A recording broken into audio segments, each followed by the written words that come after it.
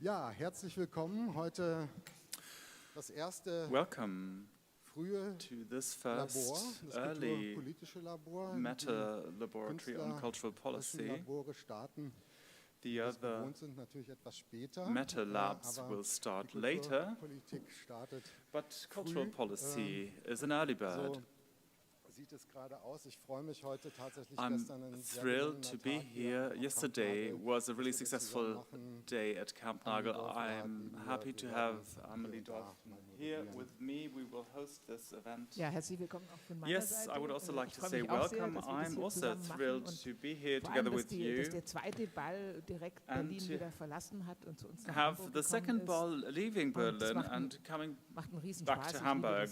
This is great. I love to be at big events and gatherings. This exchange, this community between the people in the audience and the people on stage is great. I'm happy to see so many of you here on Saturday morning. Yesterday it was packed, but I think we will also be crowded today. I'm happy to have so many of you here already. We will talk about audience. Before we start talking about audiences, I wanted to mention that we're happy to have commissioners for the matters and concerns of people with disability. Jürgen Düssel, welcome. Und sozusagen aus Berlin, from Berlin, die beiden Bundestagsabgeordneten, we have two members of parliament, Anniko Glokowski-Merten, welcome, und Helge Lind. Helge Lind. Schön, dass du da bist. Happy to have you here. Und ich erwähne noch zwei Leute, und ansonsten freuen wir uns natürlich über alle Personen, die hier sind, weil wir haben of noch course zwei we Mitglieder are vom happy Land, about everybody who Land is here. We da. have members of Und two das ist, state parliaments here. Bijan aus Hessen. from Hesse. Und aus Berlin ist es from Berlin, Daniel Wesner. we have Schön auch. Daniel Wesner. Und ansonsten natürlich sehr viele Other than Vertreterinnen that, a lot aus of den representatives unterschiedlichen from different Verbänden, associations, from different aus cultural Kulturverwaltungen der Länder, der administrations Kommunen of sind federal da. states and Fühlt euch municipalities alle have recht come herzlich here, willkommen so I und, would like to wish jetzt you starten all wir a warm mit welcome, and now we Fokus will auf die kick off our Diskussion. focus on the first topic of Genau, und today. das erste Thema Yes, heißt and the Transformation first von topic is Publika und called Kulturlandschaft. Transformations of Audiences and Cultural Landscape. We will have three panels, the federal panel, the federal state level panel, and the municipal and city level panel. Then, as you can see here, we have a lot of round tables put up here. We will have table discussions, round table discussions. The entire lab will take about 3 hours. And if there's some commotion going on here, this is not due to the fact that people in the audience are bored, but in parallel to this event, starting at 11:30, 6 to 8 roughly, other smaller roundtables will happen in other rooms. So some of you might switch locations. We have started talking about audiences yesterday. It's one of the most decisive topics with relevance for the theater and cultural landscapes in the future. It's about diversifying audiences, not focusing on elites, but we want to reach more audiences, and I'm thrilled to have you, Jürgen Düssel, here with us this morning, and I would like to ask you to step onto the stage, and we're looking forward to hearing your keynote. Thank you very much, Ms. Deufelhardt, Mr. Bergmann. Ladies and gentlemen, members of parliament, we have two here today. I took the train here, and I was reminded of what it means to enjoy full trains, to fully enjoy a train ride. You know, my voice is somewhat hoarse because I have a bit of a cold. I'm really thrilled to have come here today. It's an extremely important topic and interesting topic that you're dealing with these days. I want to share a few thoughts with you, thoughts about democracy, about culture, about diversity, And of course, I want to talk about inclusion. Dabei ist mir wichtig, meine Damen und That Herren, said, I want to stress a point. I want us to be able to be clear about what inclusion means and to contextualize the topic, because it has become a modern buzzword in recent years, really. But it's not really about something modern, it's about something extremely relevant, important, and fundamentally democratic when we're talking about inclusion.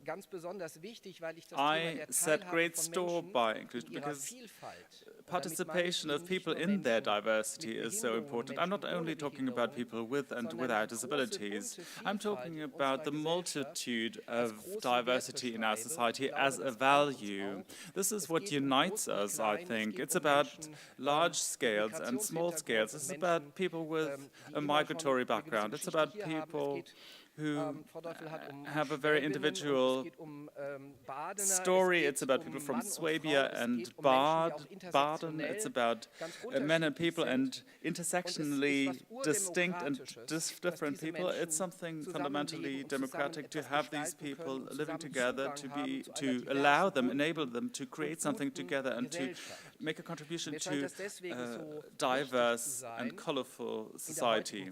I think it's really important to stress this in recent times, because there are political powers that don't think that democracy is that attractive, to put it in cautious terms, and who don't think democracy is interesting. I think you all know who I'm alluding to. There are people, for example, from Thuringia, who think inclusion is ideological in cultural spaces, but also in other areas, in healthcare, in housing, in coexistence. So making a stand in front of these people and making clear that who questions inclusion and diversity, or who wants to abolish those, attacks central values of our society and our democracy. That said, democracy and inclusion are intrinsically linked, in my opinion. Democracy needs inclusion to be democratic. Society needs inclusion to be democratic. This not only holds true for the country, but also for a colorful, democratic, open, good, and high-quality cultural landscape. I think this is really important, and this is why my motto for my term in office is democracy needs inclusion. In these times when we're witnessing, also in other countries, that there are people and systems that are more autocracy-based, we need to advocate for our democracy.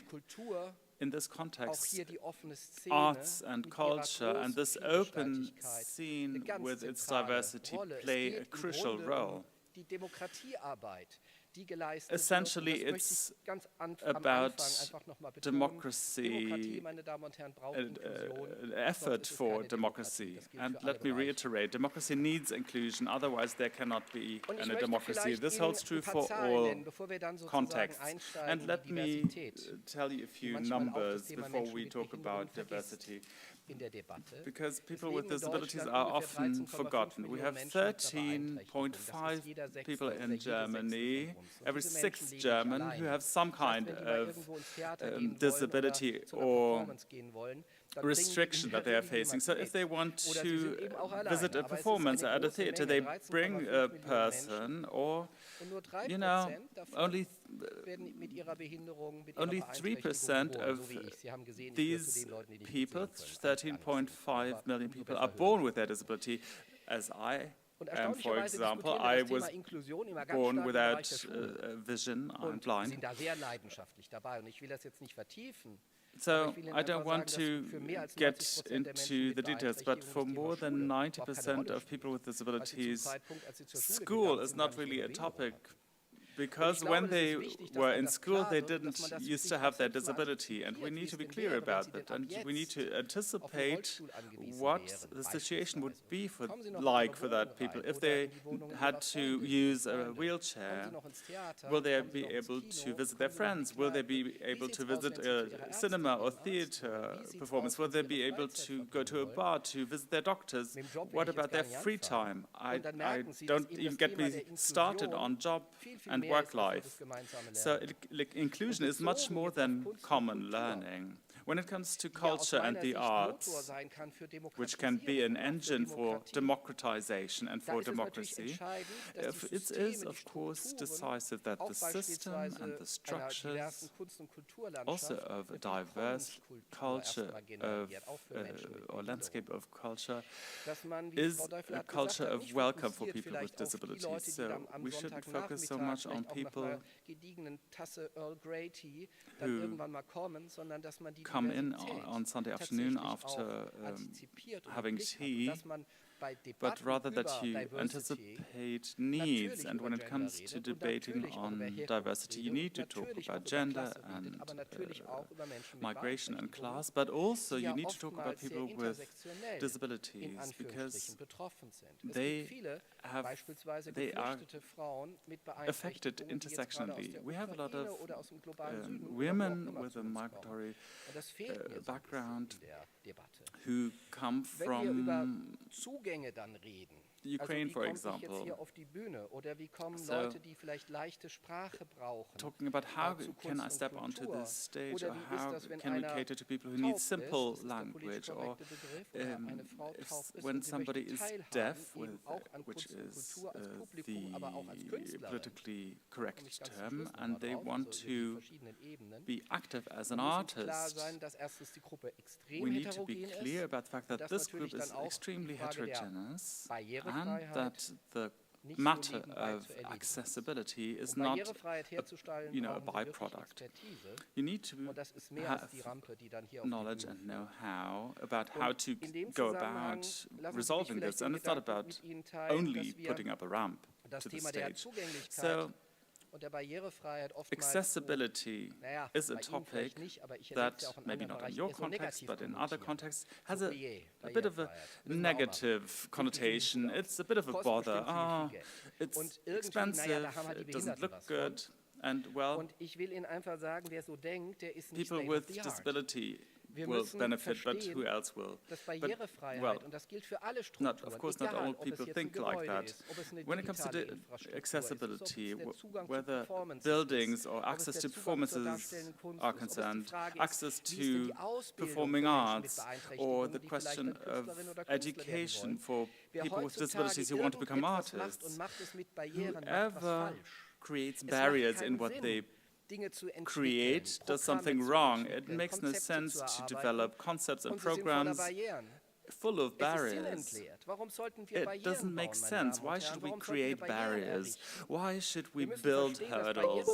We need to understand that accessibility is a characteristic of quality for culture, for a landscape of culture. And of course it can be a station, it can be digital infrastructure, it can be the path to getting a ticket if the homepage is not accessible, but it can also be construction measures or audio description at events, or creating a situation when people who need sign language interpretation are excluded. So these supporting structures make a performance really much cooler. That would make sense. Let me summarize. When it talks about making culture and the arts more accessible, we need to talk about how audiences can access. This is the first point. But more importantly, how can it be successful for people with disabilities who want to become active on stage, or who want to get active behind the wings? And I'm thinking about artists. How can they contribute their art to the system. It's banal to say that if the music school is not accessible, we shouldn't be surprised why so few people want to become musicians. If the structures, and I'm also talking about structures in the minds of those in charge, are not free of barriers, we cannot be surprised that so many people with disabilities cannot penetrate this cultural landscape. I want to change this, and this is why I'm happy, and this is also my appeal to those in politics. And of course, here I'm preaching to the choir, but I have two members of the Bundestag here. It's the task of cultural politicians to make this clear, to articulate this, that people with disabilities are citizens of our country and they have the same right to access to culture and the arts as everybody else in the society. It's good when politicians articulate that, but it's even better if they take measures to put this right that's enshrined in our basic law and in the International Convention for People with Disabilities to live up to this legal requirement. So what are the criteria that we want to enable and strengthen so that culture and arts receive more support? One aspect has to be to create the support for the arts and culture in a way that as many people as possible can participate and partake in this landscape. So legally speaking, this can be enshrined in the Act on Equal Treatment of People with Disabilities. So the legal purpose of diminishing discrimination and diminishing accessibility needs to be activated. And all in all, we have some catching up to do, because in some ways, the awareness is missing, because if people with disabilities who want to get active here on stage, who might want to be a part of the discourse, if they have the feeling that they have a right that only exists on paper, so Article 30 of the Convention on People with Disabilities that is in effect for the federal and the state level, this is only a right in paper or on paper. If this is their realization, they feel that they get left by the wayside when it comes to the government. And then those will gain traction who give seemingly easy answers to complicated questions. So we need to combine inclusion with democracy. Inclusion needs democracy. Democracy needs inclusion. I really want to reiterate that, and thank you for your attention.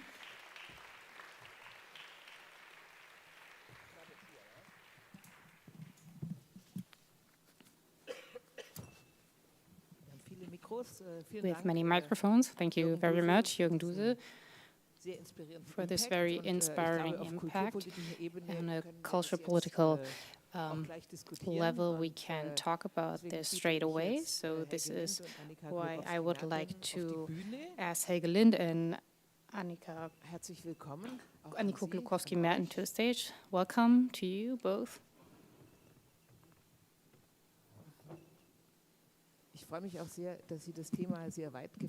am very happy that you have addressed so many aspects of this topic. So I would like to start with inclusion and diversity, just where you just stopped, the interface between cultural policy and arts. So what exactly does accessibility in arts mean? What can we do? And this is exactly what you said, Mr. Duse. This is very expensive. have. We are working on it, but it's not easy to create a completely accessible production. So this means we need sign language interpreters, we need audio description, we need people in wheelchairs, not only in the front, we have to place them somewhere else. And how can we do that? How is this possible in terms of cost? Will it be twice the price for each production? Can we do this together? Can we be successful together? But how can we create the cultural political framework? So this is why I'm very happy to welcome two of the cultural political speakers from the Bundestag, Anniko Glukowski-Merten from the FDP and Helge Lind from SPD. So, but now I got it right, so they are cultural political speakers. Another speaker was unfortunately not able to make it. He had important appointments in Bavaria. Ja, Mai, genau. Genau, Anniko, Entschuldigung. Anniko, not Annika, excuse me. Aber ich finde, da können wir doch gleich mal einsteigen, dann auch so this is where we can get started to further pursue other topics later on. We talk about class, about origin, about gender. But I would like to start with the question, disabilities. What is done on a political level? You are working in this field, and I am sure that our cultural political speakers have an opinion on this. Ich zuerst? Okay. Okay, I will go first. Erstmal bin ich froh, hier zu sein. I am very happy to be here. It is very impressive here. I've never been to Kampnagel before, I have to admit, so the happier I am to be here today. Mr. Duse, your keynote speech really touched me. I felt addressed and I feel very at home in this culture panel. I'm also a politician on a municipal level, and I can only underline and confirm what you have said for my work, no matter which level, at which level I'm working at. And we need a democracy and where we can act freely, and this is not possible without accessibility, and I am very happy that you approached this topic in your keynote speech. So what are we doing? In cultural policies, we have to sensitize to several topics. If we don't address topics, if we don't raise our voices, they are not being looked at by other people. So we always have to speak up. Inclusion, accessibility is has to be brought to the institutions, on the federal institutions, and we will talk about that later on. And on a federal level, we are limited because we always have to talk about the international or the federal scope of interest, and of course it is always about exchange. So I'm very happy about the coalition agreement, that there's a committee of cultures where we can bring together all levels, talk about the most important topics, not only on a federal or municipal level that are working on it. We always have to catch up with these topics at all levels, and I think this is the first step in the right direction. We are in the middle of our negotiations, the budget negotiations. I think they will be done in November, but until then, I think I can speak for my colleagues as well, who always raise their voices in these matters. First of all, I have to excuse myself. I will leave after this panel, not because I'm protesting or because I'm mad at Holger or someone else. I am happy to be here. I'm enthusiastic, my heart's racing, and before you start making demands concerning the budget. So I will never forget event with him. I was there as well. Yeah, I was there digitally and others weren't there at all. But however, I've come here from Berlin, then I went to Wuppertal for an event, then I came back with my beloved Deutsche Bahn. I'm also a bit sick. My throat hurts and I have to go to Frankfurt later on because of the book fair. Yeah, okay. So everyone was already there and now I'm coming. So let's get to the point now. And so this is a dilemma which cannot easily be left behind, and we have to go step by step and improvise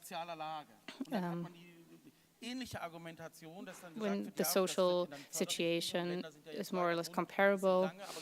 Then there's also always the reference to the federal level and the municipal level. And so here we're talking about standards and norms and how things can be promoted and tariffs. So we have to fulfill certain conditions so that we can go on. And we have seen this in North Rhine-Westphalia.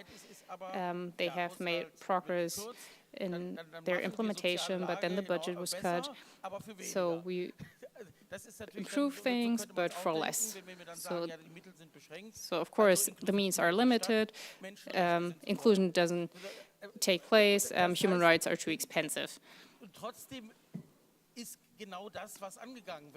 But nevertheless, this is what we have to deal with and we have to address in the debates, because of course this cannot be managed through individual projects, but the federal politics and the municipal politics have to be brought together so that federal institutes and also that are funded by the federal government. Of course, this is expensive, but this is our ambition, and of course we need to have a demand for programs that fund these projects. Of course, we also had a discussion last week about inclusion, and it focused on accessibility, but inclusion is more than just accessibility and technical accessibility. But this is not an argument, always bringing up the costs. And what I would also like to emphasize, it started with inclusion needs politics and politics needs inclusion. Both is true, but if we take this approach, it is somehow separated when we talk about it. We talk about the Democracy Promotion Act. Now I'm telling you a secret, but it's almost out in public. But it's so the topics are not looked at from an inclusive point of view. They always think about diversity or, at the moment, anti-Semitism. But inclusion is not integration plus. This is what many people do not understand. But we need working groups, that we have a comprehensive view. What does a democratic society consist of? People with disabilities or people who are victims of classification. So we have all these financial questions, but also the question of accessibility. And I would like to emphasize a third point, because I'm not really don't really believe that it comes from any higher levels. So this is my message. We are ready in Parliament, and we are ready to do this, but maybe we have to reconsider our way of thinking. It's about audiences. Why should we always advise what the audiences should do? Why should we ask the audiences? We want participation of the people in culture. Ask them how they want to see cultural institutes, artistical institutes, and how spend our funds. This is a very good idea. I would like to hand over to you, Mr. Dusel. You seem... no, I'm not sitting on any hot stones, otherwise I would get up right now. No, but we would like to have a discussion with the audience. We could do that right away, but I think we have to continue what we started here. I want to hand over to Mr. Dusel. How can we start a large initiative? I'm not sure if the federal institutions are the right starting point, maybe start a little small, on a small scale basis. So the point is that participation of all people in their diversity is nothing that we tackle because we don't have any other problems. It's not nice to have, it's essential. This is what I experience a lot. Yeah, okay, this is a nice idea in the 21st century, and now the disabled people should be included as well. No, it's about the implementation of fundamental rights. And this is very important to me to say this. We are not doing this because of any humanitarian reasons. It sounds so easy, but it's very difficult because people with disabilities are citizens of this country. Governments at all levels play a crucial role, and they cannot live their rights, and we cannot sleep if we know that people are deprived of their human rights, and they cannot. At the United Nations, and 6 weeks ago I was at the United Nations in Geneva, and the Committee for People with Disabilities, and so this convention has been active for 15 years, but what has happened since then? And culture and arts plays an essential role, and this cannot be negotiated. Sometimes I have the feeling that when budgets are cut, inclusion is the first address to suffer from that. And then if something does not work at schools, then inclusion is at fault. And I think we have to develop systems, ideas, solutions to which all people have access to, and that they are able to design their own lives. When we talk about money, about expertise, we have to be aware of the fact that people with disabilities are experts in their own field. And this is important when we talk about projects. They have to be part of the whole process from the very beginning. Accessibility or arts and culture. Of course, we will realize that a lot of things will be expensive, but there will also be things that are free of charge. It's just a good idea, or the awareness that somewhere there's a problem. And I think it's a fear of Germans in particular that, oh my God, this is going to be expensive, this is going to be difficult. But on the other hand, when we talk about data protection, nobody talks about money and the costs. And I often experience this when we talk about buildings, and then nobody talks about it. But if we have a theater that has to be accessible, then people talk about it and are concerned. But I think we have to bring these aspects together. If we talk about the international level as well, I think it will change our reputation abroad, because we might be a bit too snobbish as Germans, and I think that will push the German cultural scene. Ich würde da kurz einhaken, weil ich glaube, wir kämpfen da an I would like to add something, because we're fighting two fights here.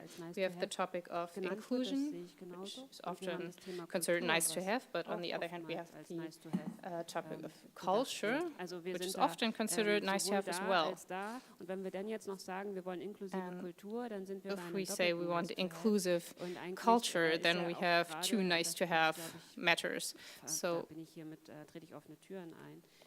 in einem Bereich, wo tatsächlich ja das Thema So we're entering a field in which inclusion plays a bigger role than in my hometown of Braunschweig. There's a project at the Herzog Anton Ulrich Museum for people with mental disabilities. They come together for 45 minutes and analyze paintings, tell stories about the painting, and I talked to the organizers of this project, and it's astonishing how that the guests who come again and again to have this exchange and how to look at arts differently, and they have a new horizon when it comes to their experience, and it's a huge success. So there are also normal guests, so to say, and they accompany this project, but it's open to everyone. It's a project that was supposed to be for people with mental disabilities, but now it's open to everyone. And moreover, there's a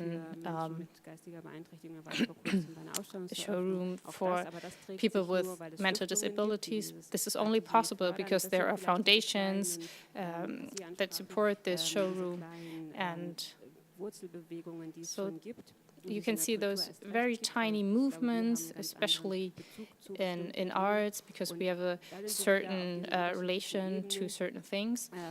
But then we get back to the different levels and the federal level. I agree to Helge Lind, we can only give impetus on our federal level. There will be the other way, but of course we need two impetuses from the one side and the other side, and the cultural committee. But I think, Helge, we should be the pioneers, the initiators, because from the other side it hasn't really gained momentum as we would have liked to see it. I think it's a cooperation and a collaboration of many things.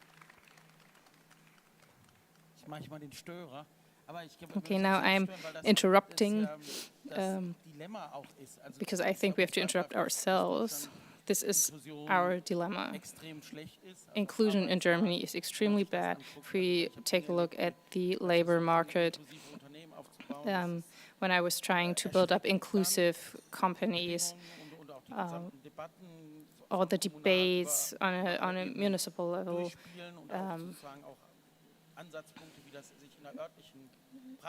and you could also see this on site. Companies said that they are afraid, and this is a very toxic combination. And I don't even want to get started about the public transportation. And of course, here we have the cutting of budgets and a moment of self-victimization, so to say. Of course, we have disadvantages, and this is not our fault. So we are not talking about the framework, the conditions, but we as cultural political speakers, it is our job to approach diversity, to inclusion, and to shape places of democracy, of good working conditions, and an open-minded culture. But of course, your own understanding of inclusion plays a crucial role, and we also see this in politics. We talk about financial politics, or they don't understand what we do and the others don't understand what they do. And of course, we are very comfortable in this way of thinking. So we only talk about the very difficult conditions, but we also have to raise the awareness that it's not only an add-on or a special effort or success. I was in Bonn recently, and there was a panel discussion, and someone said, I don't want to mention any names, but they said it was a great effort, a great success, that now this venue is accessible, and I'm very proud of it. And this shouldn't be something special. It should be normal, and this is nothing we can be proud of. We can brag with, and I think this is one of the fundamental problems that we face. And this also changes art. So it's not only how can we give access to people with disabilities, but it's not aesthetically or urgently necessary. But of course, there are several projects and programs to finance these pilot projects. And we need to take a look at them, how solutions can be developed. I think culture is the perfect medium to pass that on a cultural level. For example, in the 80s, there was a large matter. Culture meant that looking at cultural classes, cultural backgrounds, different cultural backgrounds, to bring them together in theaters. But there was a term by the SPD, and I think we can get back to that and continue to take a look at classes. We have to look closer at origin, inclusion, people with disabilities. We have to include different genders. We have very few pilot projects. Of course, the governments are a bit slow, and we need project funding to show that there's no other way. For example, with the topic of gender, it took 40 years, but now there are no panels without women, and there are no panels without people with a migratory background. So we're back to the question, how can we create diversity? But we have to be very precise. Naja, und deswegen ist es ja so spannend, mal zu schauen, wie die Panels und auch Gremien besetzt sind, wenn es um Förderung geht. This is why it is so interesting to see who those panels consist of, who's sitting there, who participates. And we have to talk about gender, and of course this is important. We have to talk about anti-racism, but we also have to talk about disability. I have to emphasize two important points. I don't want to tell you how difficult it is and how hard it is. If you ask someone 15 years ago, what do you think about inclusion, they would have answered also against nuclear energy. But what hasn't changed is how people see it. And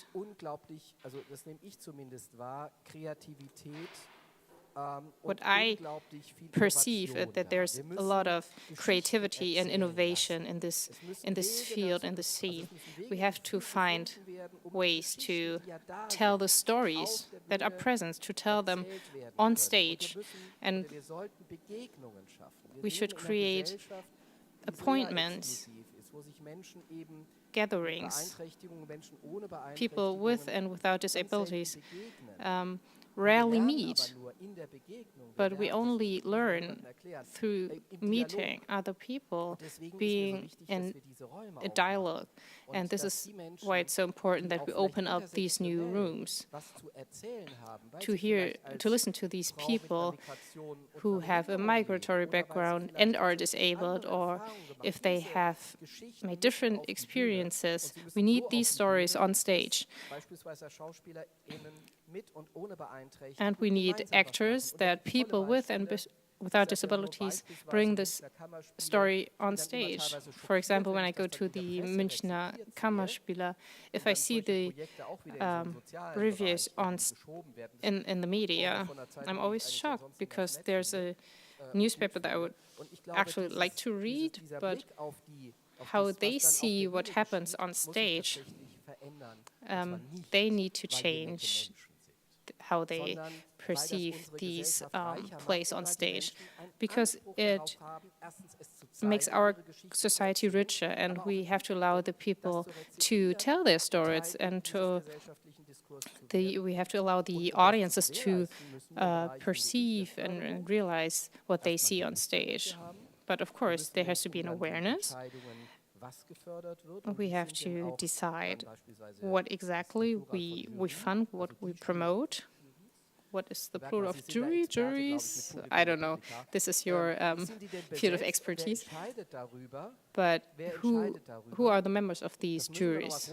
And who decides who becomes a member of these juries? Because once again, we talk about 13.5 million people with disabilities in Germany. It's a relevant group. And as a commissioner of the federal government, it is my job, even though I'm also pushed to a certain social corner. Once again, we have those 13.5 million people with disabilities, but only 8.5 million get social benefits. And the people are like, oh my God, the poor people. No, they're not poor. They just want to participate. They want to participate in culture. And I think it's our job and the job of the communities and the federal countries.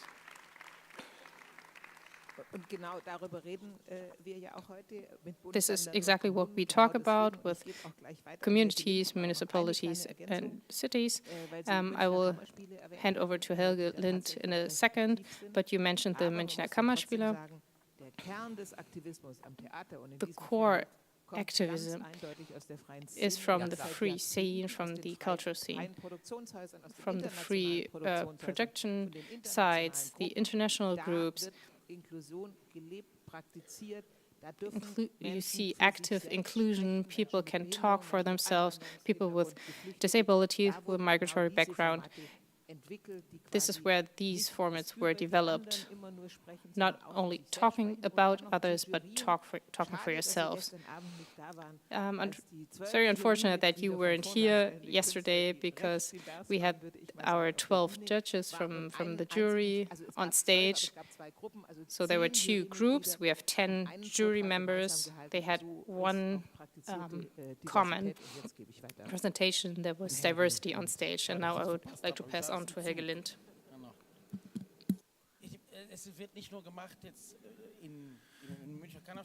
This is not only done at the Munich Kammerspiele, but also in Wuppertal and Hamburg and Dortmund. Well, in Wuppertal, in Berlin, Wuppertal shouldn't be mentioned. Yes, it's interesting that this needs to be mentioned. Yes, Dortmund is also relevant, but Barbara Muddel in Munich is doing an outstanding job. And also the actor who got the Therese Giese prize, this is really great arts. But this is not what it's about. We don't want to decrease our efforts for the arts, but rather we want to increase quality when it comes to including people with disabilities. Now, I will talk about Wuppertal after all. No, let's be specific. What can we do? Well, it's really practical what I'm getting at. Let me mention 2 examples from Wuppertal. And let us talk about inclusion in the all-encompassing sense. First, this doesn't have to do anything with people with disabilities, but we want to be all-encompassing in our understanding of democracy. There's a German-Turkish choir in Wuppertal producing classical choir music for a long time.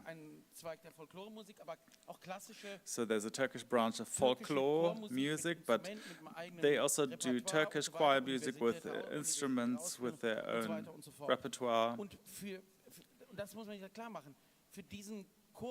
And for this choir, this was an amazing experience to be able to rehearse at an opera house for many years, but then they had to leave because there was a different demand. or the house was needed. But for them, it was an important experience to be perceived as artists. They received funding from Neustadt as artists, whereas often they are perceived as migrants or are dealt with in the field of integration or inclusion politics. So in the Cultural Committee, nobody ever asked the questions whether this is about culture and the arts. No, it was about inclusion and migration.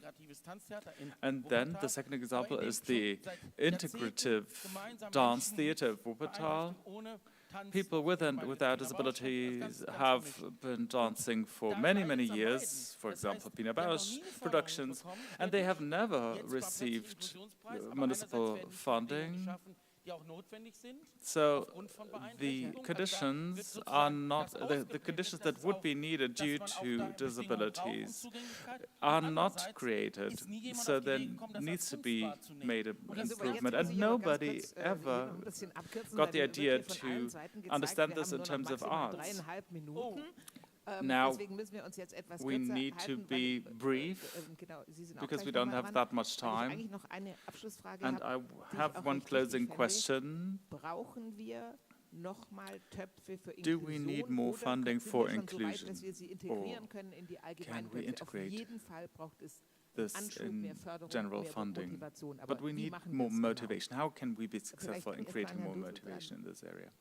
Ich wollte noch mal also in der Kürze der Zeit auf einen ganz anderen Aspekt, weil wir viel über Zugänglichkeit gesprochen haben. To say something because we talked a lot about accessibility. Dass Kunst ein Miteinander ist, etwas, was wir We gemeinsam agree teilen. that Dann müssen the wir einen arts ganz is großen something Blick that auch auf we die want to do kulturelle together. Bildung und insbesondere So auf we die need to frühkindliche make an kulturelle Bildung effort legen, weil wir dort in einen the Zugang field ermöglichen, of gerade für die jungen early Menschen, cultural auf education, because we want to create an access for young Vielfalt, people, diversen diverse access anzueignen. Darauf müssen to wir auch schauen. appropriate a um diverse großen Begriff des notion of culture. It's about integrating inclusion as a notion into aber ich glaube, es ist trotzdem immer noch Yes, dort schools are wichtig, es important. zu bewahren und aufzubewahren. Und da ärgert es mich massivst, dass das gerade die And I'm künstlerischen really Fächer, upset der Bereich der Musik, der that Bereich music der and Kunst arts immer weiter and zurückgebaut wird, other aufgefangen wird durch dritte subjects Orte oder durch like this are kulturelle Einrichtungen, die dann dort decreased, hineinspringen sollen, weil es die Schule and selber nicht cultural mehr schafft, weil es keine institutions are Lehrkräfte gibt. supposed to Und ich fill glaube, in gerade because da there ist auch are ein großer no more Teilpunkt, teachers auf to den do wir the gucken job müssen, gerade auch im at ländlichen Raum. schools. In der Stadt gibt es ganz So we viel, need aber to da pay auch die attention to this, Möglichkeiten zu haben, especially in rural dass Kinder areas, und but also in Jugendliche den cities, Zugriff to haben. give Kulturpass especially habe ich draußen liegen children sehen, ist the opportunity to ein Wurf, den wir partake. jetzt gemacht haben, weil wir auch in der Pandemie gemerkt haben, dass ganz viele During the Jugendliche gar keinen pandemic, we Zugang hatten realized zu that many Kunst und young Kultur. people didn't Und have so any jetzt access wenigstens to einen Einstieg wieder culture and finden the arts, können, so we wobei want to wir dann give darum them kämpfen, dass der auch new verstetigt access. wird. Da müssen wir And auch noch we gucken, dass das überhaupt have weitergeht, dass established das a nicht so ein funding einfaches program which we Pflänzchen want to Wichlein war, das dann perpetuate. wieder This is what erlischt, we sondern schon auch advocate for. als eines der Momente und Instrumente So auch this should behalten be an bleibt. instrument Aber ich that glaube, we want to da keep. können wir jetzt nicht in die Tiefe gehen, aber ich glaube Of course, we gerade, dass cannot der get Bereich der into detail kulturellen now, Bildung, but gerade auch this was area Inklusion of cultural angeht, education, especially when it ganz comes to große Rolle inclusion, plays a very important role. Haben Sie recht, ich habe sehr davon Yes, profitiert, you're auf einer right. I inklusiven Schule zu benefited sein. Aber ich greatly wollte es ganz from deutlich being sagen, es ist at eben an nicht nur das inclusive gemeinsame school. Lernen, But sondern it's es not ist only viel, about viel common mehr. and joint learning, Ich it's überlege about die much ganze more. Zeit, woher das kommt, über die Wupper zu I'm gehen. thinking Aber about where das war nur ein Scherz. crossing the Aber ich will Wupper die Frage River comes beantworten. from Also Wuppertal finde ich was supposed to super. be a joke, Ich war ja auch schon bei dir. but Ihre Frage zu beantworten, macht in es response nicht to wieder your speziell, question, sondern wenn es um die Töpfe geht, when wenn it es um comes die to Strukturen funding, when it geht, comes to the dann müssen wir structures es needed, tatsächlich in Anführungsstrichen inklusiv machen. we need Das heißt, wir to müssen dafür sorgen, dass create die Idee, dass inclusion. alle, We need to übrigens Menschen mit ensure that Beeinträchtigungen sind auch the Steuerzahlerinnen und Steuerzahler. this ja. idea, Also and don't 1,4 forget that people Millionen with disability also pay taxes. 1.2 Beschäftigungsverhältnis. people with Die zahlen million Steuern. people with disability Also have lasst es uns so machen, dass die job Strukturen so sind, with social security contributions obligatory. So when it comes to advice and consulting, we need to make this inclusive. When it comes to support, let's create an integrative approach. Let's think everything together. Let's not focus only on gender or people with disabilities. We need to create this inclusive approach in the structures. This holds true for arts, but also for other fields. Thank you. This was a very good closing remark. I would like to thank all of you, Jürgen Düsel, for this great keynote speech, and Anniko Glukowski-Merten, and Helge Lind for your participation. Helge Lind, unfortunately, you will have to leave now, or maybe you will stay for a few minutes during the next panel, maybe. Also, und wir haben jetzt Pause, 5 Minuten and we have 5 minutes break now, or 5 to 7 minutes Pause, und, to maybe 8.5 minutes break, so we can have a quick cup of coffee, and then we will see you back for the panel on the federal state level.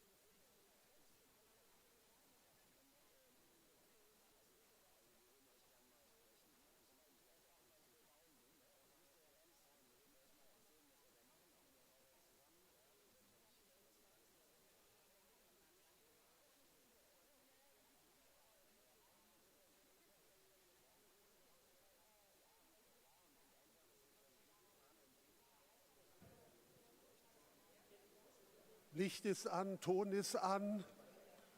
Und wenn Sie sich setzen, geht es auch gleich los, meine Damen the und lights Herren. are on, the sound is working, so please take your seats.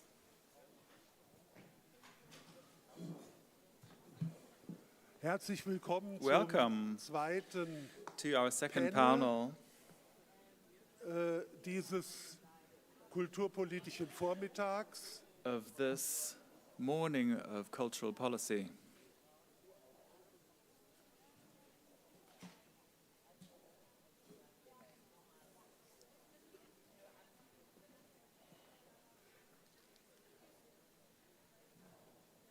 Ich glaube, Sie haben mittlerweile das Prinzip erkannt, I think you der will have Runden, die wir heute recognized the zusammengestellt principle haben.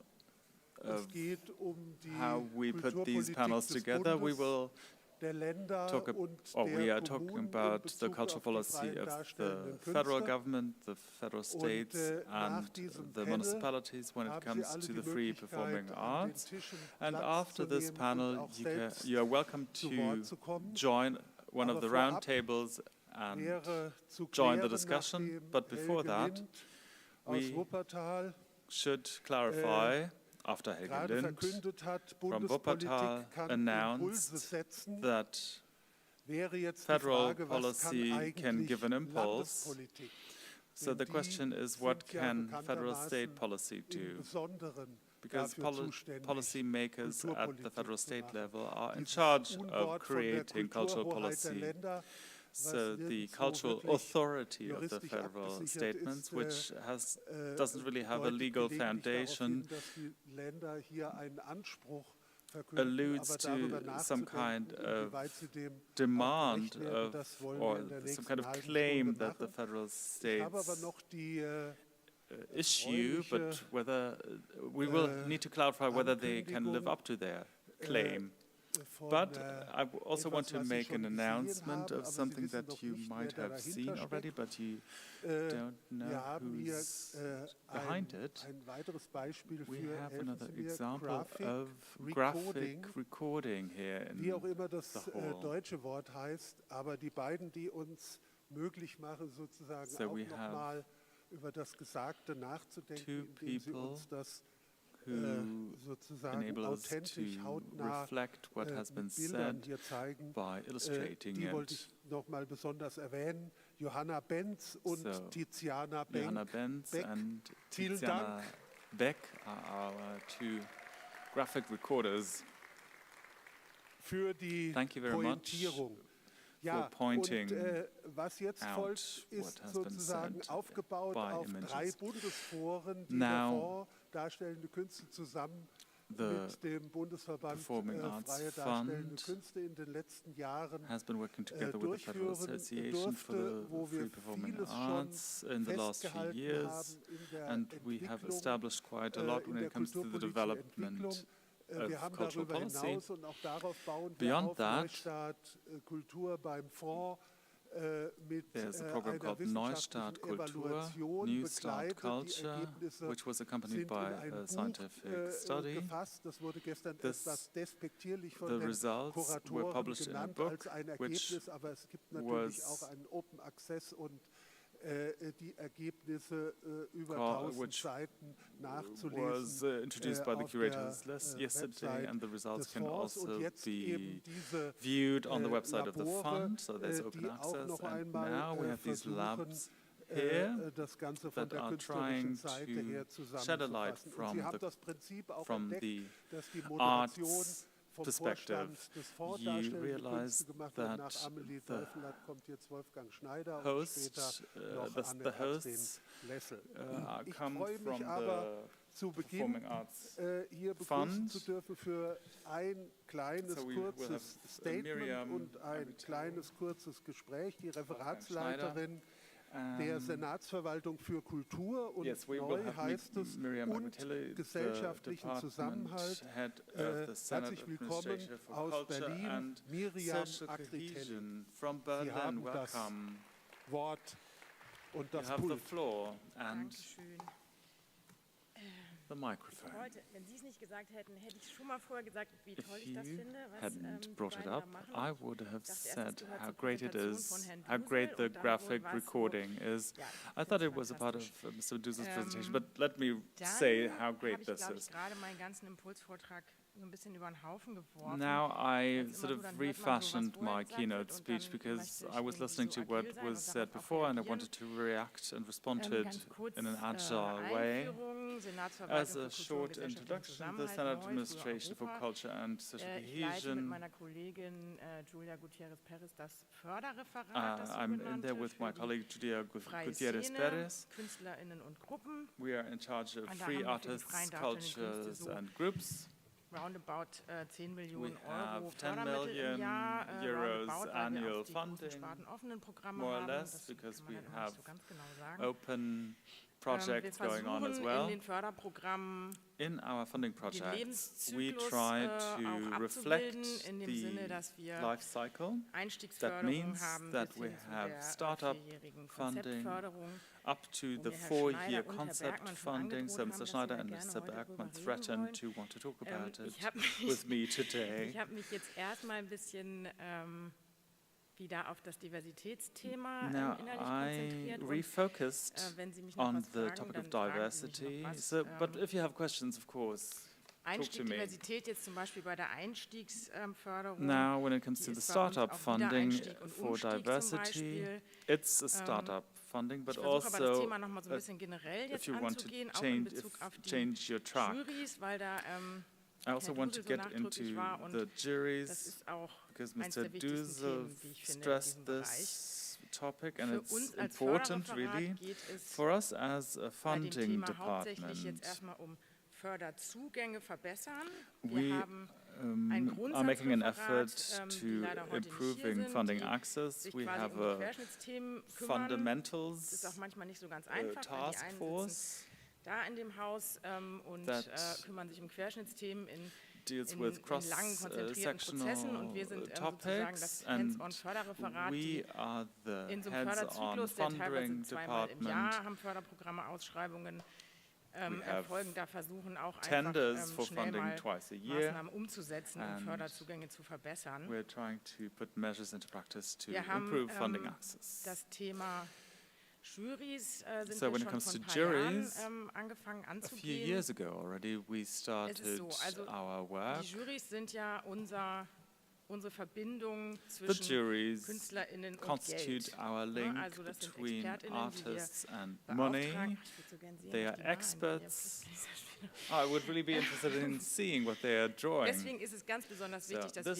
wir is why quasi it's extremely die important Jurys, that was diversitätssensible Juryarbeit betrifft, when it unterstützen comes to und diverse auch jury entsprechend activities, they auswählen. receive our Das support and that bedeutet, the wir haben selection jetzt is in den really letzten done 2 Jahren diligently. In angefangen, the last 2 years, Workshops we für unsere started Jurymitglieder anzubieten, offering freiwillige workshops to our die juries. wir These zusammen mit Diversity Arts are Culture done by durchführen. Das ist ja das on a Berliner volunteer Büro für basis. We do this in connection with Diversitätsentwicklung im Diversity Arts Kulturbereich, noch Culture. unter Klaus This Lederer eingeführt. was established in Berlin under the auspices Da of geht es Klaus darum, Lederer, auch the in den former Juries culture senator. Betroffenheitsperspektiven abzubilden. So Das Ganze geht im Prinzip aus we von der want These, to wenn wir flesh jetzt wieder nochmal out zurückkommen zu der perspectives of being affected. Publikumsfrage, We build also on the diverse thesis and this Produktionen brings us schaffen back diverses Publikum. to audiences. So a diverse Das können wir uns gar nicht auf unsere Fahnen schreiben, aber für mich war das landscape creates eine diverse der audiences. beeindruckendsten Produktionen, die ich gesehen habe, war, ich weiß, One of bin the relativ schlecht mit Namen, ich weiß gar nicht mehr, Most was impressive oder wer. productions. Es war I don't ein remember all the relativ names, altes but bayerisches one of the most Stück, impressive productions neu was an inszeniert, old Bavarian mit piece nur that was schwarzen reenacted Schauspielenden.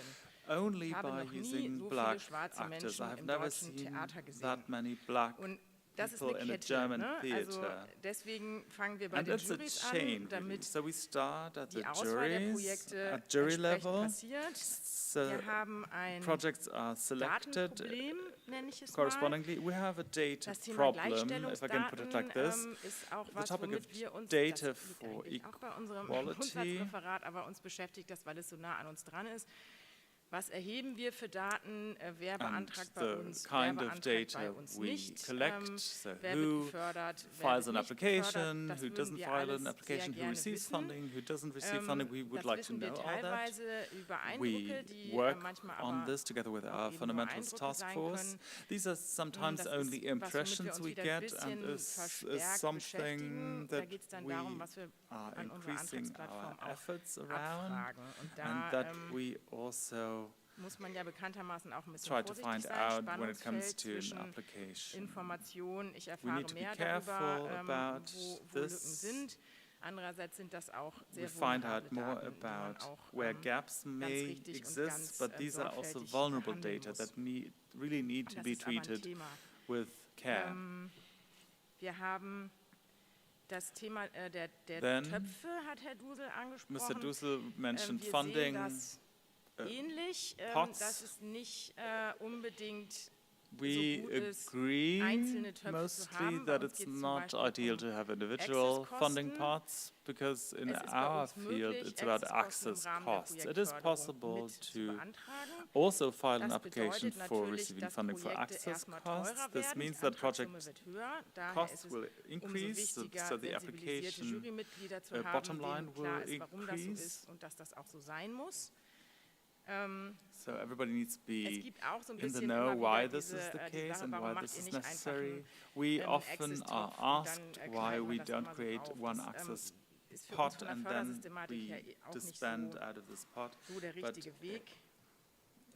Wir it's haben not die always Impact-Förderung, die that tatsächlich eine in Anführungsstrichen easy in Sonderförderung ist funding. eingeführt, die We have the die lokale impact Diversität funding im for Kunstbereich in Berlin enhancing erhöhen local soll. diversity Die hat in vergleichsweise the geringen arts field in Etat. Berlin. It has a Hoffentlich rather nächstes small Jahr immer noch budget. eine We halbe hope Million. that it will still be half a Ist million next spartenoffen, year. ist auch eigentlich, diese Impact-Förderungen sind This auch eigentlich impact nur gedacht funding als is meant to be vorübergehenden transitory Ausgleich, bis sozusagen das gesamte offsetting Fördersystem so of diversifiziert ist burdens und until Zugänge the für entire alle Menschen funding bietet, dass man das system dann wieder is abschaffen kann. Jetzt wissen wir, financed das and ist auch ein langer Weg. until Also wir haben die accessibility Impact-Förderung is jetzt seit 3 created Jahren for und wir everyone. sind We immer have noch had this impact funding for 3 years now, and abzuschaffen. so far we don't see viel Zeit habe ich any reason why Eine we should Minute. end it. How Dann much wollte ich time ganz do I kurz have? mal 1 minute? reinwerfen, Just very das briefly, Thema I wanted generell to Publikum mention the topic of audiences und in digitale general, Projekte. audiences and digital Das hatte ich mir noch projects. so notiert. Da gibt es ja hier auch I Veranstaltungen zu, jotted down a few notes. There was are a das eigentlich few bedeutet, events going wer on ist da here neu mit around this dabei, topic. It's wie kann man about da neue who's Publika new. erreichen. Da ist für uns die Herausforderung im Berliner Fördersystem, How dass can wir im Rahmen des this be Kulturföderalismus reached, and Berliner in Projekte fördern, die Berlin in Berlin präsentiert werden we müssen von fund Berliner KünstlerInnen. projects Das by weicht sich alles auf im Berlin digitalen Bereich artists dann that are oder to auch be KI presented oder in Berlin, das but sind this so is all Herausforderungen, vor denen wir stehen, weil opening wir die up due Kunst- to und the Kulturförderung als digital reaktiv betrachten. Das heißt, transformation. wir versuchen uns anzupassen. We are trying und, to respond to these an die Sache changes in an war's. ongoing So, way. danke. And Frau yeah, Akpeteli, nehmen Sie hier neben that's mir all. Platz. Thank you. Nee, Ms. so einfach Akpeteli, nicht. please take a Jetzt schon noch eine seat next to Frage, me. I have one auch wenn die follow-up Zeit question. kurz ist. Also, Wir haben ja oben even drüber given time geschrieben, constraints, bei diesem our headline is, kulturpolitischen Labor, when it dass comes es to um this Transformation von lab Publikum of und cultural policy, it's Kulturlandschaft about transforming geht. audiences Nun haben and Sie, the cultural eine landscape. neue where politische Mehrheit, die Now you auch have a new Veränderungen political im majority Kulturbereich, that also ensues entwickelt hat. Davon changes haben in the Sie cultural auch gesprochen, landscape. ganz abgesehen You davon, brought this dass up natürlich as well. Berlin ein Eldorado der freien Darstellung And und of Künste course, ist. Das Berlin is merken an wir Eldorado beim for Fonds the natürlich free auch, performing arts. was die vielen Of course, Anträge when we look at the aus fund, diesem we can Bundesland tell, betrifft. looking Deshalb at the number of vielleicht noch einmal applications diese in Berlin and Überlegung, all over Germany. die Sie möglicherweise So, in Zusammenarbeit mit dem maybe you can Landesverband tell us und something about mit your wem auch immer, considerations in diskutieren. coordination with the Federal Gibt es Association and sowas, other stakeholders. 1, 2, 3 Ziele, die Sie Can you mention 1, 2, or 3 goals in your process of transformation after the pandemic. In the light of all achievements, you talked about the digital transformation. Is there one perspective, or is there a perspective undergoing or evolvement, or is there an evolution of this? Maybe the structures could also be adapted. The structures of funding, you mean? Yes. No, we're always talking about structure promotion, so I wasn't sure what you were aiming at. So during the pandemic, we had those quick aids, and that was good. We had an increase of scholarships, so we have this very bad situation, especially the artists are in a bad situation because we don't have the Corona special aids anymore, and we have higher costs than before. And what artists have told us that after the aids, or when they received the aids, they were in a good position in terms of money, but now this package has been shortened again, so everyone's not happy with the situation at the moment. Of course, there's a wish for structural security, and we have this 4-year structure funding, and they're also financing structural costs in part. For example, the budgetary rules also know the institutional funding and also project funding. Scholarship isn't part of the package, but we do it anyway. It works somehow.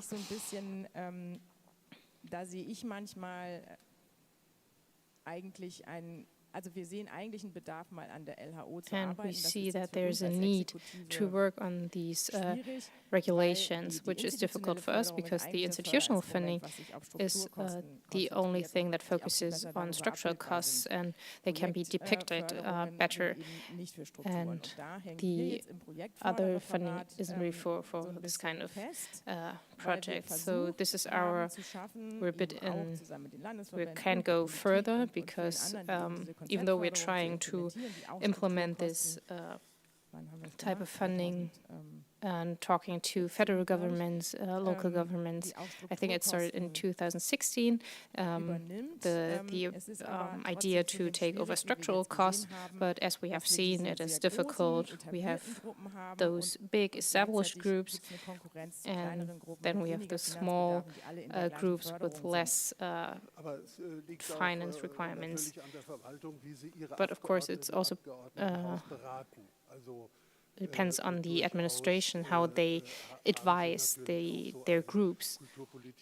And of course, we have this cultural political impetus, not only what they do, but also what's possible. So, short question, is it true we just need more money? Yes, at the moment. Thank you, Ms. Akatelli. Please stay here with us. Could be that you'd like to participate at one point later on. So, now we wanted to go from Berlin to Brandenburg, but unfortunately Kerstin Gerecht, the commissioner from Brandenburg, is not able to come today. But she sent us her notes, which I will not read out to you, but 3 things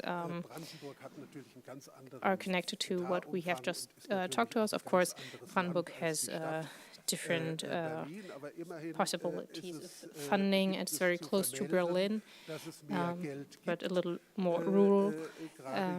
But there is more money for the budget of 2023-2024. About 1.5 million. Also the restart from 50 to 100,000. And just one more figure, there are new funding programs like an infrastructure fund and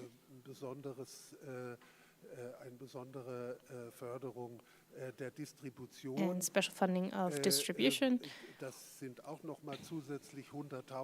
This is an additional 100,000 euros. It sounds not a lot, but an important step for Brandenburg. And the court emphasized that there's a low line for the wages, which has to be respected. So apparently Brandenburg is the first federal state to implement this. So it's all about strengthening this very petite landscape.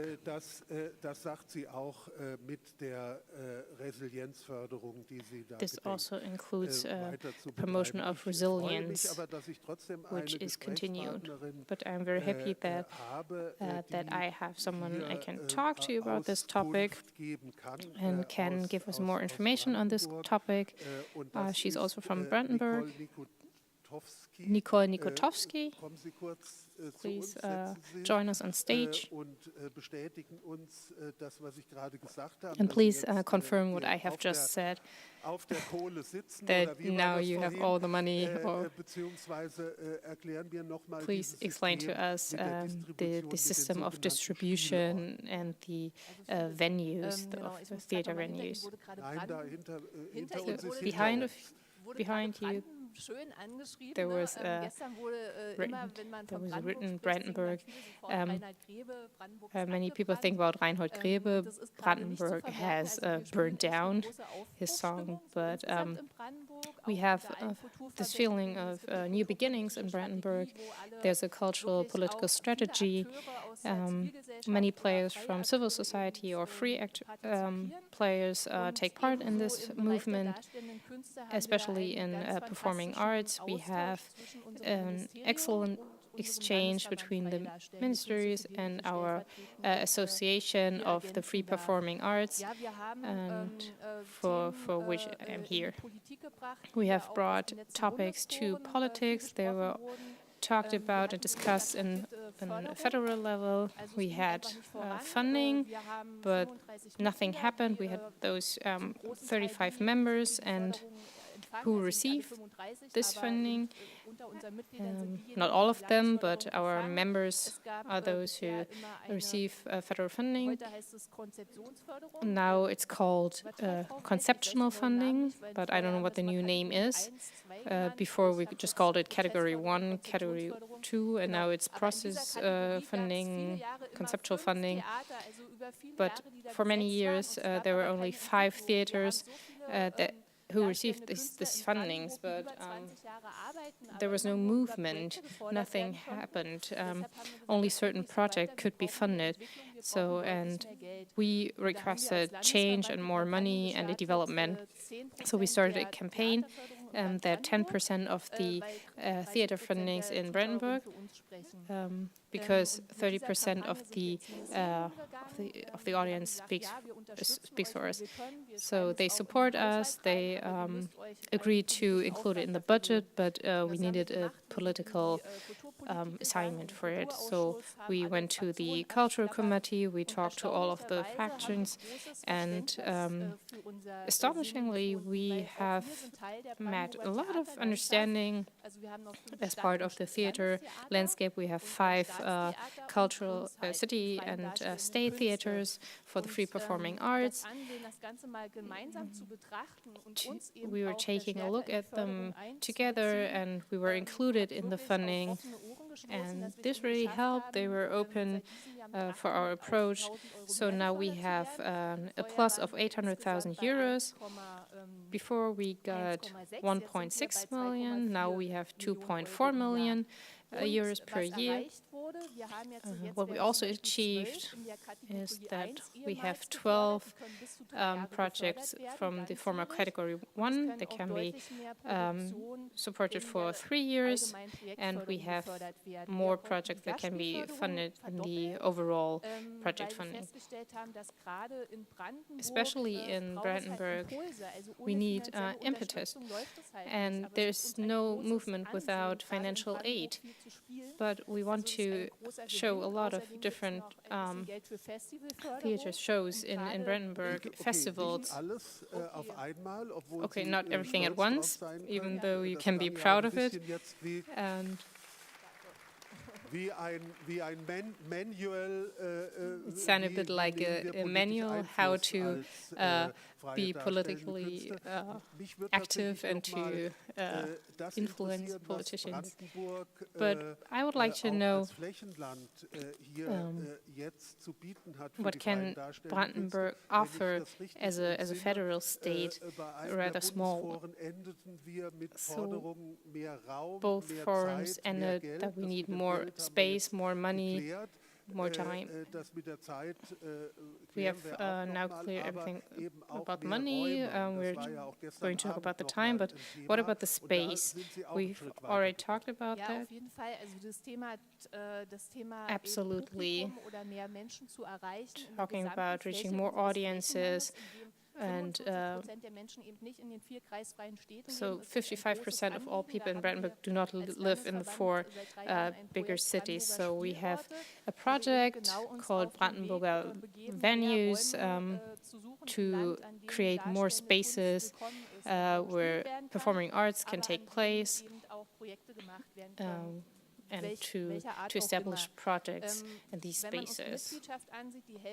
If you take a look at our members, half of the members didn't even have a fixed venue. They travel around, but this is difficult if you have children and teenagers. They go to other federal states because we don't have the structures to implement this. And wir wollen uns jetzt aber nicht nur mit dem Projekt Brandenburger Spielorte auf Spielstätten stürzen, sondern alle möglichen do not only focus on venues. We want to focus on all places that whoever wants to be a host, industrial sites maybe. We just need people on site who want to welcome performing artists, and this is why we implemented a process where we bring together the artists and the administration together. We are working actively with the municipalities and want to give them an idea how they can promote culture. And for 3 years we have had this network meeting for open exchange, talking about hurdles, and we want to get rid of those hurdles. And of course everyone is welcome. We are not in or excluding anyone. Everyone is welcome. You were especially welcome because you have replaced the ones who were absent, so thank you very much for your presentation. Please stay with us. I think this is a very important presentation when we talk about structures,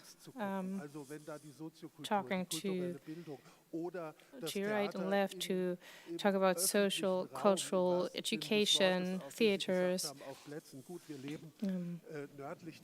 Of course, we're living north of the Alps, and the weather in Hamburg is not as good, but still it's a possibility to go further to other places for theater. And previous fundings included, for example, circus tents, where shows were played, and this could also be a very important option for the future. So we have our third guest. It's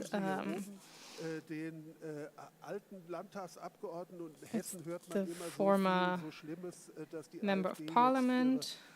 We've always heard about twice as many people in the faction of the AfD in Hesse, but from Darmstadt we have Bijan Kaffenberger from the SPD.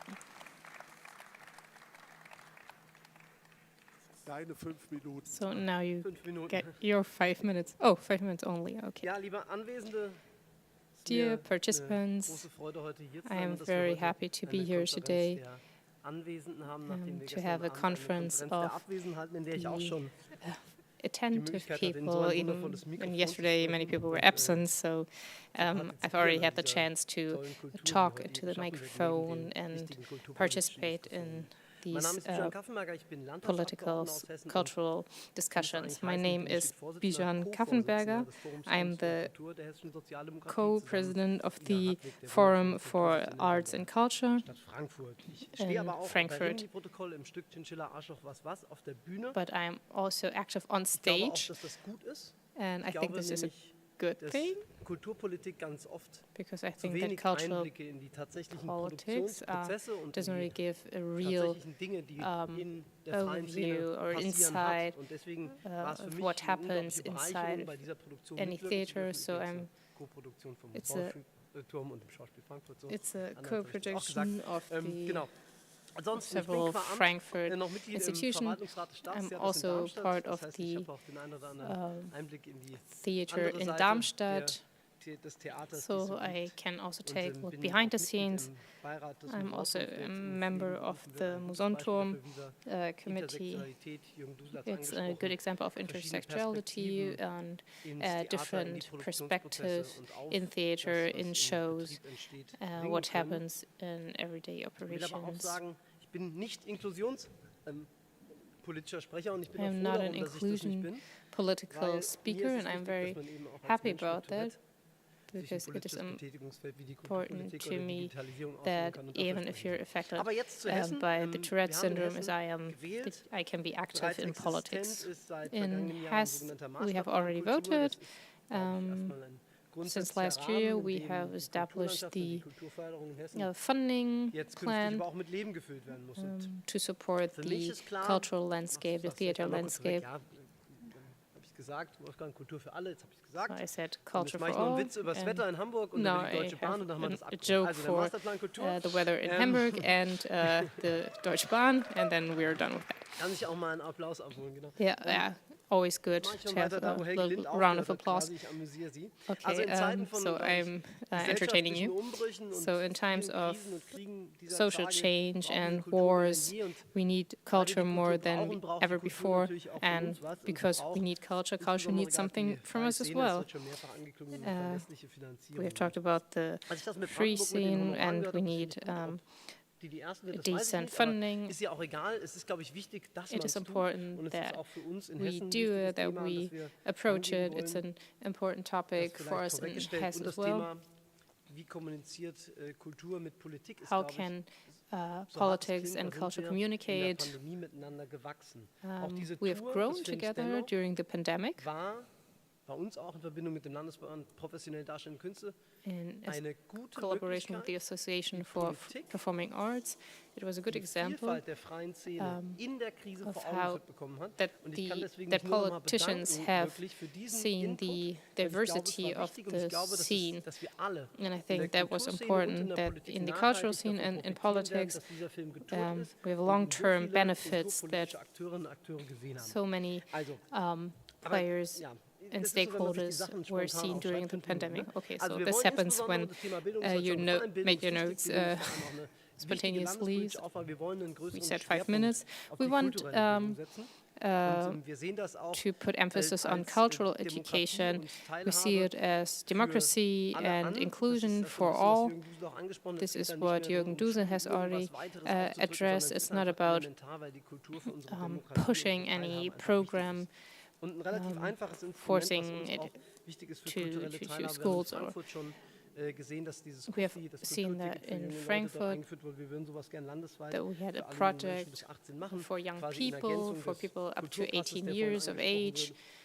Das quasi auch eine Sache ist, wie man das längerfristig sichern kann, sowas, and wenn to man secure eben als this Land da sein on a Teil long-term zu beitragen. basis and how the federal state can contribute to that. Die müssen zugänglicher werden, das haben wir heute gehört. Regarding the theaters, they have to be more accessible, but we need more auf dem Stand war in Hessen zumindest, wie wir uns das wünschen. Und wir werden offers to bring people together to offer things. And wir haben in Hessen, glaube ich, we so also zwei want to Beispiele. Gehört im Staatstheater in Wiesbaden, tut sich the was, was die neue theater Führung in angeht, Wiesbaden. mit zwei sehr There are Damen, new Besetzung, die ich finde. Wir haben auch im Hessischen leaders, Landestheater in two Marburg, ladies, glaube ich, and eine spannende Lösung, also in Marburg. I gefunden, think this is an interesting über Marburg solution hinausstrahlt. Und ich glaube auch, dass es wichtig und gut ist, with damit sich impacts beyond Führungspositionen, damit sich Marburg. Machtstrukturen verändern, und damit sich mehr Leute auch in der Structures Führungsebene of power wiederfinden und are somit changing, Vorbilder für and andere in der Theaterlandschaft more sind. and more people find themselves in those positions that haven't been there before. Ich habe wahrscheinlich schon keine Zeit mehr, Wolfgang, ne? Probably I've run out of time. Yes, but you're allowed to drink. Okay, ich bringe es schnell zu Ende. Du musst ja auch Okay, I'm fast. I'm hurrying up. Weil ich das bei einer Veranstaltung schon mal gehört habe, da sagte irgendeiner, macht doch diesen Staatstheater-Ding in Wiesbaden einfach zu und geht das ganze Geld der Someone freien Szene. suggested Ich bin to kein Freund davon, close the das eine theater gegen in das andere Wiesbaden aufzustellen. Wir müssen natürlich during another auch event, auszuspielen. Wir müssen natürlich auch but die I'm not a fan Staatstheater of finanziell sicherstellen. working against each other. Aber Of gerade course, we was have die to freie Szene secure angeht, the wir waren ja schon mal funding. beim Thema institutionelle We have Förderung, Projektförderung. talked about Klar, jetzt kann man das institutional große Rad der funding, Landeshaushaltsordnung immer wieder drehen. structural Das ist, glaube ich, auch funding. wichtig, dass wir Budget als always Gesetzgeber da rangehen. plays Das an ist important natürlich immer role, in der Abstimmung and mit we den have anderen to finanzpolitischen Fragen und dem talk Haushaltsausschuss ein to durchaus großes include Rad. other Ich glaube, wenn wir financial in der bestehenden aspects, Struktur kurzfristig erstmal financial, zu verlässlichen political budgets. Mehrjahresfinanzierungen kommen würden, ist es, glaube ich, ein sinnvolleres Versprechen, als Ihnen heute But zu sagen, it's dass a- wir in Hessen die LAU novellieren im It's nächsten a Jahr. promise Genau, die that Akademie can der freien be darstellenden Künste sitzt auch in Hessen. held and lived Die up Deutsche to. Akademie, und das And freut uns, und auch da wollen wir künftig ein stärkeres Augenmerk drauf legen. Wir we haben mit want dem to focus Kulturfonds more Frankfurt-Rhein-Main on eine the tolle cultural funds Institution, die Frankfurt kommunale und Rhein-Main. Landesförderung für Kultur miteinander verzahnt. Das hätten wir gern auch in Combining Nordhessen. culture Weil ich glaube auch, and dass es für die Kommunen eine politics große and the Unterstützung ist, gerade im communities, ländlichen Raum, wenn man solche the Institutionen municipalities in schafft. rural Und dann wollen areas. wir die Kommunen It's great auch to have dabei space fördern, dass sie there, ihre and we also want to regionale Kulturentwicklungspläne promote machen, weil and Kommunen, support das the werden wir alle in den kommenden Jahren municipalities, leider spüren, haben eben im Moment in dem Haushalten für solche Sachen oft nicht die Mittel, die sie because brauchen. often Und jetzt ist die Zeit ganz the bestimmt schon means are lange not vorbei. part of the Ich budget. danke Ihnen für And die Aufmerksamkeit und now danke auch my schon für time's die really tollen up. Fragen, die Thank noch you kommen. for Ich your hätte noch ganz viel auf attention. dem Zettel gehabt. Vielen I Dank. could have Ja, talked schön. a lot Wir schauen. longer, but thank you so much for your attention. Bijan, ich muss gar keine Frage mehr stellen. Du Bijan, hast I don't have sozusagen to alle meine ask any Fragen question. You have beantwortet, answered nachdem all wir of them gestern Abend already. miteinander geredet haben. Du hast We sozusagen die talked ganze Nacht an diesem together Konzept yesterday. gearbeitet. You have worked on Ist this ganz concept wunderbar. all night long. Meine Frage wäre tatsächlich gewesen, was My könnte question would have denn in been, einem zukünftigen Koalitionsvertrag what could drinstehen, be sollte tatsächlich included in a future die coalition CDU agreement von den Grünen zu den if the CDU Sozialdemokraten wechseln in should switch Hessen, to the was, Social Democrats in Hesse, wahrscheinlich, aber eher unwahrscheinlich but ist. which Aber is darüber probably müssen wir not nicht, very probable. spekulieren. Du hast But es we eben, don't have to speculate angesprochen, die here. You Punkte have mit der mentioned kulturellen Bildung, aber trotzdem cultural noch mal die education, Frage, speziell but für once die again the freien question darstellenden Künste, wo regarding siehst du free da performing den arts, obersten Handlungsbedarf, außer dass natürlich what is most Geld eine urgent, wichtige Rolle where spielt. do we have to Aber act gibt first, es da etwas, except was money, du, of course. Auch da mit einbringen könntest? Is there something you would like to add? Wir haben in der Aufstellungsphase des Masterplan Kultur gesehen, We have dass this aus meiner master Sicht plan eine culture, Sache nicht ganz klar war. Das and ist immer so one ein bisschen, thing wir haben was es gerade eben schon gehört, unclear. es gibt ganz viele Gruppen, die irgendwo organisiert There are sind. many Und man groups weiß who are dann auch immer so ein organized, bisschen and über die Förderstatistik, wer bewirbt sich und you wer know bekommt who was. Jetzt kann man applies auch for sagen, okay, wir fragen da funding mehr and Daten who ab gets über die something. Of course, we Personen, could request more data festzumachen, about wie the divers sind wir individual und Ähnliches. Ich person glaube auch, dass es to wichtig ist, um zu gucken, know how diverse we wie sich are. Förderung verteilt. Aber wir haben natürlich auch It's immer noch eine important ganz to see große Zahl how von Gruppen, und das haben wir in funding Hamburg, is glaube ich, auch gehört, distributed, but die sind we have weder heard in der that from Erstellung Brandenburg dieses already. Masterplans irgendwie zu Wort gekommen, weil man nicht so ganz klar war, Not wer all sitzt groups da wie have in den participating Beteiligungsgremien, in this wurden die master plan eingeladen, because kann we man don't sich know da who's einfach part so of the anmelden? committees. Wenn man sich einfach so Should we anmelden have kann, invited wenn die Leute them? nichts davon wissen, dass Can sie they sich just anmelden können. Wir haben einfach immer noch im Kulturbereich register? What hohe if the people don't know that they can just register?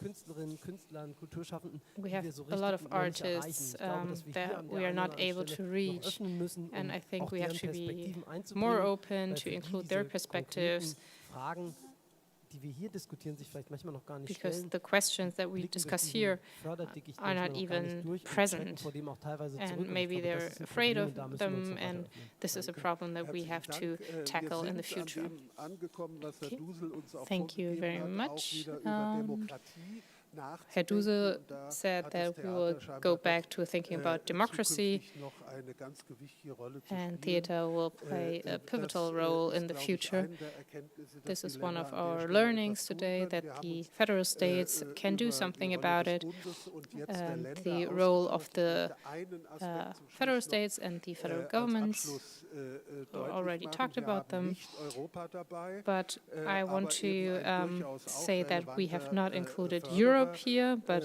die another EU important mit diversen Programmen. supporter, the Am European 9. Union. Juni nächsten Jahres On June 9th gibt es next die Wahl year, zum Europaparlament. Was the passiert European eigentlich, Parliament will wenn be die elected, Rechtsextremen and what happens tatsächlich if ihre the Abgeordneten right in extremist der parties Dimension nach Brüssel schicken, will be wie sent das to jetzt Brussels, in den Länderparlamenten passiert as ist. we could Und was heißt already das observe für in die, the die in federal state Brüssel parliaments? What does that zukünftig mean for Kulturpolitik Brussels machen, wenn die and those AfD zum who Beispiel are active den in Kulturausschuss des cultural Europaparlaments politics in Brussels if setzt? they are part Das sind um, Dinge, die of uns the alle European umtreiben parliaments? müssen. Und deshalb bin ich These froh, are dass wir auch questions we have deshalb to hier ask sind, ourselves. um uns zu So this verständigen is why im I'm happy that Vorfeld we are here dessen, and was we can noch communicate auf uns about zukommen kann, what is es coming up möglicherweise zu next verhindern. and to Vielen maybe Dank für Ihr prevent Interesse. something like this from happening. Thank you for your interest. Ja, gut, wir gehen Holger, jetzt, lädst du ein zu den genau, Tischen? wir gehen Okay, jetzt zu den now we Tischgesprächen have über, our das heißt, table talks. der Übergang aus der Perspektive der Publika, We're switching die ihr from jetzt gerade the eingenommen perspective habt, of auf die an der audience to Akteure the im perspective Gespräch. of the Das, was wir stakeholders bislang gehört haben, during aus our Perspektive talks. sozusagen des Bundes, aus Perspektive So der we have Länder, heard the perspectives of mit the government, mit the federal Fragen, aber auch states. vielleicht We have heard tatsächlich examples, noch mal we have mit talked about ganz questions, praktischen Erfahrungen, but die what ihr about the sammeln practical konntet, die es experiences that you den have made unterschiedlichen Kommunen gibt in oder different die es auch auf municipalities Länderebene or gibt, die maybe es on in a den federal state Kultureinrichtungen level gibt, hier an den Tischen and cultural institutes zusammenzutragen. Wir haben to come together einige at those Gäste tables. platziert, damit We die have Ebenen placed some of our auch guests von Land und Bund und so that we have participants einigen from Akteuren. federal Wir haben level jeweils eine and government Moderation level. für den We have Tisch a host for vorbereitet each und für table. die dann vielleicht hier noch im Raum sind und And sagen, for jetzt those fehlt da who noch are ein still Stuhl, here in the können sich room dann and auch noch mit mir weiter didn't get a oben noch chair, mal zu einer Gruppe we can zusammenfinden. meet up Also vielen Dank. in the audience and sit Jetzt together. bitte, the stage So is thank you yours. very much. The stage is yours.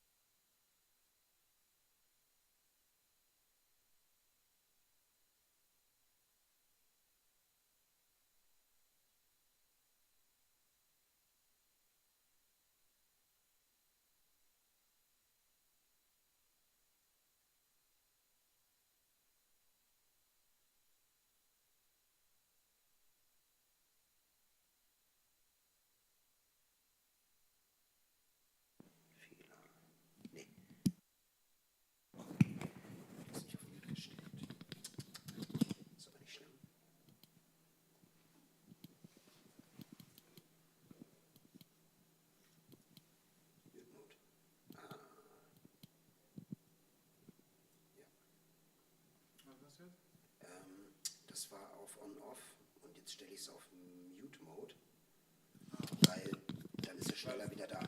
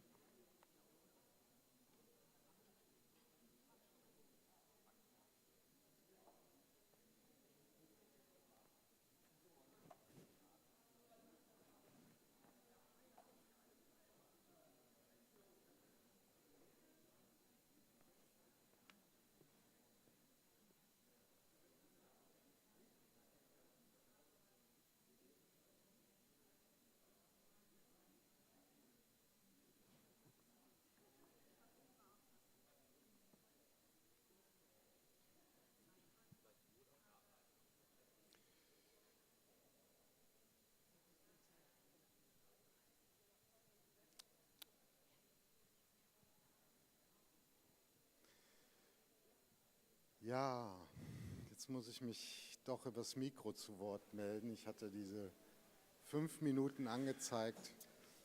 Fast zusammen, kommt zum Schluss, damit wir dann auch please, I urge you to come to an end so that we can take a short break before we kick off the panel, the next one. Genau. Deshalb gehen wir auch direkt jetzt über in die Diskussion mit ganz konkreten Beispielen. Take very specific examples to the discussion now. Die ihr ausgetauscht habt. Es ist schwer, aber wir haben tatsächlich I know this is a difficult thing to do after these discussions, dafür gesorgt, dass es eine ganze Reihe von Gesprächssituationen, Räumen und Möglichkeiten gibt, weiterhin miteinander im Gespräch zu bleiben. Keeping the discussion open.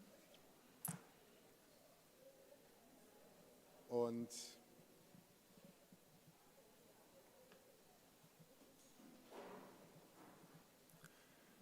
ihr habt euch kennengelernt, ihr kennt eure Position. You got to know each other. You are familiar with each other's points of view, and you can keep the discussion going. Das ist das Problem, dass ihr mich nicht versteht hier in diesem Bereich.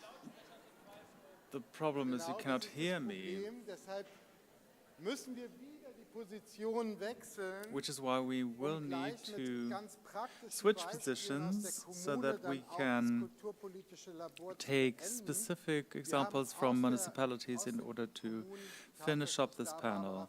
We have here with us Barbara Förster from Cologne, Marc Gegenfortner from Stuttgart. Würden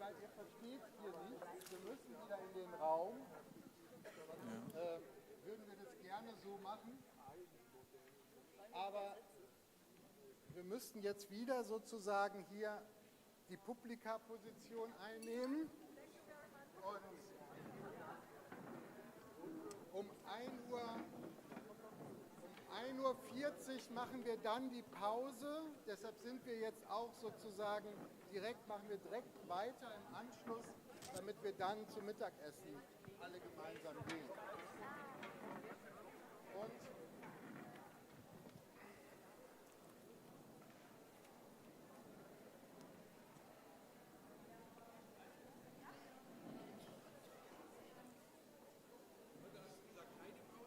nein, keine Pause jetzt.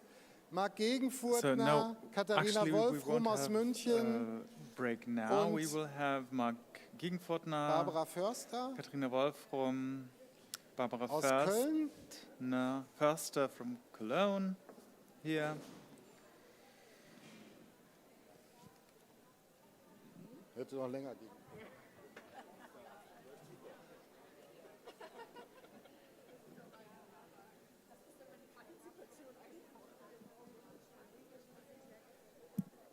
Nein, tatsächlich war es ja die Idee. Ich sehe auch, wie ihr weiter miteinander kommuniziert und das können wir den ganzen Nachmittag auch noch weiter fortsetzen. Ihr habt jetzt ein paar Menschen kennengelernt, die ihr vorher noch nicht kanntet und das ist immer das Beste, was einem passieren kann und das werden wir nachher auch in den Einzelgesprächen weiterführen. Ich gebe jetzt das Mikro ab an unser drittes, weiteres Vorstandsmitglied beim Fonds Darstellende Künste, Anne-Kathrin Lessel, die die Diskussion hier moderieren wird. Und ich bin sehr gespannt auf die Beispiele, da wo die Kultur und die Transformation tatsächlich stattfindet, nämlich in den Kommunen und vor Ort. Municipalities and cities. Dankeschön. Thank you. Ich gucke mal noch, wo unsere dritte. Da ist sie. Where's our third panelist? Ja, alles richtig. Sind ja noch nicht alle. Das sind neue, oder?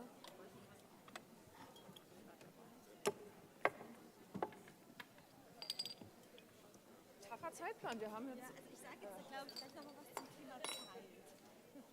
Das ist.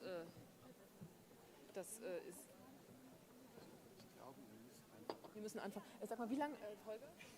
Wie lange haben wir denn jetzt? Wirklich bis halb? Ne? Also es macht eine halbe Stunde, wenn es geht. Also dass ihr jetzt 40 bis 40. Okay. Gut, ich würde direkt loslegen, weil let me start right away, because you want to have lunch later on. Das jetzt noch auf die, ich hatte vorhin gesagt, eigentlich runterbrechen, aber eigentlich brechen wir es jetzt hoch, denn da, wo so sich, wenn man sagt, von Bundes zu Landes zu kommunaler Ebene ist immer so dieses Dreier und dann da unten, aber eigentlich ist es ja oben, weil da entfaltet sich ja alles und dort wird es ja dann wirksam und sichtbar und darf ganz herzlich meine 3 Panelistinnen und Gäste hier begrüßen. Direkt neben mir Katharina Wolfrum, eben noch gelernt, ich hoffe, ich sage es jetzt richtig, Fachreferentin für Kultur in der Stadtverwaltung in München, recht neu auch die Administration of Munich. Die Position. She's rather new in this position. Dann weiter Barbara Förster ist Leiterin des Kulturamtes in Köln the director of the Cultural Authority of Cologne, and Marc Gegenfortner is the head of the Cultural Authority of Stuttgart. Welcome. Über das Thema We've heard a lot about Diversität accessibility, diversity. Ja, wen bilden wir eigentlich und wen sollten wir eigentlich abbilden? So in der Kulturszene, wer hat Zugang, advocate for in the cultural scene? Who has access? Who doesn't? Can we shed a few spotlights in this round? What's the audience? What's the situation of the audiences in these municipalities? Can you say 5 buzzwords and then we can kick off the discussion? Well, the situation varies really. Statistically speaking, it's difficult to give a uniform account. In Stuttgart, we have the national theaters that receive quite a lot of funding, and they dealt with audiences intensely, and they have a very comfortable situation, actually. In the free cultural scene, the situation is somewhat different. We have free theaters in Stuttgart that are stable, but that have somewhat less great expectations. And then there are some institutions that don't need to pay attention to visitor numbers, but have a more experimental and visionary approach. They don't really need to worry about visitor numbers. When it comes to Cologne, and first of all, let me thank you for inviting me to speak here. In Cologne, the situation varies as well, but my impression is not that this is a difference across theaters, but across audiences. Our impression is that productions that cater to younger crowds are very nicely sought after, and productions that cater to older crowds traditionally are increasingly encountering problems. So older audiences that stay at home, which already was a problem before the pandemic, now increasingly stay at home. Subscriber numbers are decreasing. This is a problem in national houses, but also in free theaters. So Cologne has a problem with subscriber numbers, but the same holds true for smaller productions, for some smaller productions that content-wise have a rather experimental approach that don't offer an immediate access to the audience, often have a very good demand, a high in demand with audience, so it's very different. And how about Munich? I would add, well, I would agree with what has been said. It is a diversity of audiences that I'm witnessing. Interestingly, and talking about older crowds, I recently saw a production at a free theater. It was packed, really. The audience consisted mostly of people above the age of 80, because they were really interested in this production, because they wanted to be there, and that was great. This is a characteristic of the free scene, that they often have problems with older crowds and not with younger audiences, Grund, dass dann the vielleicht subscriber nicht mehr kommt issue oder that nicht was so in brought der up Stärke by auch nachkommt. Ms. Ich würde jetzt Förster gern is also einsteigen mit something Ihnen, Frau worth Förster, mentioning. Ms. und Förster, zwar maybe you can 35% der begin. professionellen 35% Tänzerinnen leben of in professional dancers Nordrhein-Westfalen, live in North in der Rhine-Westphalia. Stadt Köln, nicht in Nordrhein-Westfalen, No, sondern in der Stadt Köln. in Man the guckt city ja of so, wenn man, Cologne, not in leitet ja ein North Theater Rhine-Westphalia as a in whole. Leipzig, da guckt man immer so I'm neidisch a auf NRW, director was da auch in of Köln a theatre in explizit auch, Leipzig. We are was da alles so möglich often ist. Und quite sie haben jealous auch about what's einen possible in Fokus oder Cologne. kann man auch sagen Your Leidenschaft für focus, or maybe darstellende even Kunst your auch im passion öffentlichen Raum. for Und the wenn man jetzt auf performing das Thema arts Publikum is und auch also, you also Abbild von transport that Stadtgesellschaft, das to wird the immer so public schnell space. manchmal auch dahergesagt. Und was heißt es dann eigentlich So the konkret auch theatre in der as a Umsetzung? reflection of city society, this is often Haben something that we Formate hear. What wie does this mean? Festivals And im do öffentlichen formats Raum, Theaterformate, in the public Tanzformate, mir fällt da space, ein, theatre das formats, Circus Dance Festival in Köln, was ja explizit the auch nicht in einem Circus Theater Dance stattfindet, Festival, sondern for example, rausgeht, in Cologne. In Zirkuszelten auf die Wiese. So they take Hat the das mehr performance to circus Potenzial, tents to Menschen zu erreichen, die open man vielleicht fields. sonst nicht Does in die this have a potential of reaching Theatergebäude people that you Ist wouldn't das eine Zukunft? be able to lure into the theatre? Is this Das a war schön, wir haben vision, gerade am runden Tisch a darüber viable gesprochen. vision for the future? Also ich Well, glaube, this dass is Kunst im nice because we öffentlichen talked about Raum this per at se our roundtable natürlich discussion. ganz andere Möglichkeiten hat, weil es das A auch das performance in public space has Zufallspublikum different erreichen kann. chances, different opportunities Das schafft for natürlich viele tapping Chancen. into an Natürlich audience muss man das schon potential. wieder einschränken. Of Wir course, hatten gerade, Titanic auch mit there has am to be a Tisch, caveat. We große- had große Titanic at our Produktionsensemble table. für Theater im öffentlichen Raum. It's a large Wenn dann production natürlich erwartet wird, ensemble dass dann for auch theatre in the gleichzeitig public wieder space. But if Ticketkäufe the gemacht wird, expectation also is generiert to werden, dann wird generate natürlich dann ticket auch wieder was sales at the abgesperrt same und dann wird time, sozusagen künstlich there's verknappt. Das ist an sehr schade artificial auch. Das sind auch scarcity that ensues. brandschutztechnische This is Fragen a bit oder of a shame sicherheitstechnische Fragen, that die das oft nötig matters machen. of Das finde ich sehr safety schade. and fire Ich bin also ein protection totaler Fan von often künstlerischen Produktionen im öffentlichen Raum. provide a Finde aber barrier. auch, man muss sehr I'm genau a gucken, fan of theatre sozusagen, productions es passt in nicht jede the public Produktion, das space, hat but sich auch bei Corona not all gezeigt, in den productions öffentlichen Raum. are Und da a good sollte man auch fit, nicht which we alles saw anstrengen, during damit the es pandemic. möglich ist, weil das schafft viel zu viel Aufwand, If viel zu viel you Geld. make so much Für dann, effort to finde ich, make nicht these genauso performances viel, possible, it Output. is a bit of a Und ich waste finde auch sometimes if you put it dass in ja, die ganze relation to Diskussion the um output. dritte Orte ja auch zeigt, Then dass there's a die discussion about weitere third ja nicht nur places, im third öffentlichen Raum spaces. stattfinden sollte, This sondern that shows us that this Menschen, opening should Personen not only brauchen auch take place in the public space, but geschützte people Räume und need dafür sind eben die safe Häuser, finde ich, spaces as wahnsinnig well. wichtig. Und deswegen This is glaube ich, where ist, the theatres dauerhaft come in. neben der Kunst im öffentlichen Raum die Frage, So, wie kriege ich alongside Theater arts noch in the weiter public space, we geöffnet, need to answer the im question Sinne of von how I dritten, can open up Orten, dann theatres vielleicht das more virulentere Thema für mich. to Da komme third ich vielleicht spaces. später nochmal zurück, wie man auch Kulturorte entwickeln Maybe later muss on und we kann und can talk sollte. about how Marc to Gegenfurtner, evolve ich habe cultural in der spaces Vorbereitung further. im Interview gelesen, Marc dass Sie sich als Gegenfurtner, Kulturleiter in an als städtischer interview you said Hauptkurator that verstehen. Das fand ich you erst erstmal understand interessant. Ich your komme auch role aus der as being the main Kulturszene curator of selbst. the city. You have a background in the Wie cultural sehen Sie scene Stuttgart yourself. im Hinblick auf die Angebote und Zugänge In your fürs point of Publikum im view, Theaterbereich? Ist es what's the access of of audiences in Stuttgart like? Well, I meant being, seeing myself as a curator is more like in the sense of a caretaker. So I'm taking care of things, and that's what I want to do. We have a few measures that we put into practice. We give institutions that receive funding the opportunity to transform, also by means of funding. Transform? What do you mean? In terms of the audience? Well, in terms of structures and in terms of making, becoming fit for the future. When the topic of inclusion was brought up, I was rather grateful.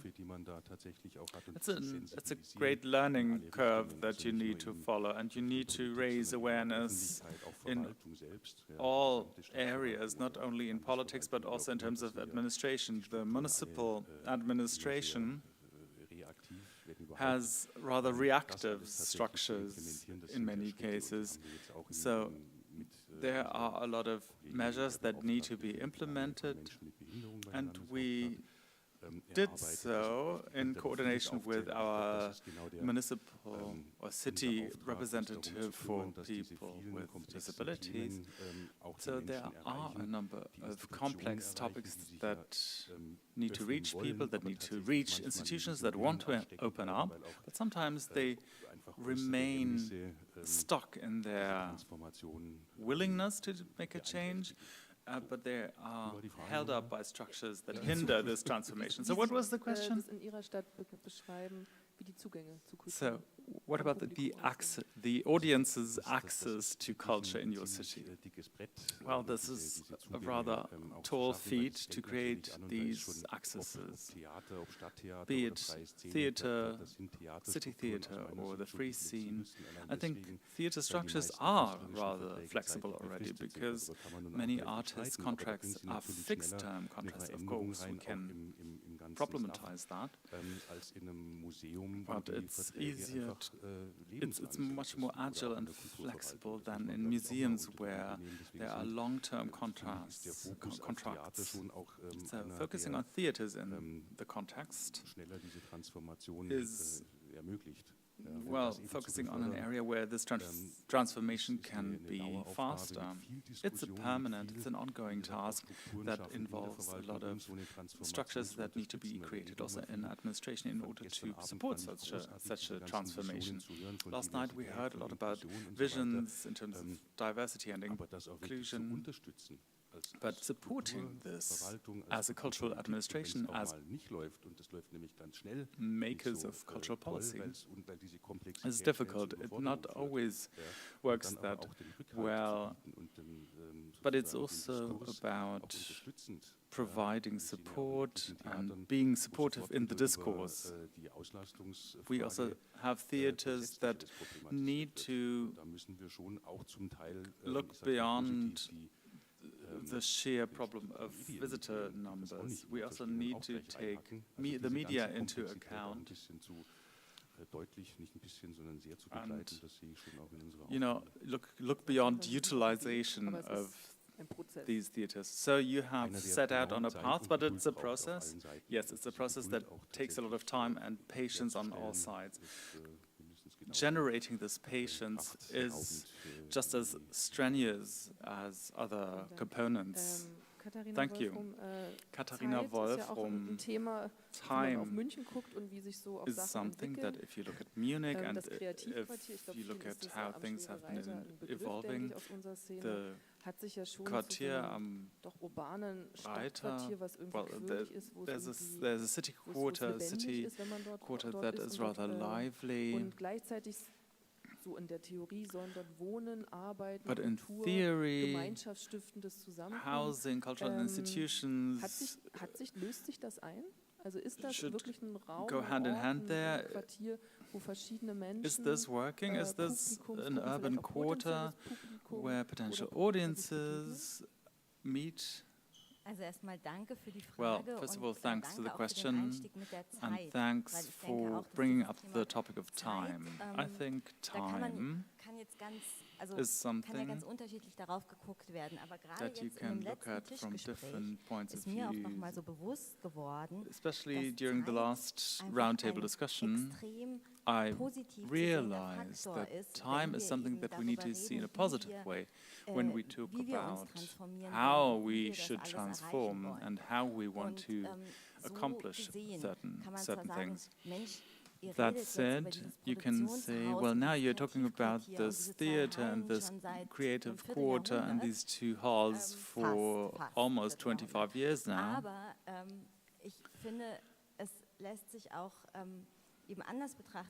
But I think you can also look at it from a different point of view. Because we want to have housing, work, life, culture happening in conjunction on these 20 hectares of space.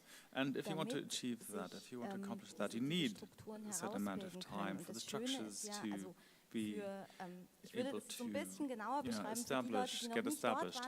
For those of you who haven't seen it, please contact me later. I will tell you all about it.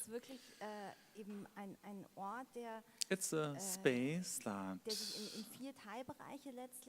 is broken down into 4 partial areas. One of the area contains the Schwere Reiter, the Pathos Theater, and that calls itself a laboratory. And it definitely benefits from having been given this amount of time and given the opportunity of dealing with different communities, ideally reflecting a multitude of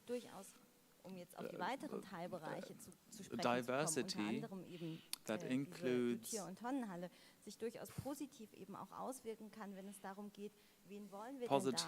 a positive impact, because it includes a process of thinking about who they want to address. Instead of saying we have a free space and we will just put up a building and think about what should happen there, this is a slow process that can make a transformation in the best sense possible. And even though flats will be created, a school will be built, a lot will happen on these 20 hectares of city space. So this way of coming together will happen step by step. So when it comes to production, or a production house, I will get into that later on again, but Barbara first. In Munich we heard a lot about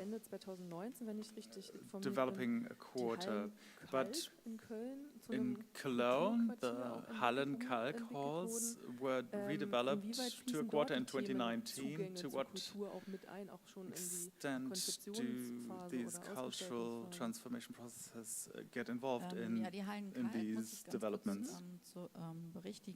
I just have to correct you a little. They haven't been developed yet, but it was determined in 2019 that they are supposed to be developed, and culture is supposed to play a crucial factor in many fields. They're supposed to be a showroom space, rooms for action. There might be a space for the public circus. We'll be very happy if that could be realized. And there are also reflection about an inclusive academy. I thought about this during the last panels. We want inclusion and starting with the education at one spot. We have right next to it Domit, you might know it. It's going to be a huge museum supported and promoted by the federal government and the federal country. Several aspects of culture are supposed to be included there. And we want it to be a mix of several things to make it work. I am quite sure that it won't be finished by 2030, but some things just need time, especially corporations that influence each other. Everything has to match, also for the people who live there. Many apartments will be built. The people of Cologne, we want it to be an attractive place for the people of Cologne who are going to move there. But something else is being developed at the moment, the depot at the south of Mülheim. And there's the theater right now, and it's supposed to be a production site for the free performing arts scene. And there's going to be a new dancing sector, 3 million euros. will be invested so that a single person or a group can apply for this dancing section in Cologne, which is vacant for many years. Which has been vacant for many years, unfortunately. So we don't have a dancing group in the city. So this is extremely exciting to me, because we are not looking for an ensemble, but we're trying to go different ways, and the question of inclusion is addressed in this quest for a new group, and also with regard to free productions. I think this is something very interesting, and we see a lot of potential there to address new and different audiences. I always say, get new artists, connect with the free scene. They bring a very different kind of audience, and a lot of new things can be built, can come up with that. You talked about theaters and the connection to the free scene. I will come back to that later, but I would like to ask one question first.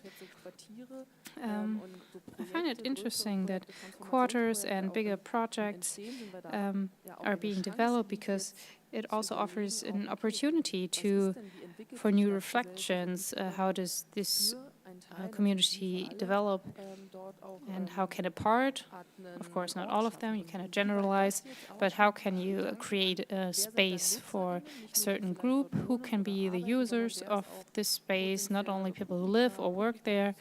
I'm talking about different audiences, and is this also part of the reflections, the discussions by the Hall and Kalk?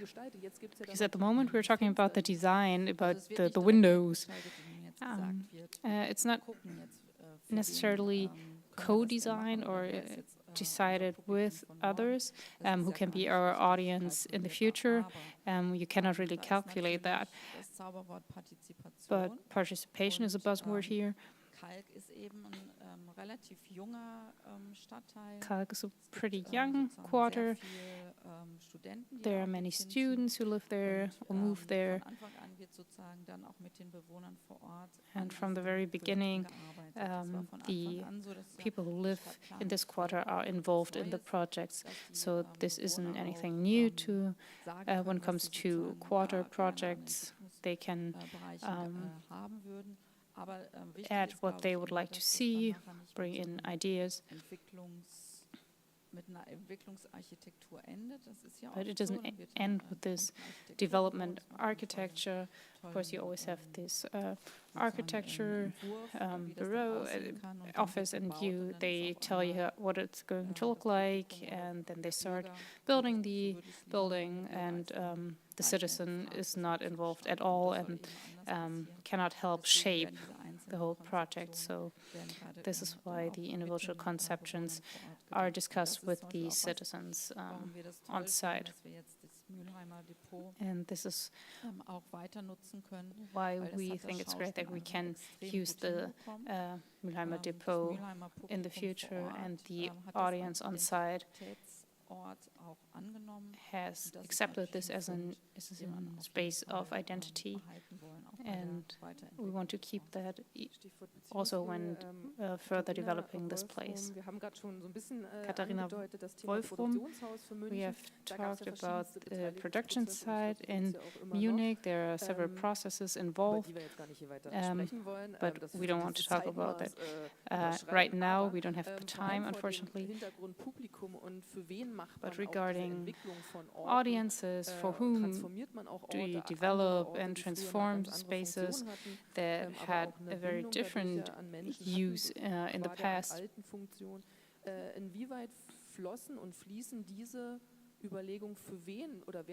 How do these ideas and reflections, how are they included, and how are they included in the conceptual designs, for example, when we talk about accessibility. Also wie das da früher war, da würde ich jetzt fast da zu meiner Rechten gucken. What Das it kann was ich like gar nicht in so the genau past, beantworten, I wie das don't know, maybe 10, 15 someone Jahren else can in answer that Überlegungen for mit me. hineinfloss. How it Aber, was was included ich sagen 10 kann, or ist, 15 years und ago. eben ist es But eigentlich what gerade I ein can ganz say, schöner and Zeitpunkt, it's a quite weil nice eben dieses moment, Jahr überhaupt because this der year Grundsatzbeschluss kam, nochmal zu sagen, okay, wir wollen das, wir it wollen was auf jeden decided Fall that diese beiden we Hallen. want to Und have these 2 halls. jetzt gehen wir nochmal ganz konkret an dieses Betriebskonzept. And now wie we're muss dieses taking a look at Betriebskonzept this aussehen, operational was ist da, concept. Was muss bedacht werden? Natürlich, What also das do we have to Tolle consider? ist, dass, ich sage jetzt mal Barrierefreiheit, das ist Accessibility, auf of jeden course. Fall, von Anfang an mitgedacht worden, was gar nicht so einfach That has ist been bei part so of the alten plan from the denkmalgeschützten Hallen, beginning, die but eigentlich für which ganz is andere not Zwecke so waren, ne? easy Also, when we have those Labore und old weiteres halls der and Stadtwerke. monumental protection. Aber also da muss ich sagen, da ist wirklich viel Arbeit auch. There's a lot of work involved and a lot of work has been done already. Aber was ich ganz spannend finde, wenn ich jetzt heute auf dieses Betriebskonzept von damals But when I take a look at the Sachen former operational concept, I realize several things that the environment that we have now, that has been created over the past 10 years, this environment can give important impetus for the future to open up this space. To give you a precise example, so there was supposed to be a champagne bar in the first floor, and I'm not quite sure if that's still up to date, contemporary in this kind of theater. Oh, never underestimate what happens at the bar. Absolutely, but it's also a question of how you name it. Is a champagne bar really the right name for it? So this is why I'm so happy we take a closer look at it again, and mit all der Expertise, die in dieser Zeit rund dieses Produktionshaus gewachsen ist. Including and adding all the expertise that has grown with this theater over the years. And of course, these questions come up again and can be tackled. Mrs. Förster has mentioned it. People who are already present in the close environment are involved. Is that something you're planning as well? Do you want to include other stakeholders, citizens? Unterschiedliche Verfahren. Also zum einen ist ja dieses also ganz konkret so ein Bürgerinnenverfahren mit den Bürgerinnen aus dem Bezirk, die dort wohnen, ist besonders für den process, including the citizens. We are planning a park for the citizens surrounding the theater. Due to the pandemic, it couldn't be started, but it's ongoing. We're starting the process now. We are very close. We have very close contact with the local committees, the authorities of the individual quarters. This is something that's going on, but it's focusing more on the outer design of the housings. So, of course, it would be ideal if the people who live there would be the future visitors of this place. But this is just the outer appearance. But if you take a look at what happens around those 2 halls, it's not only a place of culture and arts. Of course, this is important for the national free scene, but we also need several initiatives for social and ecological projects and so on. They're on site already. So making sure that something is present, making sure that this is ensured. Mr. Gegenfurtner, in Stuttgart there's a production site. It's not an official production site, it's called a private theater.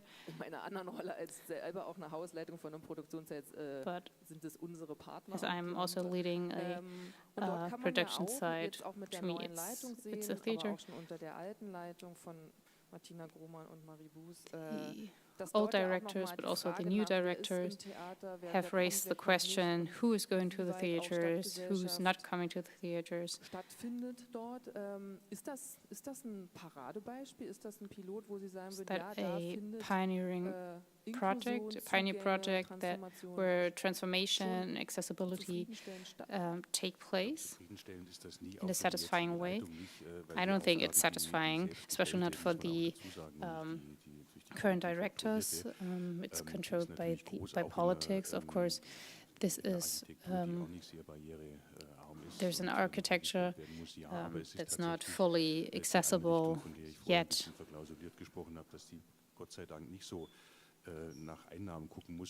But the institute I was talking about earlier on doesn't really need to closely look at finances. And there's been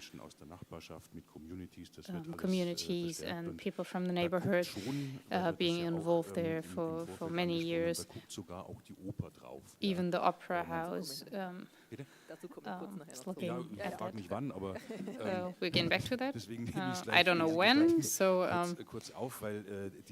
let me just address this quickly. It's a project costing billions of euros. We have those estimated costs of 1 billion. Of course, there's a different kind of legitimization is necessary. Andreas Görgens called it democratization yesterday, and a lot of participation from the orchestra to the actors is present. But of course, we have to legitimize that money is not a factor, but the audiences. Of course, it is not as stable as before the pandemic, but the German opera, Federal Opera, has a different spirit. It's a project of the century, and we can be brave.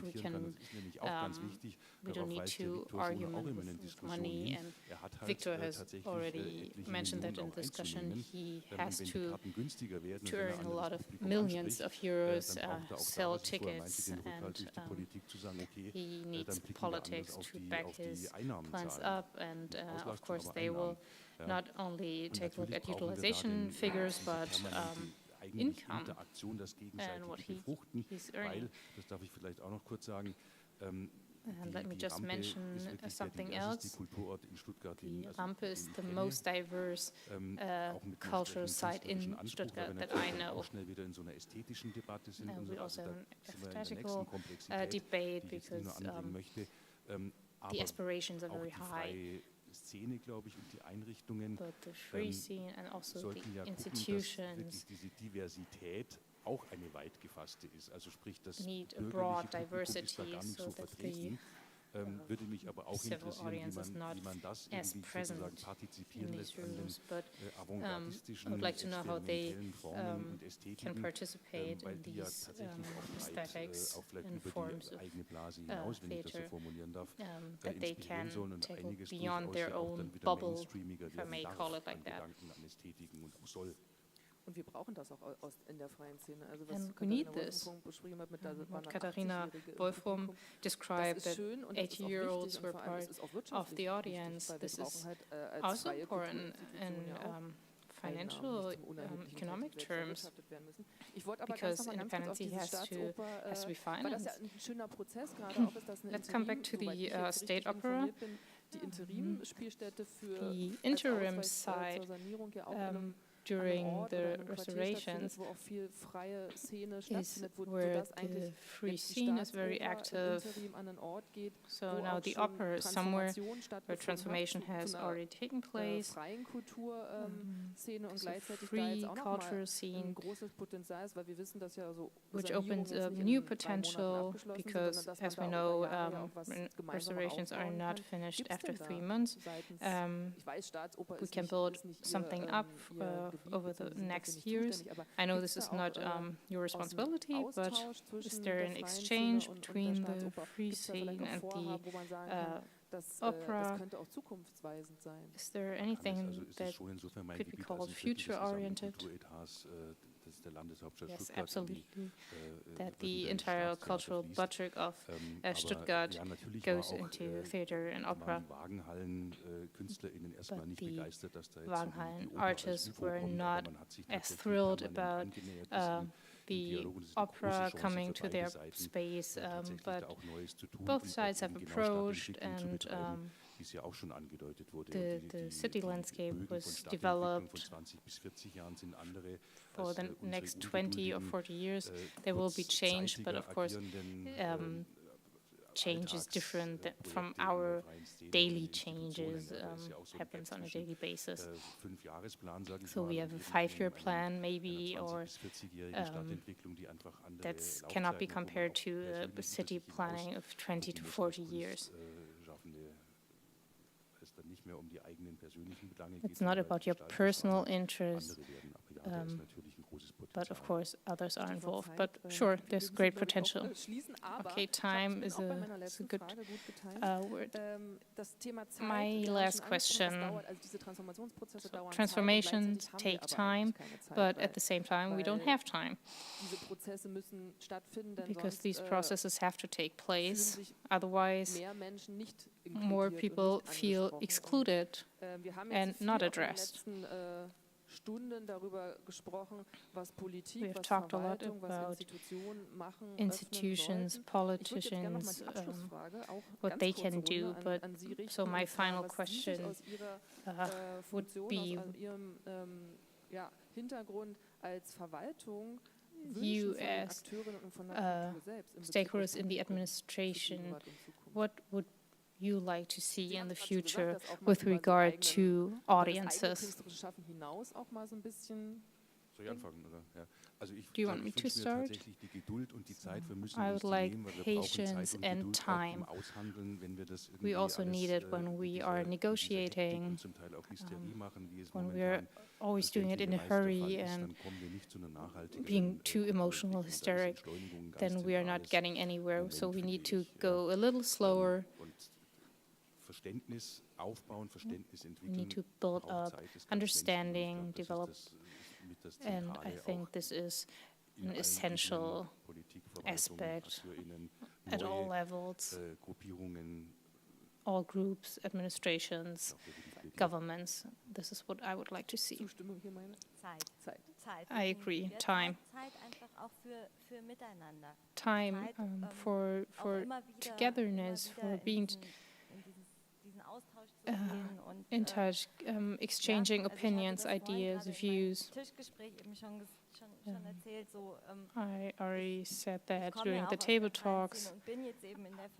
I'm from this free scene. Now I'm work in administration, and it's worth so much to take your time to get to know other perspectives, to ask questions, to work thoroughly. This is only possible if you have time.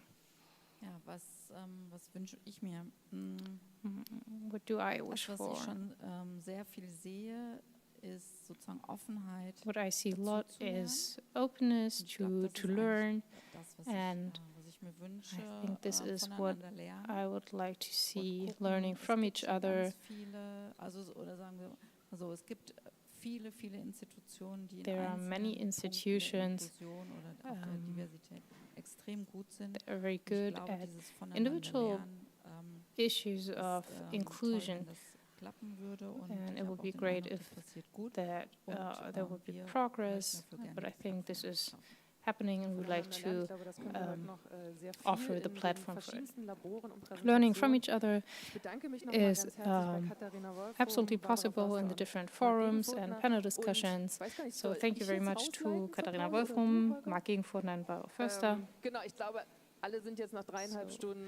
I think after 3.5 hours cultural policies, we need coffee and something to eat. So thank you very much for being here, for withstanding, and enjoy your meal.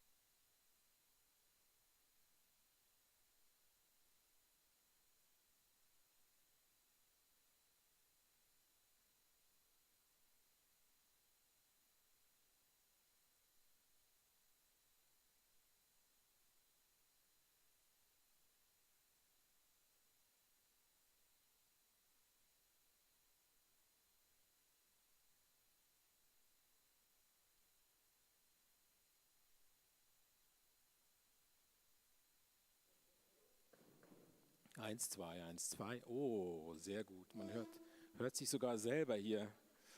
Toll. Wir reden über das Publikum, das zweite Panel dieses Nachmittags, der um 15 Uhr begonnen hat.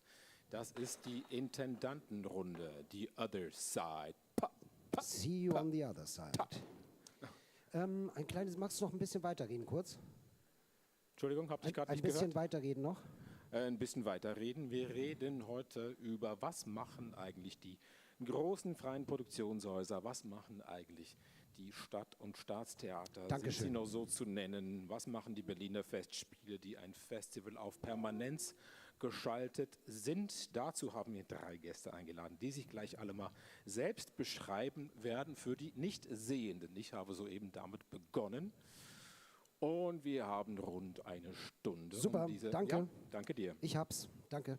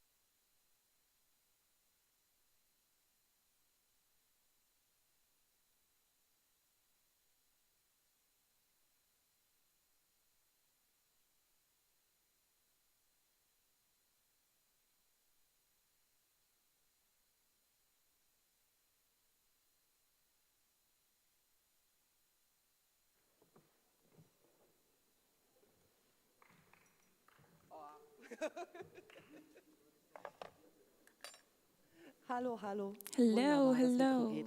Herzlich Wonderful. willkommen The zum microphone nächsten works. Programmbeitrag. Welcome to Im the Stream auch next genauso, deswegen fangen wir auch nicht allzu spät session an. Es tut mir leid here an alle, die in im the Internet ein stream bisschen warten and könnten, in hier vor Ort. person. Sorry for keeping you Mein Name ist waiting Janina when Benduski you're und ich darf jetzt die erste watching the Hälfte stream. des My name is folgenden Janina Benduski and Programmpunkts moderieren. I am your Ich bin aus moderator Berlin. for Ich the bin first jetzt half of eigentlich hier this vor allem in meiner Funktion session, für den and Landesverband I Berlin am und from Berlin. Berlin. Da bin ich Programmdirektorin I und am leite a das program Ich war director schon eine of ganze LAF Weile in der freien Berlin, Szene aktiv als Dramaturgin, and I've been Produktionsleiterin, part of the independent kulturpolitische scene Aktivistin for nennt sich das, glaub ich. a long Das heißt, ich bin time. keine I'm a Moderatorin, das ist jetzt ein dramaturg. bisschen gelogen. I am not a moderator Sondern eigentlich verstehe ich mich da eher per als se, interessierte so that Gesprächspartnerin. there I als lied die maybe, but Kollegin I'm zu den Spielstätten. more of a discussion Ich partner bin dunkel talking gekleidet, wie to meistens, und our habe so participants. mittellange I am braune Haare, die wearing ganz black, mal wieder geschnitten which werden I usually do, and I have longish brown hair that I Bühnen, need Räume to und ihre definitely Publika im Wandel. cut again so they Situationen, become Thesen, Strategien. shorter. Das heißt, wir haben jetzt in den folgenden 2 Stunden eigentlich nochmal alle Fragen, die diese ganze Veranstaltung Stage begleiten, auf dem Teppich. spaces and audiences über alles in noch mal transition reden, situations, über die Spielorte der freien theses Szene und die and Stadt- und Staatstheater und strategies. alle gerade That ihrem is what we're Publikum going to talk begegnen. Also wir sind der erste about Teil von 2 today. Gesprächen und das We're Ganze soll etwa nur we're going to eine have the first Stunde panel discussion. dauern.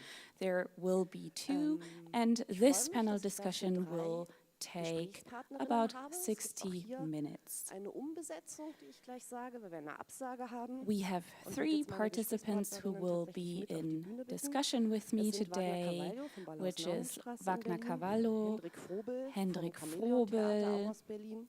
also Und both from anstelle Berlin, von Daniel and Doth vom Ringlockschuppen instead haben of wir einen spontanen Einspringen von Anna having Wagner vom Daniel Künstlerinnenhaus here, Mosonto. we Super, vielen have Dank und Anna herzlich here willkommen. today.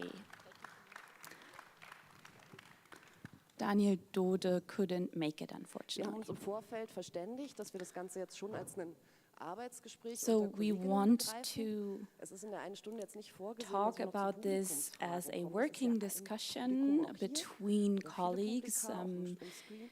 We have various Aber wenn audiences jetzt here irgendjemand today, but we gerade will not have the vor time Neugier oder vor for einer ganz questions dringenden and Frage answers. explodiert, But müsst if ihr you bitte ganz groß winken, dann kann ich have darauf auch reagieren. a Man sieht das question nicht so that you gut, es müssen do also want wirklich to große really, Zeichen sein. really Die ask, würden wir you dann aber im can Notfall auch definitely annehmen. raise your hand, and Wir haben uns we verständigt, dass wir das so ein bisschen may in be 3 able Schritten to machen. answer Wir these sind gebeten singular worden, etwas questions. mitzubringen, was ihre You were Situation beschreibt, ihren Blick auf you die were Szene aus asked der Häuserperspektive to heraus.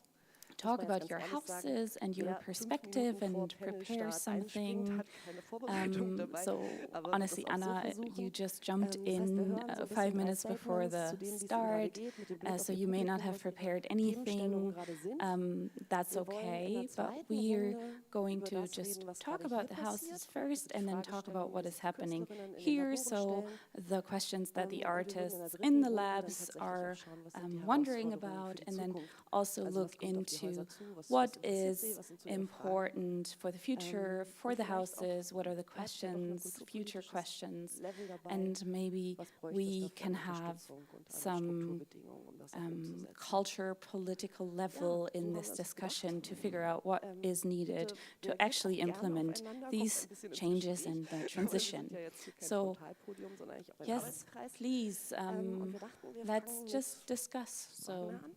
Wagner, maybe you, Cavallo, Wagner, Cavallo, you can start because you're going to be busy tonight.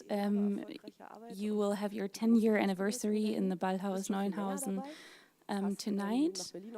You brought a lot of your work from Brazil to Berlin, and you aren't only celebrating the 10-year tonight, but also the Federal Theater Prize that you won.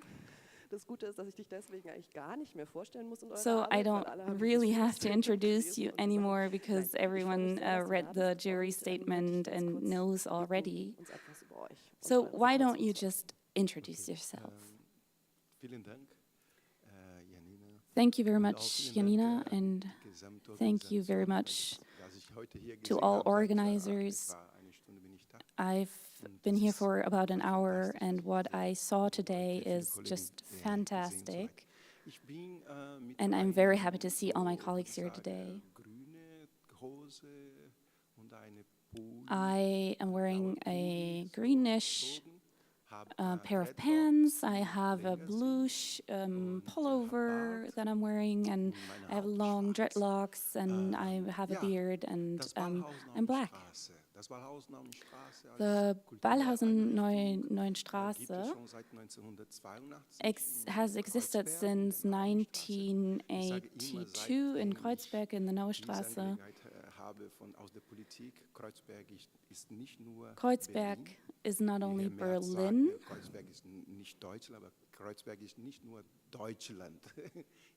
Kreuzberg is not only Germany. Kreuzberg is more than that.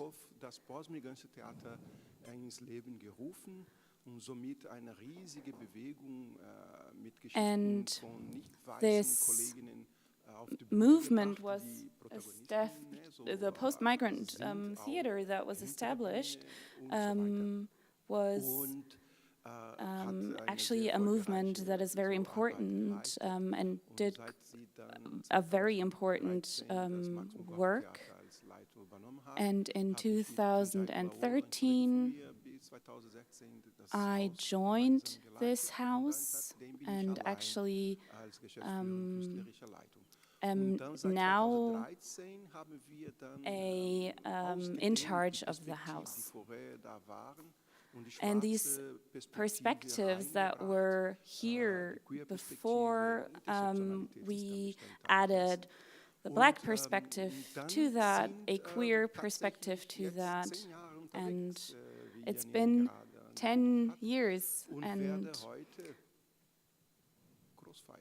I will celebrate that tonight. Someone said maybe the police has to come because we want to really celebrate, because after 4 years of the pandemic, we really want to be loud and celebrate. We have 5 DJs, so the police may come, we don't care. So this is really much about the perspectives of non-white people and the visibility of non-white persons. We are very much relying on third-party funding. I mean, you probably all know this because it is like that in Germany. And since 2020, we've not been overlooked by Kreuzberg, but by the state of Berlin, and the house was moved to state governance in 2020.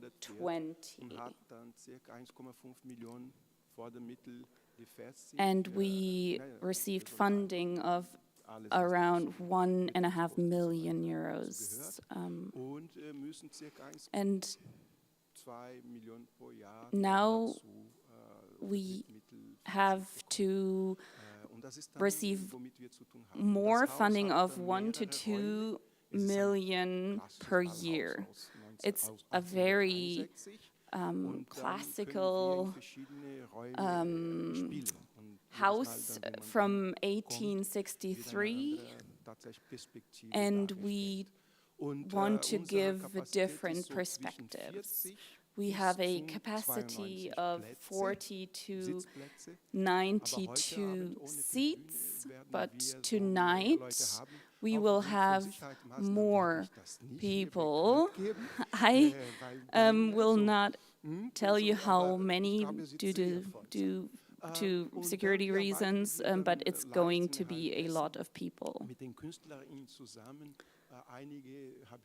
And we work with artists, and I've met a lot of artists who work with us. And these ideas that we are creating, we want to bring them on stage, and they will be part of the house and of the ritual, and they will be continuously played and have been played since 2015. What about your perspective on the audiences? And how did the audiences change or continue since the pandemic? Well, before the pandemic, and I just recently talked to our HR person, and he said that they would love to see us go back to pre-pandemic because we had such a good utilization rate. And then there was a gap after that, after the pandemic. It would be great to have a primary every month. Before the pandemic, we had around 9,000 paying guests in Berlin. So we can only count those who paid. We cannot count those who received free tickets. And after the pandemic, we went down to around 60%, so around 6,000 persons that joined us in our house. And our audience is very diverse, translocal, local, global. And this audience, this diverse audience is slowly coming back, and people are actually enjoying that there are theater plays again, and we try to tell them and engage them and tell them that they should come. The culture monitoring, the Kolmon, did a research, and you were also part of that, right? So you know a little about the gender distribution? Yes, I think that we had about 65% of non-white audiences, and the gender perspective is a lot more of non-binary persons visiting our house. Okay, thank you. So we will move from Berlin to Frankfurt. Welcome, Anna, and thank you for being here so spontaneously and giving us insight. Well, thank you for this short notice invitation. I am very happy to talk about this. I'm Anna Wagner. I am the managing director of Mosonturm. I'm wearing a pair of jeans. I have a green blouse, and I'm wearing a black jacket, and I'm wearing a dark glasses and have dark hair. And our house is an artist house in Frankfurt.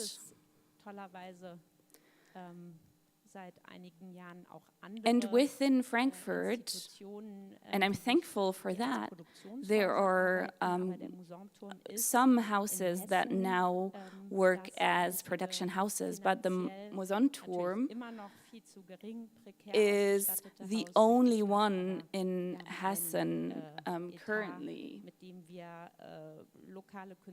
And we have a budget that allows us to host international, national artists, and we try to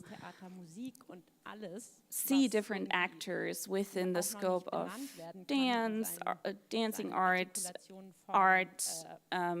etc., dance and music and everything else, and connect that and connect them with one another.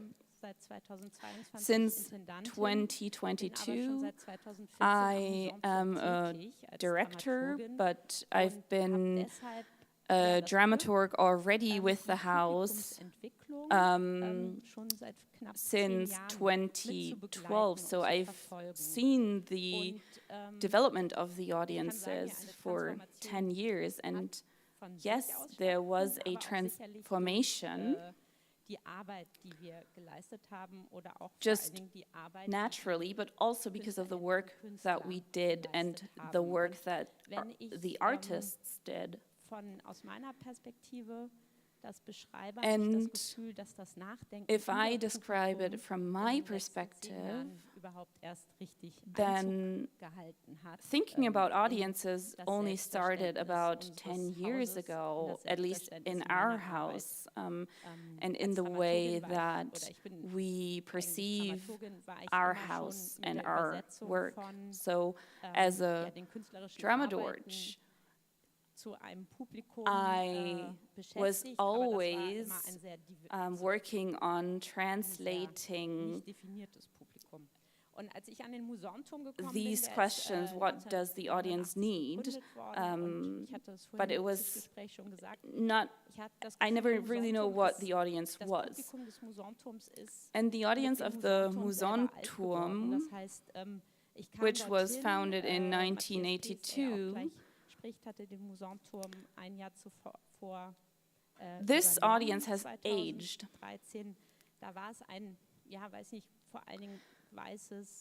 So a few years ago, it was a pretty white audience, especially when I took over in 2013, that is what I saw.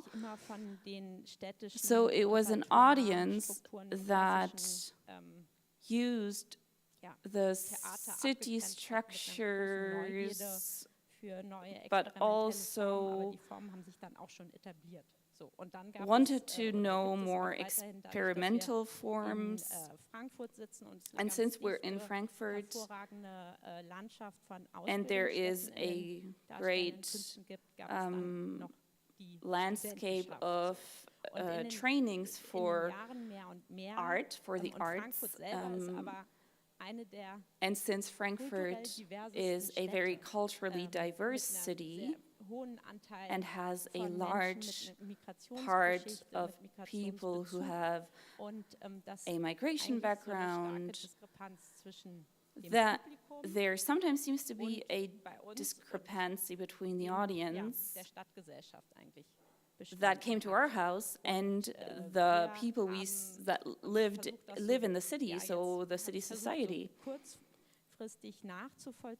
So I tried to figure out what happened. I think, yes, we did change our program already with Matthias P. So we introduced queer perspectives and intersectional perspectives. And because we did that, since we changed the program, the audience has also changed. We don't have a repertoire, but we are a classic production house, so we play pieces 3 times, and then they switch, so the pieces are quite diverse, and you will always find something new, so the audience groups will always ask the question, well, what is starting in the house now? So it may be challenging like that unless people are really interested in this experimental form. And when we took over the Musanturm, actually, the pandemic maybe gave us even a boost because while the audiences were not present, we could actually think about the audiences, and we decided to start the solidarity ticketing system. So guests can choose between 4 categories for ticket prices, and guests were or people who hadn't visited the Musanturm before were asked, and they said that prices are a reason why they didn't visit the house before. So this was a success story, and I think this is a reason why our audiences have changed slowly. Can you maybe add the structural dates? How much stable funding do you receive, and how many plays do you have a year? It's pretty difficult for me to say this off the top of my head because it does vary. We have funding of 4 million from the city, and about 1 million we pay in rent. And then we have all the extra costs that are connected to that. And as we need third-party funding. And as part of the Alliance of International Production Houses, we receive an allocation by the federal government, which allows us to open up the house and push for developments there. And maybe I can name that too. Since the last November, we have a coordinator for accessibility and inclusive cultural practice in our team, and she is called Elena Gockel. In her continuous work and this question of how we can represent the city society in our audiences, we asked ourselves, how can we make our house more accessible for people with disabilities? Because we heard, I mean, it's not only an add-on, it's a human right. And for us, it is clear that only changes can happen if we make changes in the team too. That's why Lea Gockel is there, and we are very happy about it. It's a big boost for us. It's a big, very interesting change of perspective. Thank you. Thank you so much. Now, let's go one house further to the Chameleon Theater. They also received an award from the federal government. You are a co-lead with Andrea Publicka, and you brought a presentation. Maybe we can see your presentation. I hope this works. Yeah, thank you so much for the invitation. Hello, everyone. My name is Hendrik. I am 22 years old. I am wearing a blue trouser and a blue blazer, and I love colors. That's why my shirt is very colorful, and so are my socks. My hair is gray, much more than just a little, and it is short. Thank you so much for the invitation. As I said, let me start with a bit of an introduction. I brought a couple of figures for you, but in case you don't know the Chameleon yet, we are a private theater in Berlin, Mitte. We have 300 seats, and we are around for a long time, since the beginning of the 90s. So it was really the post fall of the wall period, the post-reunification, and it was a very spontaneous project back in the day, and funded sometimes more, often less, and then after a very difficult phase, it was reopened in 2004 with a structural change, and since then there is a new orientation, a new direction that we took, which is a focus on circus. And we are not only that, we are also a production house, we are also a place of creativity. We are a co-production with international partners from everywhere in the world, from Australia, from Canada, from France, and invite those pieces to us. Well, with the exception of COVID, we have about 340 shows a year, and I think that is quite a lot. And it's because of the situation that we are a private theater. We have a project funding from the state of Berlin, and we hope that we can expand this, but it's just 20,000 euros a year. So it's nice, but it doesn't really help the structure. We have about 80 persons, 80 employees, and we have a turnover of 3 million euro, and this is how we have to survive. In the past, we had to often request money from our supporters, but we really try to do a wholesome circus world and represent that. And the audiences for us are a sort of triangle. We find it equally important that we collaborate with the artists, with the team of the theater and the audience. This is how we perceive this as a triangle that is connected. We try to understand as best as possible what the expectations are of each of those groups. I brought you my 3 favorite topics: figures, numbers. No, that's a joke. But there are some good indicators for some of the things that we deal with. I mean, behind every figure, there is a story. 2022, we played, and this was with a lot less pieces than 2019.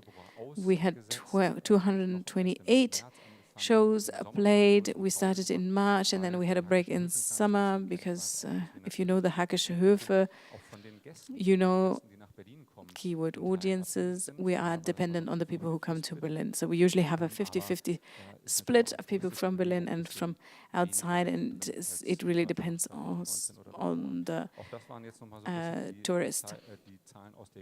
So those are the recent figures. If you have been to our house, if you know what the seating is like, it's more like a cabaret. You sit in little tables, you can drink and eat. And people often think that we make a lot of money with food and beverages, but it's maybe nice for you to see where the money comes from and where our focus is on. So we have food and beverages, but it is more a side effect. It is something that we do in order to make it really nice for the audience.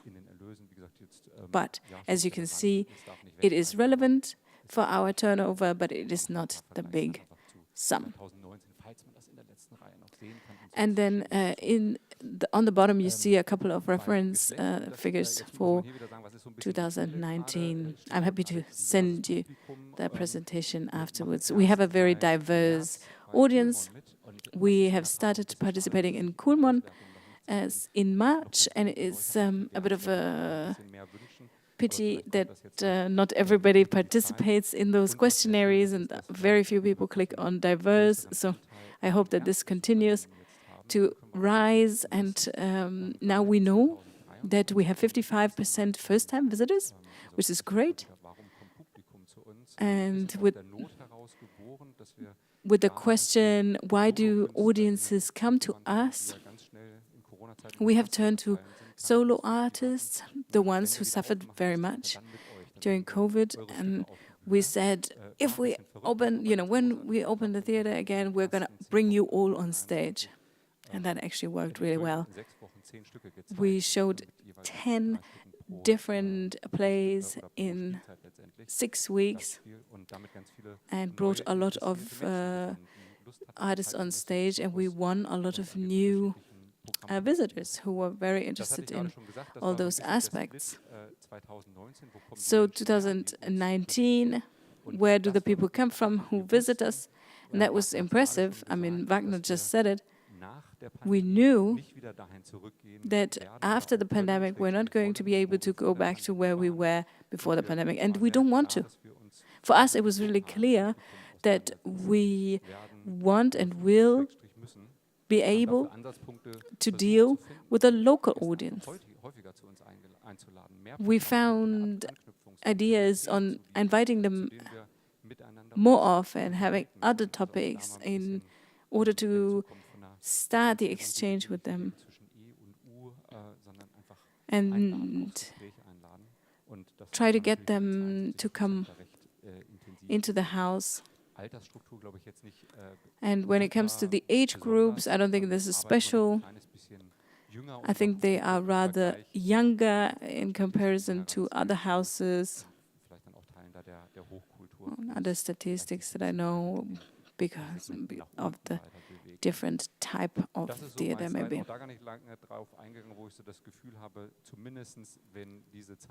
Here I have the feeling, if these numbers are correct, I mean, as I said, we've been only working with Kumon for 3 months. We have to work with it for longer in order to have proper statistics.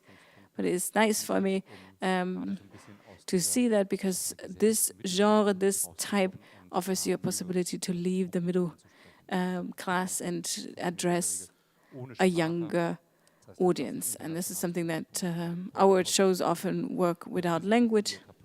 It's physical theater, performance, all comes together there. And that's why a lot of students and young people come to us. And let me give you a last aspect. We have the play series that was very successful, and we had 16% of visitors who returned within a couple of weeks. And we were very happy about that, because people were obviously curious that we, were able to offer them something new. And this is something that we would like to expand. Okay, so much for now. Thank you. Thank you so much. I knew we weren't going to be able to make this short because those houses are all very different and the situations are different too. But I thought it was very valuable to have an insight into the different practices. Now, if we look at the topics that are being talked about here yesterday and today, and the transformation of the audiences at the different houses,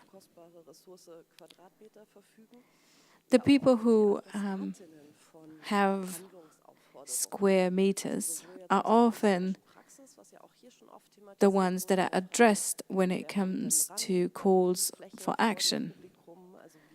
So what I mean is that who has access to this space in front of the audience?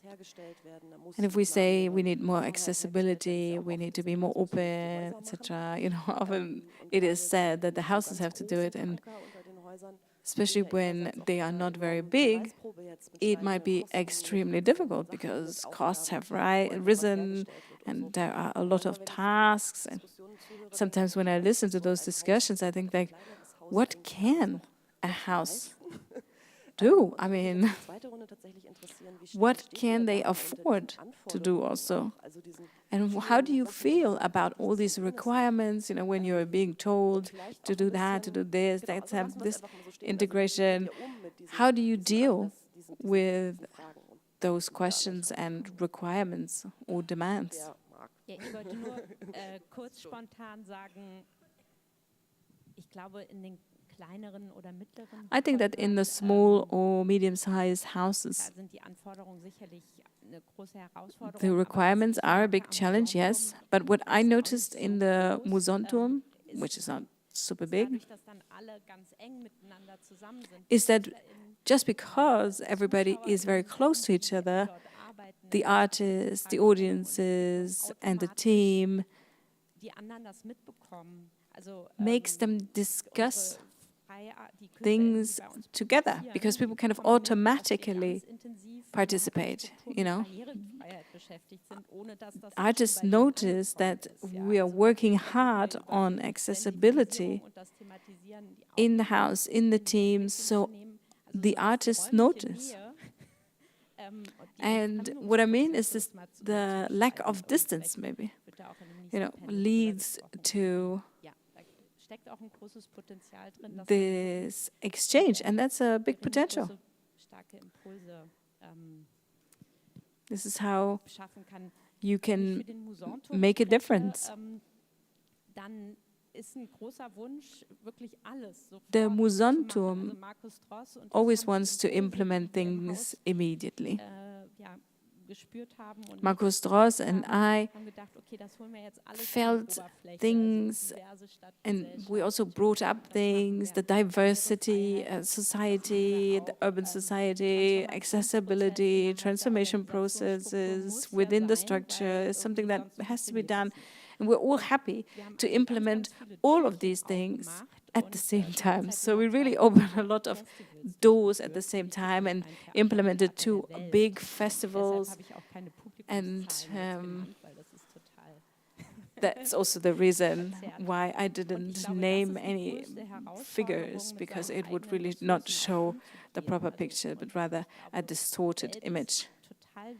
I think that money is very important. We need the money, we need the funding of the state in order to be able to continue the transformation processes that we have launched. But there are, of course, little things that you can implement. And I think it is important for us to observe what overwhelms us, what is maybe too much. And in some areas, we decided that we're going to close a door, And for some of the groups or some of the people who identify with a certain group, it seemed a big disappointment. I think we're often an element of projection. And this is also something that we want to be. So my advice would be,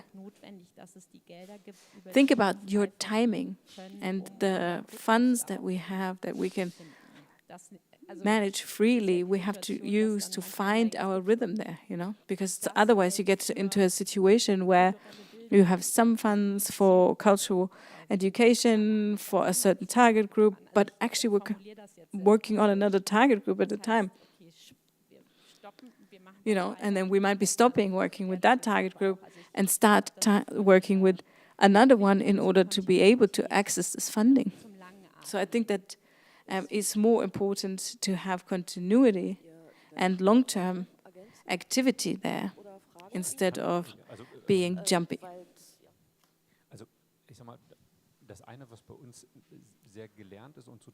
Something that we have learned and that developed in our history is that we are very used to only be able to work with the resources that we had. As I said, we sell the tickets and then we have to think about what is possible with the funds that we have.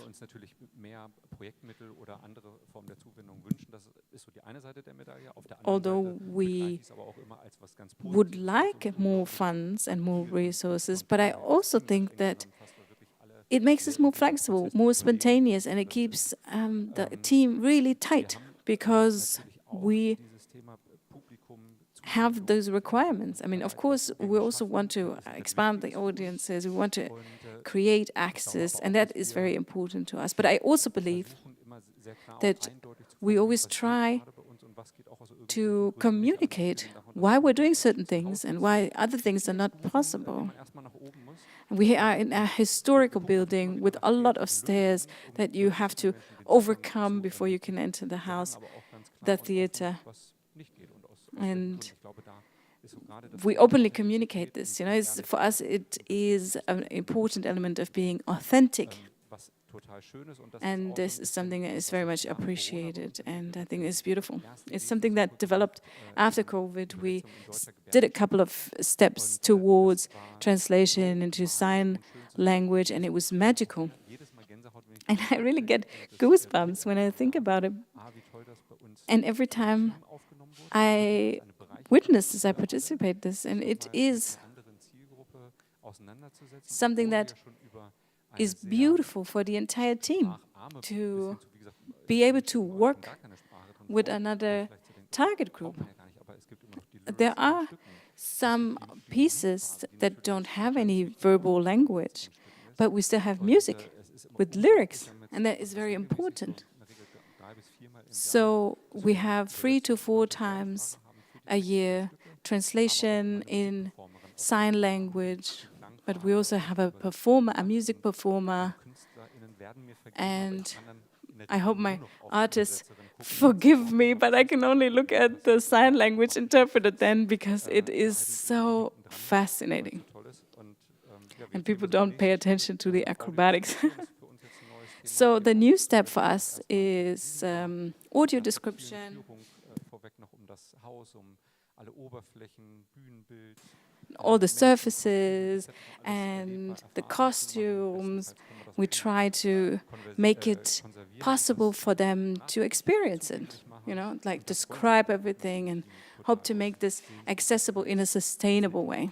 And this is something that the team is very happy about. It is a development for us and for the team. And the artists think it's fun too. So it's beautiful to see how much can be done, you know?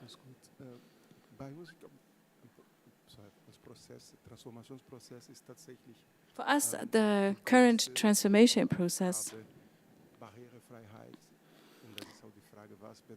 is accessibility and trying to define what it is.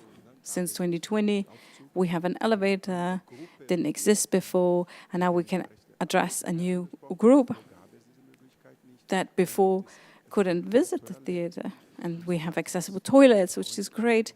It plays a big role. And what changes the audiences often depends on the protagonists. The artists bring their own group. They bring their own kind of peers, friends, colleagues.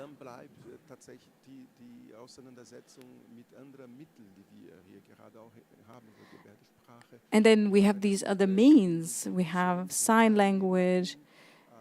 We have a production where we have a deaf person, a visually impaired person,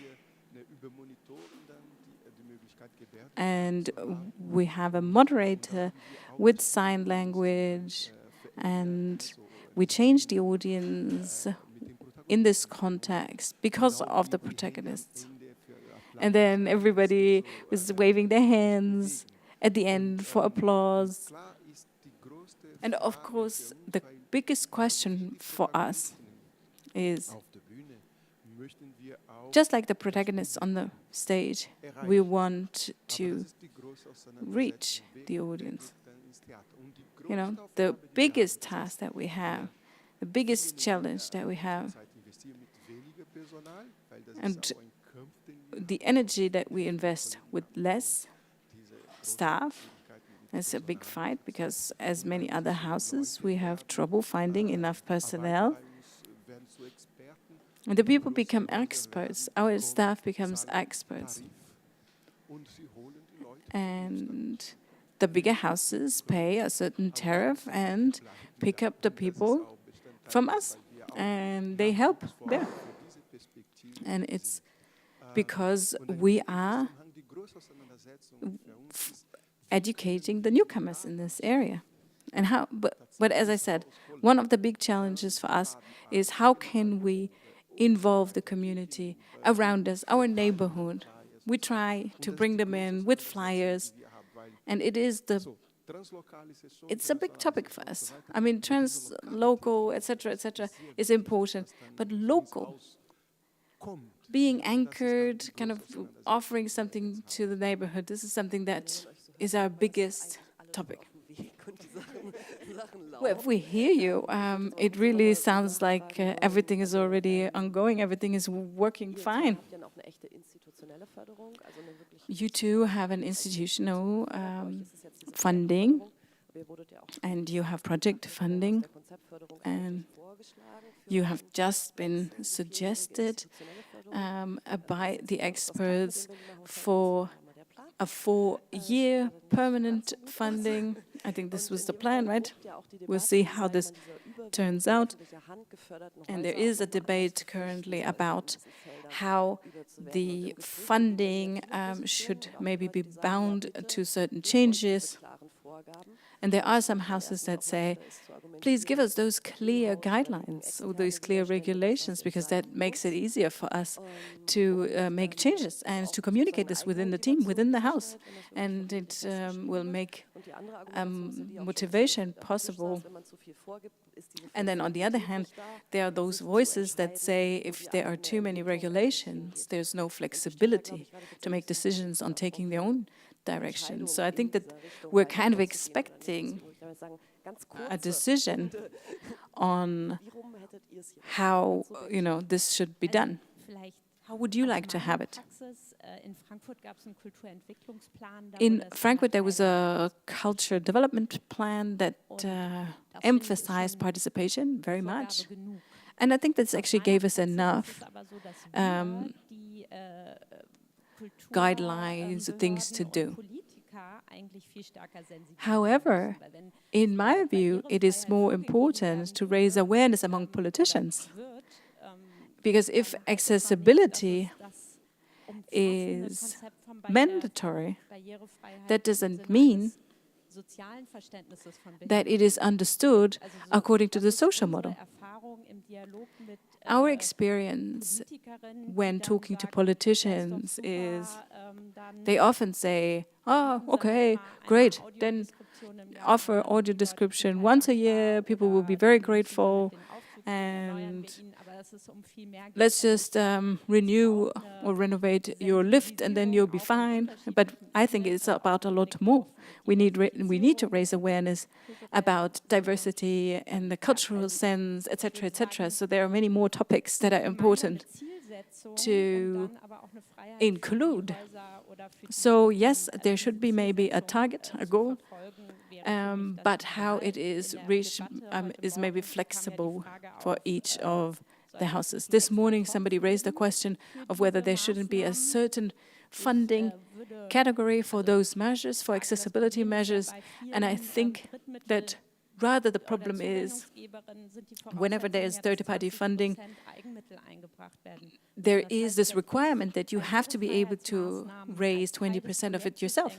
So if I think as part of the project, I would have those 20% on top. I have to invest those too.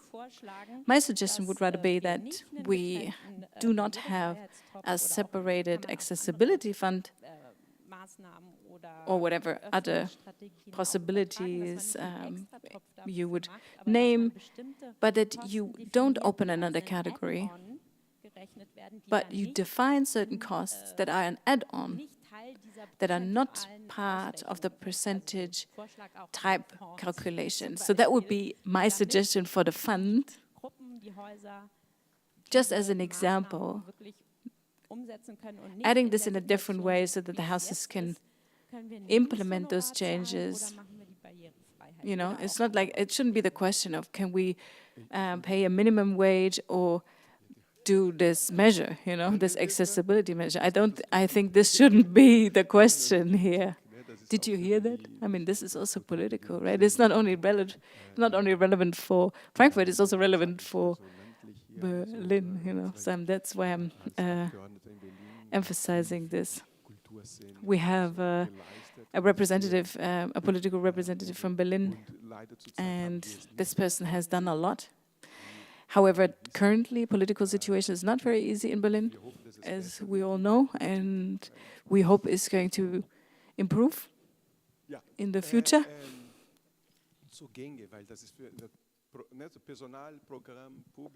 Because it's important for the audiences, the artists, and the programmers.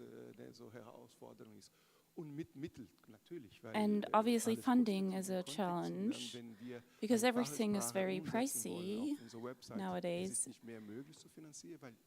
And then if we want to add, for example, another language to our website, then we don't have the funds for that, because everything has to be translated. Or even thinking about the funding, from those 1.5 million that I just talked about, we are paying at least 450,000 euros per year for rent. So that money is gone right then and there. And that's the financial perspective. And finances are just important to reach what we want to do.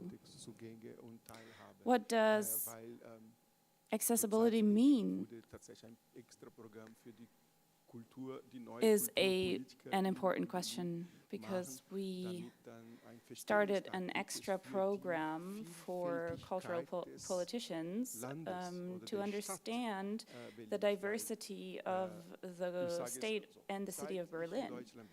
Since I personally live in Germany, I've seen that what is challenging me most is politics. And I've seen so many politicians in Berlin, up to Klaus Lederer last. Politicians and politics in Berlin don't speak the same language as we do, and we have to wait for politics a lot. So they need to be desensitized, made aware of the issues and the issues with finances, etc.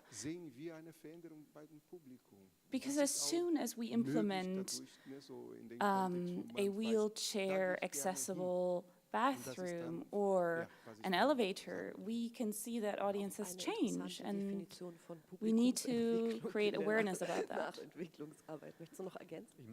Do you want to add to that? Yes, just quickly. Also ich bin ehrlich gesagt kein Freund davon, so eine Schablone irgendwie auf alle überzustülpen. I don't think that it's a good thing to make everything the same. So what I feel is important is to give funding so that people can actually ask these important questions. Because, like Wagner just said, it's a great vision to want accessibility, but there will certainly still be challenges. And full accessibility may not be possible.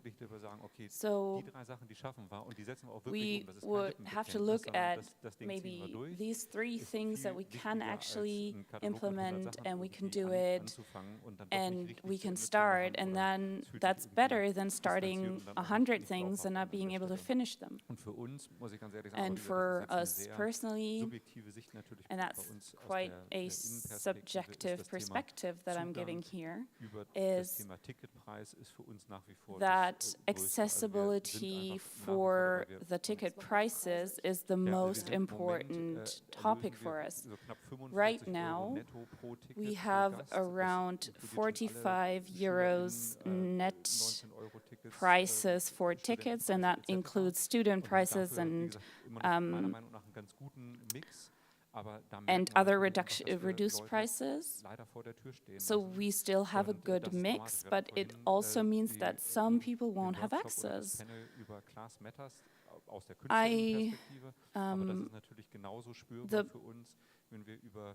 I know that there's a panel here about class matters, and that's also a topic for us.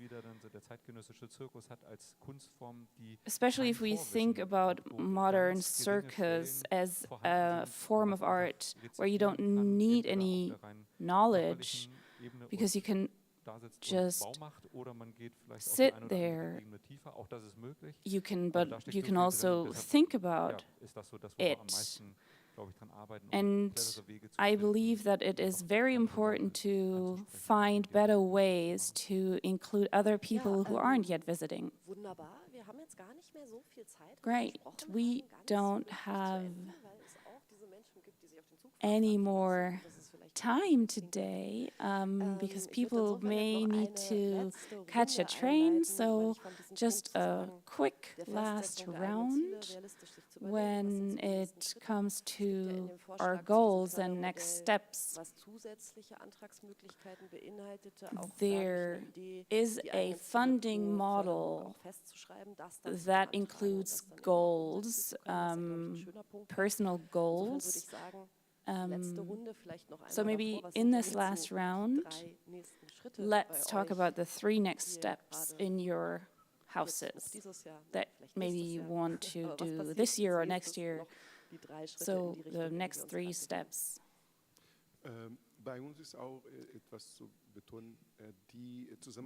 For us, it's collaboration with different institutions that we've worked with in the past, and we want to return to that. Because of the pandemic, we maybe didn't collaborate with them anymore. There was distance created. Like, for example, we maybe used to work with a bar, but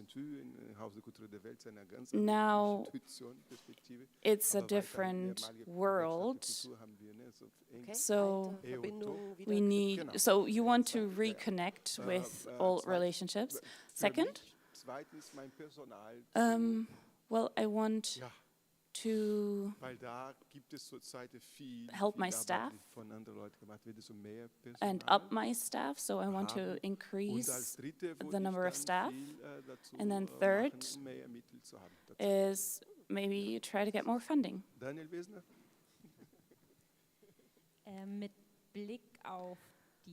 With regards to the audiences, I think the next steps are regarding accessibility. We want to have a continuous set of offerings, and we want to include various persons with disabilities, with varying interests, etc.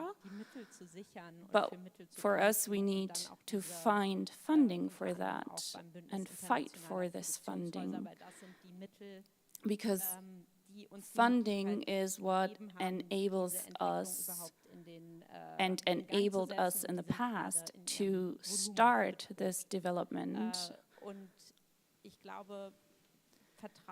And I believe that trust is important. We want to create trust through continuous offerings that are high quality, and we want to market them locally, but also talk to cultural politics who are talking about utilization a lot and numbers a lot, and we want to make them understand that it's not only about quantitative analysis but also about quality analysis, because if you want to make a program accessible, it needs trust and it needs a change in our team and a transformation that is on our to-do list. With us, it's creating a different production framework, because we are convinced that the audience will change when the program on stage changes. From an international perspective, we realize that modern circus is still too white, so we want to include other topics on stage. And we want to, within the team, also make these questions accessible and think about what does inclusion mean, for example, among other questions.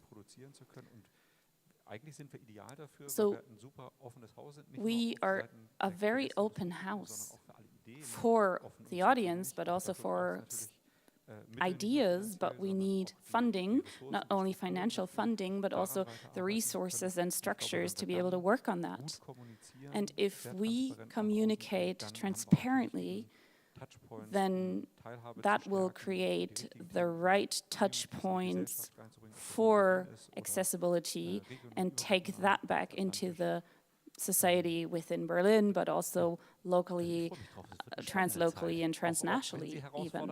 It's going to be very exciting times ahead. Well, I guess that's just a great end where we're saying, hey, let's look forward to these times ahead.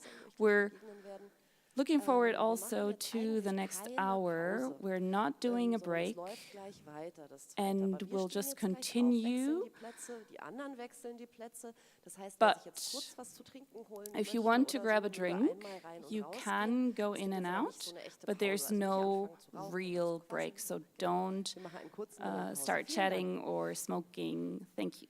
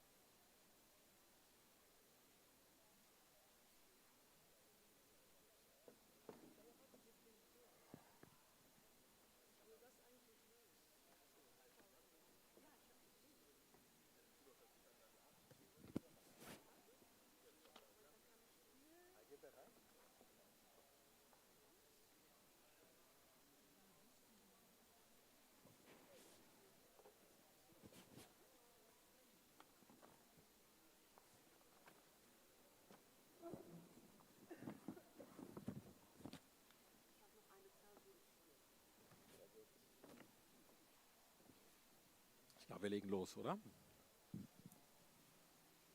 I think we can start, right?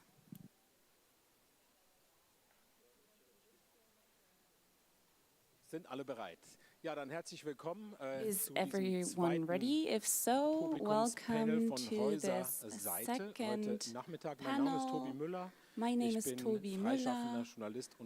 I am an independent journalist and author from Berlin. Maybe you will hear more or less of my Swiss accent because I'm Swiss. I am white, have gray hair, and I am heute, das beschreibt mich I'm ungefähr. wearing Und glasses wir versuchen heute, and die Latte liegt sehr hoch, wenn man das so sagt, aber wir versuchen es mal sportlicherweise ein bisschen auch zu erinnern an die Eröffnungsrede von Sivan Ben-Yishai, remember die französische Theoretik jetzt nicht beim Namen genannt hat, aber sie hat sie ganz bestimmt gemeint, mit Derrida und Deleuze, als sie von Unterbrechungen gesprochen hat, where von she talked von about leeren gaps Signifikanzen, also alles Dinge oder Momente, and die das Momente Überraschungen bereithalten, moments das of Unvorhergesehene, das surprises Ereignis, das quasi and the aus der Zeit unforeseen. herausspringt, was es sich wünscht für das Theater. Ob wir das für das Panel einlösen können, And we will werden wir see sehen. what the panel Das Lustige ist can ja, do was ich wirklich empfehlen kann about als all Lektüre, this ist, auch wenn man and sich jetzt think nicht so about all this. bewandt fühlt in der französischen Philosophie, ist der Even Band, if you aren't Unterbrechung, familiar Gespräche mit Phil Deleuze. with Auf Französisch heißt das sinnigerweise pour parler. Und wenn man das French wieder philosophy, aufs Deutsche, heißt eigentlich Fürsprechen.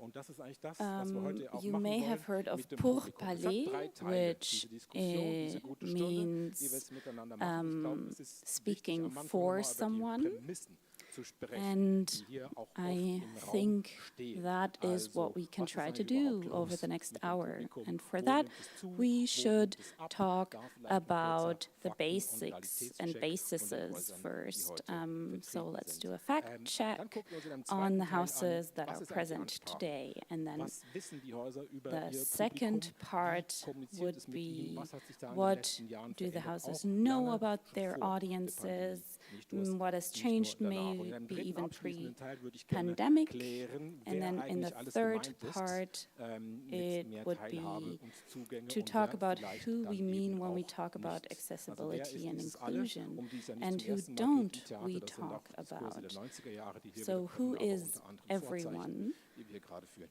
Das ist So der that grobe would Plan. be Ich stelle euch our und Ihnen agenda jetzt for kurz das Panel today. vor und bitte euch dann So danach, wenn ihr zum I ersten Mal sprecht, will eine kurze introduce the Selbstbeschreibung. panel Für die nicht sehen, das ist immer shortly, besser, and then wenn I es die will Leute selber ask machen. you to Vielen introduce Dank, dass ihr alle yourselves. gekommen Thank you seid. for Neben mir being here. sitzt Viola Hassel. Sie Next ist, to me Chefdramaturgin, is stellvertretende Viola Intendantin. Hasselberg, was habe ich gesagt? Hasselberg. Das gibt's ja nicht, Entschuldigung. What did I say? Viola, nach all den Jahren Hassel. oder Jahrzehnten. Oh, Viola Viola Hasselberg, of natürlich, course. arbeitet schon seit gut You've been 25 Jahren working mit Barbara Mundel zusammen, with Barbara am Luzerner Mundel Theater. Da habe ich sie zum and ersten Mal started in kennengelernt. In der the Schweiz, theater dann am in Theater Switzerland. Freiburg. Then you worked in Freiburg, and now Man kann you're sagen, es waren working immer at the Versuche, Kammerspiele das in Stadttheater nicht nur Munich. ästhetisch, zu öffnen, sondern auch, You did not only diverse want to open up the theater aesthetically, but also make audiences more diverse by creating more accessibility. wenn man so möchte. Die Münchner Kammerspiele sind wichtig. The und, Kammerspiele Viola Hassels in Position weiß Munich natürlich immer wieder sehr are stark very in auch important, polemischen, and Viola Debatten Hasselberg's stehen, was die position Publikumsstruktur angeht, is nicht erst usually seit der debated Intendanz Barbara Mundel, Viola Hasselberg, sondern natürlich auch seit Matthias Liedenthal und eigentlich auch schon seit because Anbauer. of Also the das, structures of the dreht sich seit audience Jahrzehnten in the München so ein Kammerspiele bisschen in im Kreis, Munich, was das angeht. Das ist wichtig and für unser Thema. Vielen that Dank, dass is Sie da very sind. important for us today. Thank you for Neben being Viola here, in der Viola. Mitte sitzt Matthias Pees. Seit Matthias einem Pees guten in the Jahr middle. Intendant der Berliner You're Festspiele. the Immer ein bisschen director of schwierig, theater zu sagen, for the Berlin Festspiele. eigentlich machen, weil es ist so ein bisschen auf And it's difficult to Permanenz explain what gesetztes the Berliner Festivalhaus, Festspiele und das ist ja nicht nur do, diese alte, 60er Jahre because Immobilie, it's not only a in house from the Berlin-Wilmersdorf, sondern eben 60s auch der in Martin-Gropius-Bau, den noch Berlin-Wilmersdorf, mitgehört but in diese it's Struktur more hinein. than Das that. ist auch, That's wenn man so part of the möchte, der structure Chef of oder the die Chefin eben Berliner hier von Matthias Festspiele. Pees ist nicht Joe Cialo, der neue Kultursenator So in Berlin, sondern eigentlich Claudia Roth. Weil es sind eben, es gehört zu den KBB, zu den Matthias Kulturbetrieben Pees des Bundes. and Matthias the war auch Berliner mal Festspiele Journalist, is part das of ist the war dann KBB. Dramaturg in den goldenen Zeiten der Berliner Volksbühne unter Frank Kastorf, And in Brasilien gelebt, hat da auf Annemarie Wanekere is also here. 2013 Intendant gewesen im Musortum, wo wir gerade Anna Wagner gehört haben. Und sorry, Matthias Pees is also here and worked in Brazil for the Muson Tour. Wie will man da eigentlich ansprechen, wen nicht, wie öffnet man das? Performing Exiles ist ein neues Festival, das unter ihm stattgefunden hat. And Performing Exiles is also a festival that was happening with him. Welcome, Matthias Pees. And of course, Annemie van Ackere, of course, you know her. She is very well known in the independent scene, in the independent context, and far beyond that, she is the director of the B.A.L.L and the How.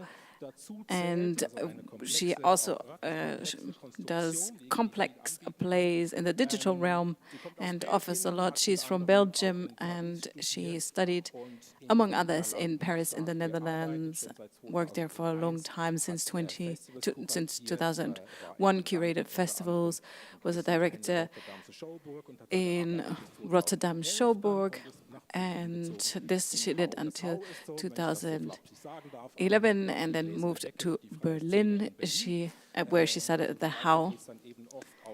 This is the How is the glass ceiling in Berlin.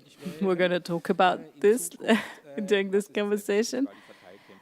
And it is interesting how those distribution fights are shaping up, and it's related to the question of for whom does the theater play at all. Thank you very much for being here. We have a question that is already in the description of this panel. The niches all work better now, and the big things don't. That's kind of the summary of the self-description of this panel.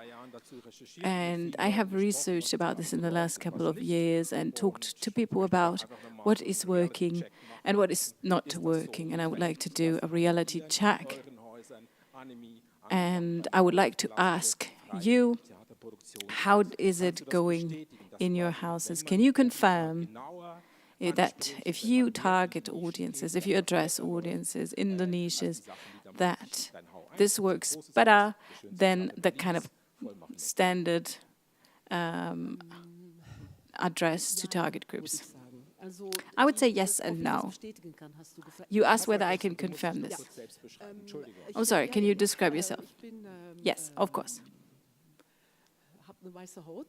My skin is white. I have a lot of hair that are more or less curls, and I have gray hair, more than just a little. My shirt is light pink. It is a piece that I inherited from my mother-in-law, and I'm wearing a jeans and a jacket on top of my shirt. Is that okay? Oh yeah, you asked about the big and small plays, whether it works better if you go into certain niches, or if you specifically kind of look for certain people. I wanted to ask from you whether you can confirm this or whether you see other tendencies. I think that we share this, and this was what was clear in the last panel too. The pandemic was a real break. We do less. Things have changed. We do less. We have less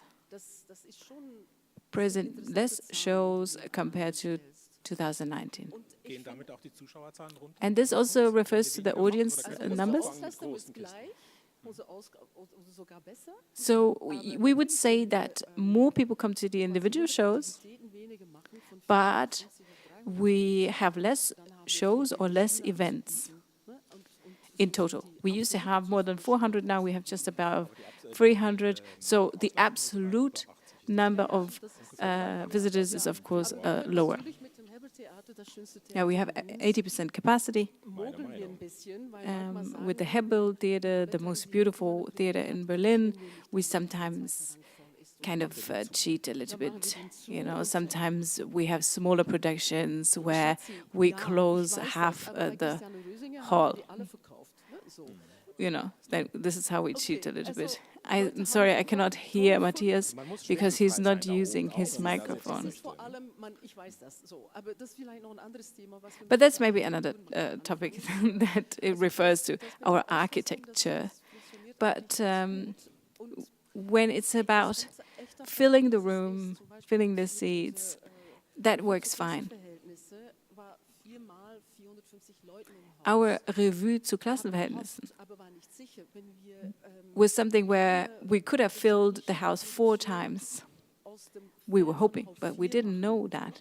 And if we do something from the Hof 4 in digital and Hall 4 sometimes takes place in Hall 3, and then you have twice 80 people, that's not a lot, but for us it's okay. So I would say my answer really has to be differentiated. We try to assess what we expect for certain productions, and I think that our show diversity is the same as before. We have the dance, we have music, theater, of course, and we have the digital, and all of these events address different people. But I mean, you said that you have less productions a year. And I mean, there is the topic of overproduction. We know that there's little time to think and it exploits people, you know, and you need a cultural policy that covers this, you know. And if the policy says if you have less productions, then you need less people in the theater. How is it for you? We actually have a good funding, and the conversations confirmed that we don't have to do as many productions. I mean, back in the day, I was a machine, you know, in Rotterdam, and the pandemic did that for us. It helped us slow down. It meant care for the staff. We weren't allowed to do things. And now we have technical personnel that is not allowed to work until late night or not more than 10 hours, etc. So all of these kind of care topics really made a difference and are really an advantage. And we put in our budget for 24, 25, we have a confirmation.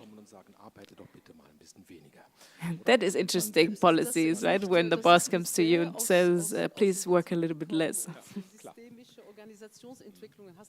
I mean, this is all something that comes from systemic organization development and stuff, so.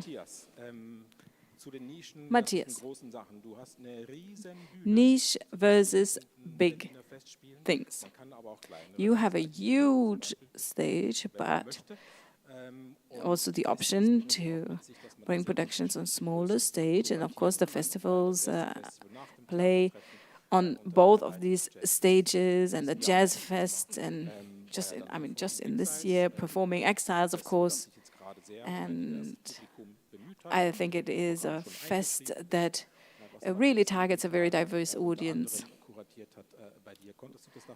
Curated by Lilienthal, what would you say worked better, the small productions or the big productions? I only saw the premieres and they were full, but then after the premiere it changed, right? Can you talk about this a little? Well, yes, my name is Matthias Pees. I'm white, dark blonde hair, blue eyes, blue clothes, and I'm wearing glasses. No, I cannot confirm. But I think it is difficult to look at, you know, all the things that we do, all the productions, the Berliner Festspiele, the Gropius B.A.L.L, and the the Philharmonie that we play in for 15 days a year, free theater festivals, different performing arts formats. I think, you know, and we have those festivals for young artists that we've been organizing for many decades, and we have a Tanztreff, a dance meeting for young people. We have the literature festival that takes place in our house, and how organizes it. And all of these are events that are in our house because we have such a big stage. And if you are not in a group, in a dance group, for example, then you will have this stage as your only option. I mean, no other one is so free. And both houses are houses that people visit because there are big spaces, big events, and with the programs that have happened and the exhibitions in the Gropiusbau that are kind of could, you know, be said to be a niche with participatory formats, for example. This is something that hasn't really happened much in the house because of the architecture. So this is because of the tradition of the house, right? I mean, are you using Kuhlmann? Can you, you know, kind of talk about changes in the audiences, or what are your impressions? It's difficult to answer with a simple sentence. I mean, maybe I can say it for the Gropiusbau. Many people know the Gropiusbau and have loved it for many, many years. It's part of the Festspiele since 2002, and ever since then, in the first 15 years, large audience numbers have been achieved with a very colorful program and very little budget. And many, many different events or exhibitions took place there. And we reached 500,000 to 1 million of visitors a year. And since 5 years ago, we have a curator team there, and it has a great contemporary program that reaches 300 to 400,000 visitors. That's something that we can only dream of. Well, it's only an exhibition hall. I mean, it's not a theater. It's different. When it comes to the activities of the Berliner Festspiele, including the house itself, we reached 200,000 people, and almost a quarter of those visitors go back to external activities. But just because there's no daily kind of program, but rather 10 festivals and similar formats like Season, I mean, similar to Spielzeit Europa, I don't know if you remember this one, but it is a performing arts program, and we reach maybe 150,000. And with each individual element, we have to ask ourselves, who is that? Who is coming to the Jazz Fest? Who are these people? And that is a very different question than asking who visits the Märzmusik, because those are very different formats.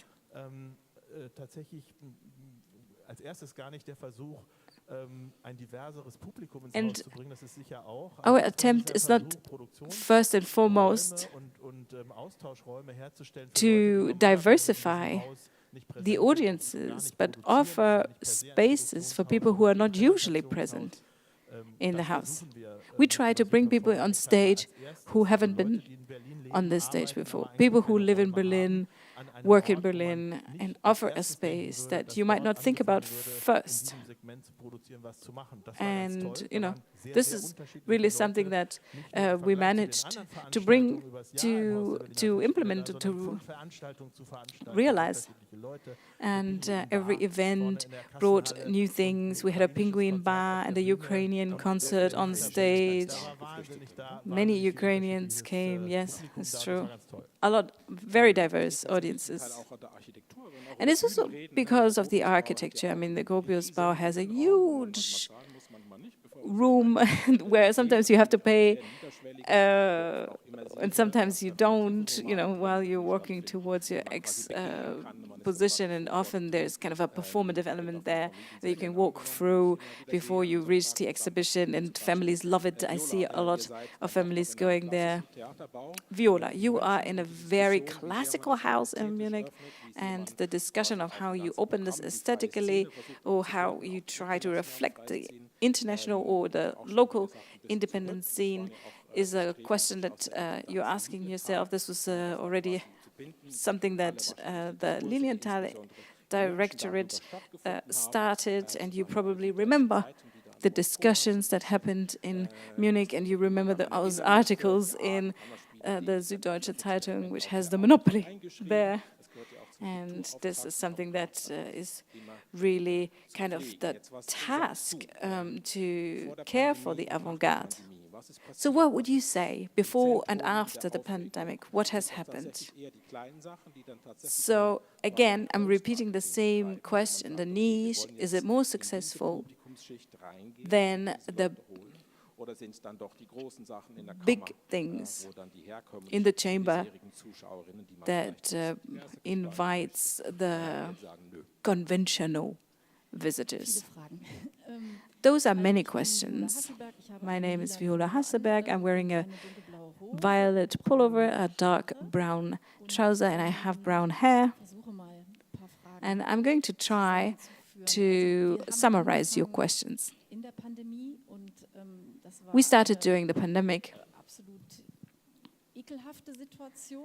and it was a disgusting situation because we had trouble finding ourselves inside, outside, and now we're doing very intensive relationship work. It's fun, but it's closely observed, and it's exhausting. And there has been a campaign from the Süddeutsche Zeitung that is titled, "I'm not going there anymore." There are visitors that make really cool compliments and say that it is a new place for them and that the quality of encounter has been renewed, and that I cannot really say anything about this niche big thing differentiation. What would you say is the new quality? We produced an Antigone in plain language, plain German language. And now we have new people coming in who receive support, who have other means of accessibility that didn't exist before, and that makes it more welcoming for them. Plus, we have the normal, conventional audience, and if they meet, that is a new quality in the space. You notice that conversations are different. Surprise effects are different. What Antigone could mean today, how you could play it. And Antigone is played by an artist with an impairment, with a very diverse cast. I could give you another example. We have a couple of productions that deal with the Middle Central Europe and green corridors in Ukrainian and German. It's a mixed language production, and it's very interesting to see how the audiences mix, they laugh or cry at different moments in the play, and people observe each other, and I love these things. It's very exciting.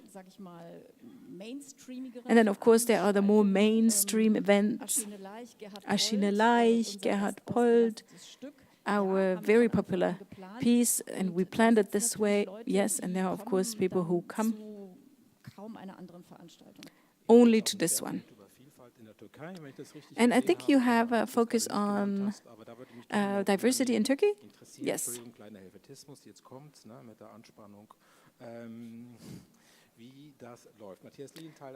Matthias Lilienthal always said, the numbers are pretty low, right? And he always said, people leave, but people come. But the new ones who come do not compensate the ones who leave, to make it really simple. That was often the problem. That was really the problem for a long time of the director at Lilienthal. I mean, you said that new people come and they make compliments, but can that actually compensate the ones you have lost? And can this, you know, kind of justify this big house at this very important location? I mean, the location at the Maximilianstraße is not my favorite place, and 60% visitors is not great. It's my main concern. And the focus on Turkey, on diversity in Turkey, is successful, yes. People come, and sometimes the community makes the majority, and I'm proud. You know, so the new ones, the new visitors fill the vacuum too slowly. And I hope that we are able to withstand the pressure, the political pressure, the pressure that's put on us to increase the numbers, etc. And I think that we try to bring those other voices on our program. And I think there's not a cure-it-all solution for this, you know. And I think the niche of today is the mainstream of tomorrow. Yes, yes, please, please, please. I mean, I thought independent groups that are growing and that are maybe now my age, you know, that kind of went this step in the last 70 years. Can I ask something? I think that the political message is very contradictory. It is contradictory, it's true. We receive confirmation or acceptance of our goals, and then people say that, or we tell them, but this is going to take time, then we're being shamed, you know, or discriminated against by the media. You know, if somebody writes about Antigone and then makes fun of the plain language, you know, this is discrimination. And this, I don't know, the only thing that helps there is patience. Let me just interject here. We cannot forget the pandemic. I mean, you're making a new program, and some of the old people do not come back. The old people, I mean, the people who went before, do not necessarily come back to the standard program. And there was the Tante August, and people got crazy during the festival. And I don't know what happened. So my impression is that the people who do come are very, very committed. I think this is another discussion in some of the texts or researches that I did, where I talked to some of you. I like to call this an audience volatility instead of calling it a loss. And there is a big difference between productions that work well and productions that work not so well. And this difference has kind of grown bigger, you know. So, of course, this could have been the pandemic, but otherwise it happened everywhere, in all the cultural areas, in the cinema and in music and etc. And, you know, it depends on all the time that we spend online. So let's talk about what we can do in order to approach new audiences. And if you compare, in the 90s, there was a PR service, and the pieces were copied and then given over to a bicycle courier, and people, they received those copies, and that's it. You know, this was kind of really all there was. And nowadays we do surveys and we have data tools that are very informative. And in the big houses we have all departments that are called audience development, and then you have another department that is doing social media and marketing. And just a very, very different data structure. What can we learn from this? And my question would be, with the experience that I collected in Zurich at the house where we were doing an experiment and that failed, I wouldn't blame anybody there, but there we tried to put audience development into dramaturgy, where we said, oh, here, those are the promotion guys who are doing targeting with data that they got from somewhere, and we don't know whether they were allowed to get it. And they are involved from the beginning. Maybe I can ask you, Viola, what are your experiences there? Yes, I saw it in Zurich, and I found it interesting, and I thought they did a good job there, but it's a very difficult task. Dramaturgy is a lot about working with your audiences, and yet you still really know. Communication is never good enough, internally and externally. You try so hard, but it's just not working. And it's getting more complicated. Digital media has become more important. Social media is something that you may not have access to directly, but you still have to create on social media. Your website has to be very interesting. So it is difficult to maintain your website, and you may not have the time and resources to do so.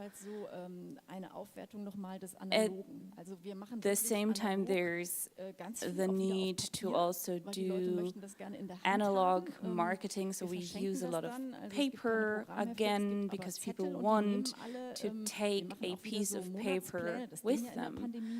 We also do monthly plans. People like these monthly programs a lot. And then you have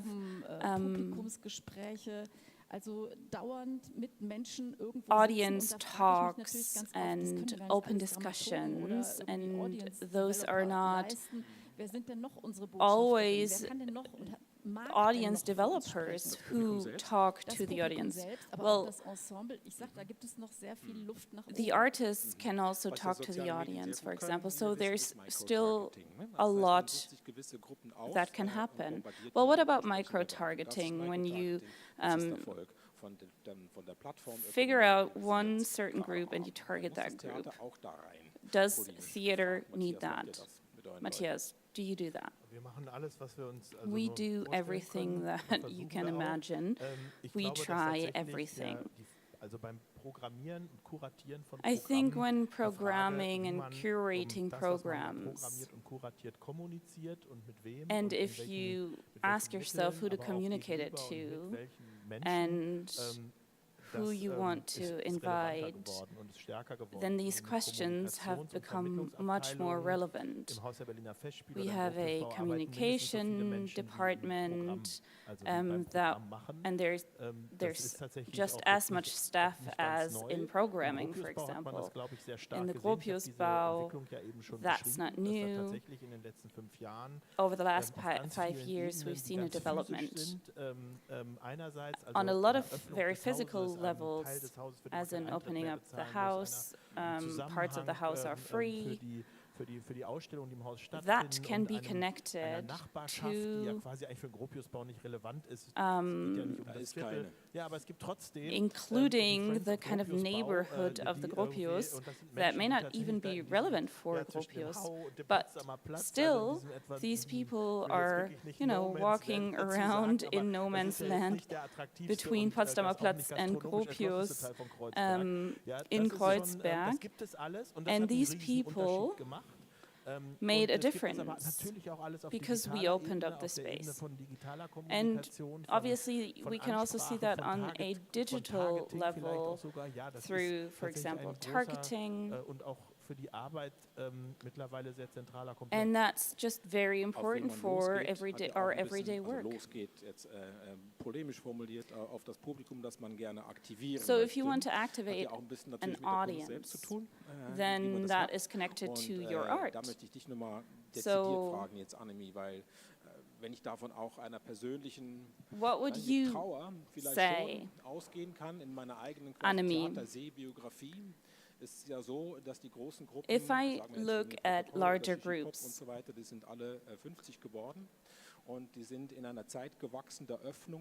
then, groups are aging as well. And the biggest growth has happened in the 90s, and after that, maybe there wasn't as much growth. There were smaller productions and no large productions that could, fill a lot of spaces. So there's a tendency for smaller groups.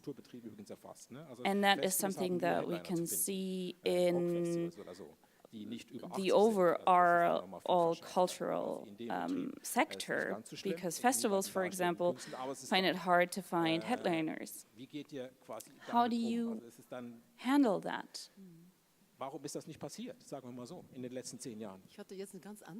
I expected a different question, and I mentally prepared for something else, but I guess that's okay.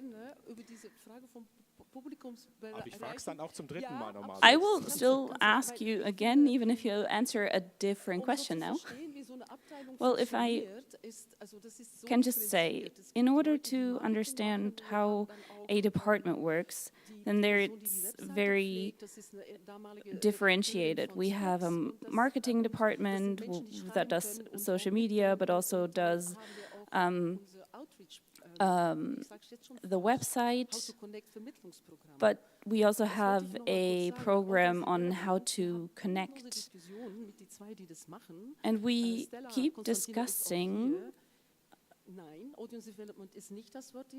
with those two who are doing these programs. It's about figuring out how to encounter. It's about figuring out how can theater be opened up for me.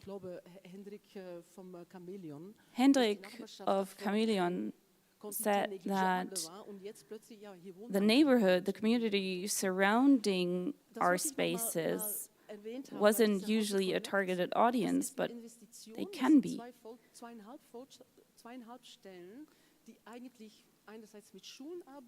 So the Connect program is staff that works with schools in the neighborhood, and this group now comes into our house, and this is a long-term relationship that we're building. And we discussed a lot, Stella and I, because Stella kept saying it's not working this way. And we perceive ourselves as a house where the doors do not only open, the audience enters, they clap, they leave. But it's important to have a different perspective on our audience. I'll try a different perspective. When we finally talked about post-migrant theater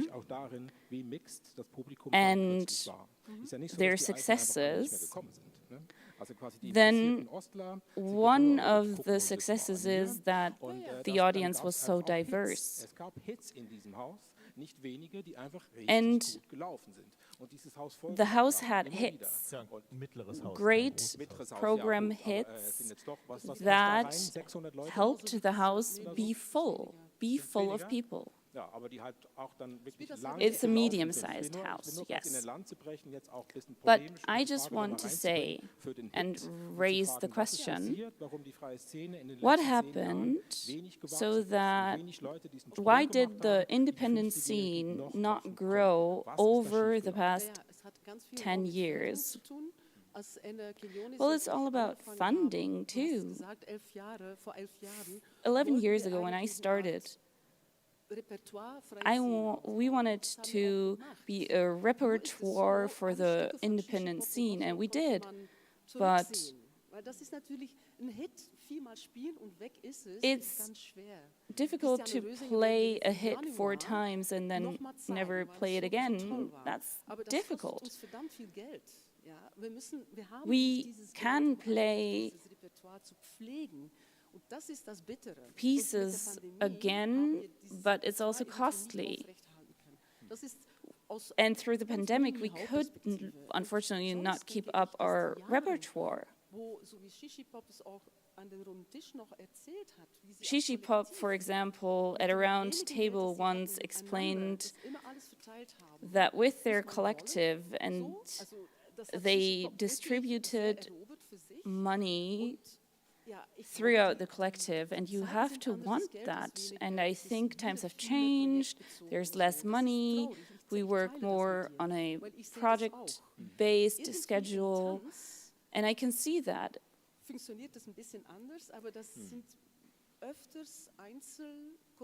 In the performing arts, it's different because you have choreographs, they work with different persons, but then funding is problematic again. So it's difficult for these persons to develop ensembles, and it's just not getting easier. And you have these large stages. There's experiments in Berlin that went wrong. I have to be fair and say that there is funding and has been for 8 years that helps people get back into the arts, renewal funding. But it's difficult to receive this kind of funding. But at least the pieces who were paid up until the premiere need to continue to live on after it. We have about 10 to 15 minutes left, and I would like to use these 15 minutes to talk about the third part, which is who is this audience that we may want to include, or who do we not want to include? We've discussed this a lot. And I try not to go back to the 19th century, but maybe to the 90s. And we were talking a lot about audience structures in the 90s. When the McKinsey ghost was present in German theaters, and we saw a big audience crisis then, that happened in the 90s. Numbers went down, not only in the pandemics, but also in the 90s. And people tried to get different audiences. And they weren't talking about the same kind of audiences we're talking about today, but wealthy bankers, for example, and expats. So who do we want to include today?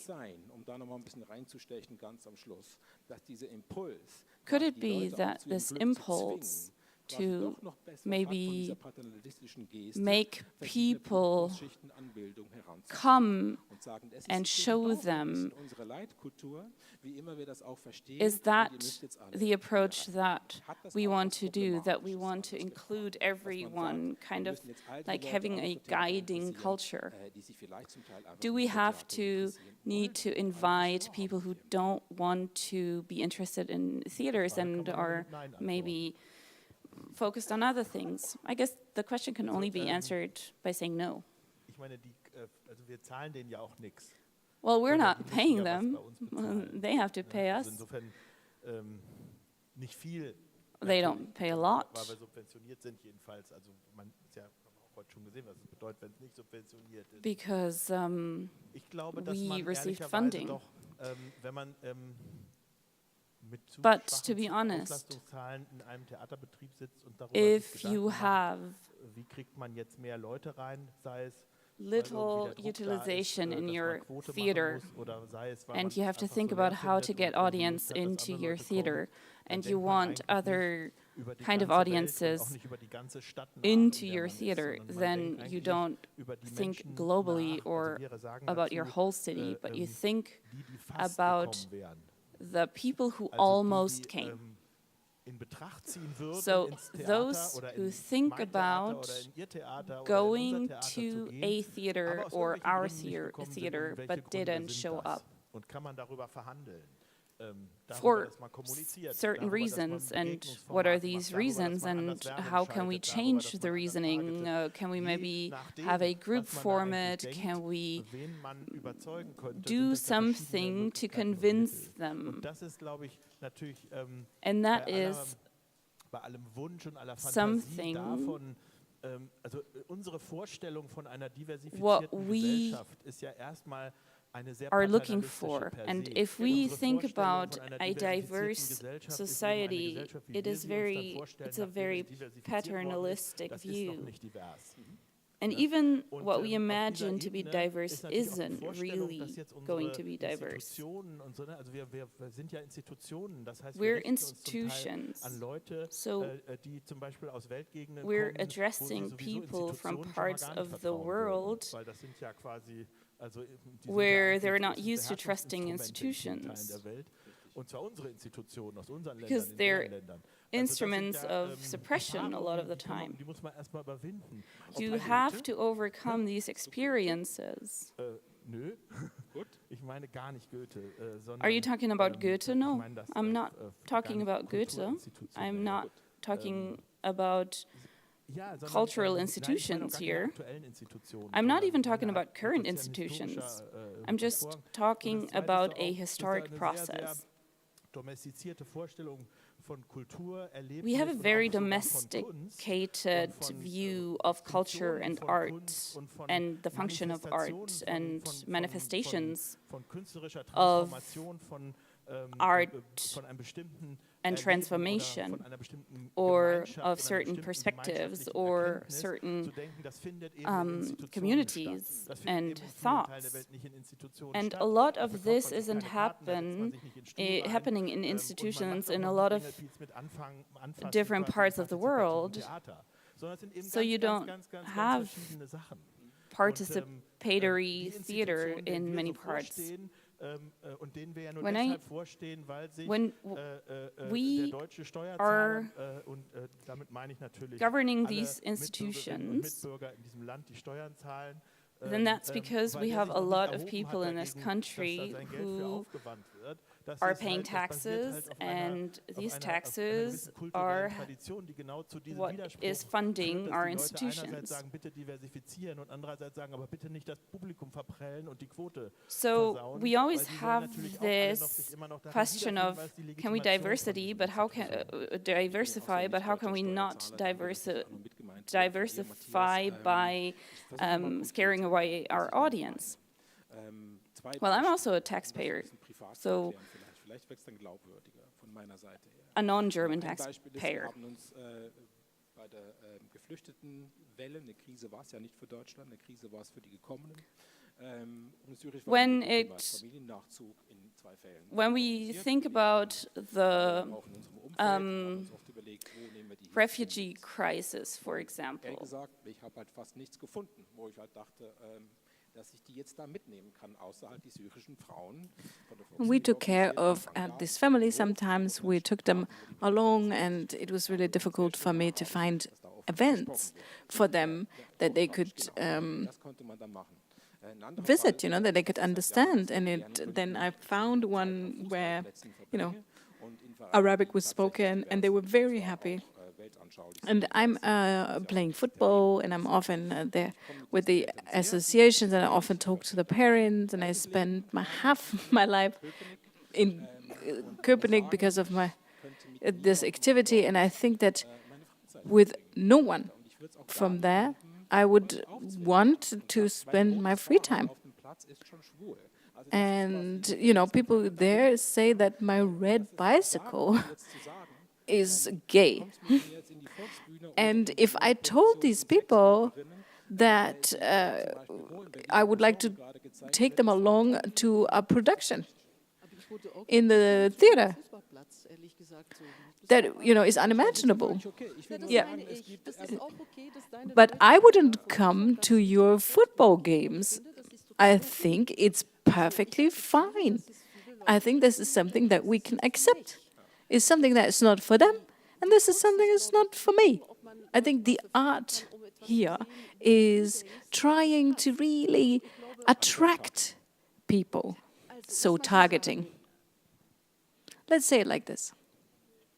Or there's some comment in the audience that I couldn't hear because the person is not using a microphone. Let me just finish my thought. Just like with Revue der Klassenverhältnisse, people are on stage who have a certain narrative, have a certain history, and there were 450 people in the room who connected this topic to themselves. It felt as if it wasn't condescending. It was a production that really related to how they place themselves, how they locate themselves in the society. Or festival Extremistas was something that was played by stakeholders, was addressing stakeholders who we hoped would get involved. And it was a meeting then with hundreds of people who were thinking about feminism as a transformation project. Those kind of projects are ones where audiences are interpreted differently. And it's something that's very empowering. And this is why people are coming. Because something is happening there where they feel empowered. I'm not saying that all our events are well visited, not at all. But your story of the football field is something that is not really a good argument. Maybe you meant it differently. I wouldn't spend much time to convince them to come to the theater. I mean, if they don't go, it's no problem. I mean, they're already saved, right, because they have football. I mean, I can tell you what else they do when they're not playing football, because that is a very different program. I mean, same for the people who do culture. They also don't have a beautiful daily activity. No, I mean, we cannot make this comparison of values and increase the numbers by finding out who do we want to get. Are we talking about marginalized groups? Because this is what we do a lot. We talk a lot about marginalized groups in those events here. Or are we talking about disadvantaged people who are not, you know, part of those marginalized groups but are somewhere completely different? I would like to warn you or warn us to just kind of do kind of a target for everyone, because everyone is not a target group. I think there are so many barriers that we have to remove. And then maybe not everybody will come, but those who come additionally are very valuable, are great. I would really like to also implement a solidarity pricing, but I'm not allowed. And we have to have a political mandate to do that. It's something that we cannot easily implement. But I see that the price is a big argument for people to go or not to go. That's why I try to make as many offers, as many events that are easily payable or easily bookable. And I fight with architecture too, because architecture is sometimes not on our side. I also want the people to meet, you know, when they've seen a play. I want for them to be easy, that to find something to eat or drink and sit down and have a chat, but that is not possible. I would like to invite or address more people who have disabilities, people who have less economical background, and I would like to keep the older groups of society too, even though it might not be their living room anymore, or let's say it's still their living room, but it's just the furniture has just been moved. But I mean, everybody wouldn't fit into the theater, into none of the theaters, and that's important too. When we talk about encounter, it will only be an example encounter, but very specific, because the numbers will never be relevant. If it's about a definable number of participants of a community, that would never include or encompass the entire community. And since it can't be about quantity, because none of the stadiums in Germany would actually fit everyone. You know, I sometimes wonder about those citizens' assemblies in Roman times, how they fit everybody in those buildings. But then I realized, oh, citizens wasn't everyone. They had a very strict definition of who is a citizen. And then if we come to a mass of particularities, then you can create a different type of participation, but not in relevant quantity. And the post-migrant theater that you just mentioned as a hit phenomena, as you know, it presented itself at the Ballhaus Nauni Street, and a room that came from the off, really, that was then moved into the city theater structure. And how started that? And those things happen at places that are very little predefined. And this is to be found in the independent scene, in the not per se institutionalized areas. And those are all elements of culture that are occupied by the groups themselves, and in those places a new type of understanding developed, a new idea of nationality and internationality manifested. And you gave us the example of Matthias Jedenthal's show about transnationality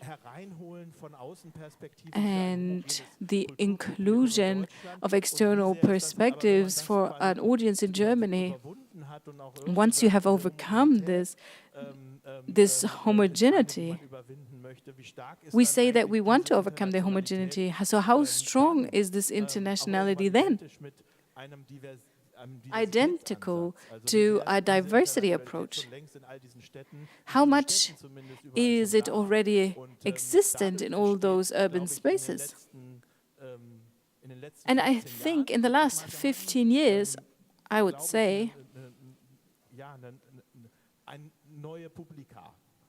this has led to new audiences. Yeah, I think you described the difference between tokenism and participation. Maybe. Just to finish, it's a very brief question. Let's ask, who don't we want to have in the theater? One of the directors in the Theater of Berlin said, I don't want any AfD voters. Those are not my audience. Which is the Friedrichstadtpalast, the theater that I mentioned, is overtly LGBTQI plus audience and parts of the political world got very upset about that, and others thought it was great. You know, this is taking a stance. Well, I'm sure that there are AfD voters 100%, because it's a huge house. But they were explicitly uninvited. I mean, of course, you don't invite those politicians. We don't invite them either. But the party that you vote for, this should not be something that is questioned or is surveyed. Is something that I don't know. It's something that shouldn't play a role. If you don't want anyone, then you could maybe name the people who are disruptive. You know, who only come to disturb the play. It has happened in the past. Peter Lautenbach documented this once with another person, I forgot the name. This is something that you don't really want. I mean, that you certainly don't want. But what you said, Matthias, internationality is something that is very loaded as a term. Toby said before, the secret topic is class, you know, who does the world belong to? And I think actually it's much more about haves and have-nots than about origin or background. What accesses do people have? And I think that it's actually the case that we're focusing on the people who have less rather than the ones who can pay 160 euros for the state theater. I mean, there are certain kind of traditions or habits, things that you do in a theater that you don't do, that how quiet you are. We all learned in the 19th century that you have to be super quiet, etc. So who don't you invite in Munich? I think everybody who's not interested in others, people who do open discrimination, and that we have a code of conduct in the lobby, and there are people then after the show who address a POC person and ask, why are you actually allowed to play here? That happens? Yeah, it does. It does happen. And then the colleagues come and talk to that person, because for the person affected, it's really tricky to do that. So, Matthias, who don't you invite?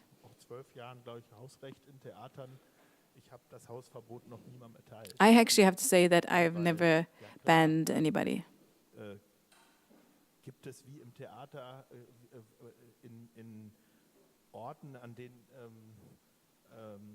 Whenever we talk about places, spaces of encounter, code of conduct is not something that is specific for cultural institutions. We always try to create spaces that are less discriminatory, that are more inclusive, that where people have an awareness about how to deal with other people, how to behave. And this is something that is not new, just because we're now calling it with English names. So it is kind of an attempt to be educational, you know, and we have to include ourselves and reflect on who we are and how we behave, and because we can't make our behavior the benchmark that decides on who can or who can't join. I think in tendency it's a place where you have to have the utopia that maybe an artistic event will change or wake up the bad person, you know, and make like a little bit of a difference, you know. If you don't believe that, then why do it?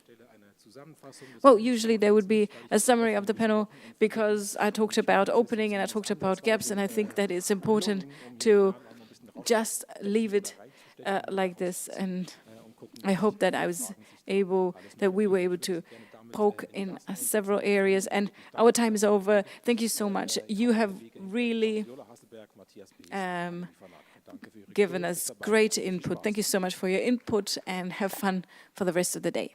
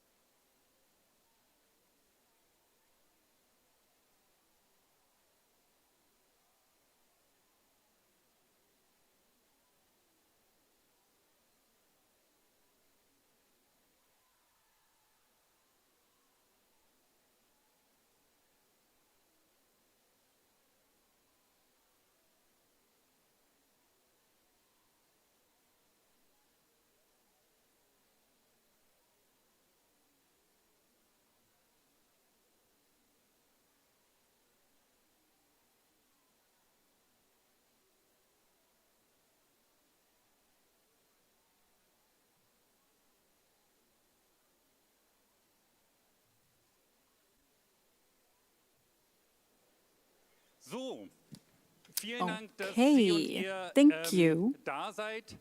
Thank you for coming.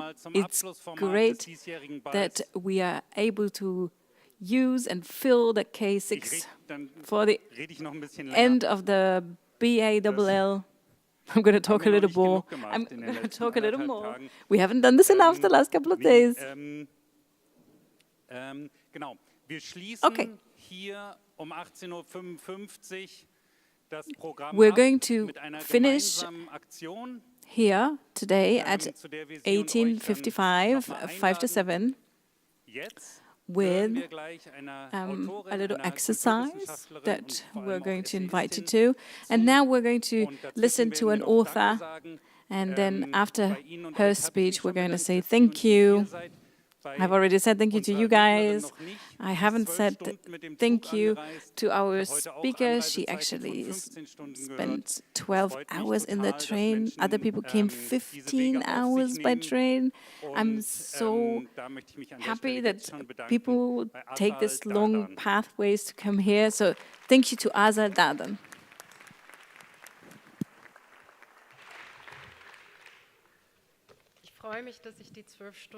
I'm happy that those 12 hours are behind me and I'm now here. It is a big honor. A big honor to be here at this closing event and to speak a little bit. I have been asked to describe myself. I have long, dark hair, and I'm almost entirely dressed in black, but I try to smile as much as I can with the red lipstick that I'm wearing. I'm going to read my Erika Mann lecture, Before the Dark, all of us of all people. And I was giving this lecture in Munich, and I would like to use this to talk about it. And in the meantime, a couple of things have happened in Hesse and Bavaria. There were elections, and the AfD is now the strongest party of opposition, and this is accompanied by a debate that really worries me. Yesterday I came back from Sweden, and one of the first things I saw was the title of the Spiegel, which was really not a nice welcome. But I am really happy to be here, where people meet and talk and try to find counter strategies, and this really gives me hope. But of course, many things happen in the world. And I was reminded of a sentence by Hannah Arendt. She said, not what our enemies did, but what our friends did. And this is something that currently really moves me. And I heard Hans-Shai Runen in the radio this morning, and he was so smart and he was so warm, and I thought, oh, these are the people I'm going to meet tonight. I gave this lecture on the 12th of May, which was exactly 90 years after the Nazi book burnings. And I took a couple of parts of the speech. The book burnings were the beginning of National Socialism, but it was a very decisive moment. It was a moment where protest would have been necessary. And it was a moment where people went into exile. And for example, Erika Mann went into exile, and I thought this would be very suitable for here because she was also a performing artist. In the book Escape to Life, written in 1938 with her brother Klaus, Erika Mann answers the question whether it was a difficult or bitter decision to leave Germany. She said, no, it wasn't bitter. What was bitter was that the swastika ruled. Where it ruled, you could not stay. Leaving was not bitter.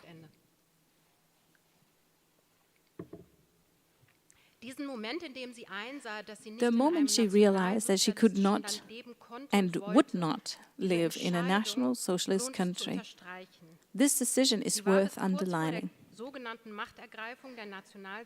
Until shortly before the so-called seizure of power by the National Socialists, she was not particularly interested in politics. She was a child from a prominent upper-middle-class home, a young actress in a big city, an adventurous racing driver, and a globetrotter. She didn't care what people thought about her, and she didn't feel the need to please anyone. And at the same time, she stayed away from things that she didn't like, things that were too worldly or too real. The Irish writer Colm Tóibín sees the origin of her later political clarity precisely in her playfulness and libertinage. He writes about the brother and sister Erika and Klaus in the London Review of Books. It was their silliness that made them serious. Once the right to go on being silly was threatened, they would respond with considerable urgency and earnestness. In January 1933, Erika Mann founded a political cabaret in Munich that aimed to draw the attention of a broad audience to the fascist danger with wit and subtlety. The Pfeffermühle ensemble acted with caution and yet with sharp tongue, working with fairy tales and parables, however unmistakable in their message. However, the caution didn't help because Erika Mann was called an agitator and a subverter. After the successful premiere, it was over anyway. A month later, the Reichstag burned. And the group knew the Pfeffermühle could only continue abroad. In exile, Erika Mann would write, and I quote, "Far too late. We strained our forces against him," that is Hitler, "our forces far too weak." By we, she meant above all the intellectuals, the authors, the artists, and the theater makers.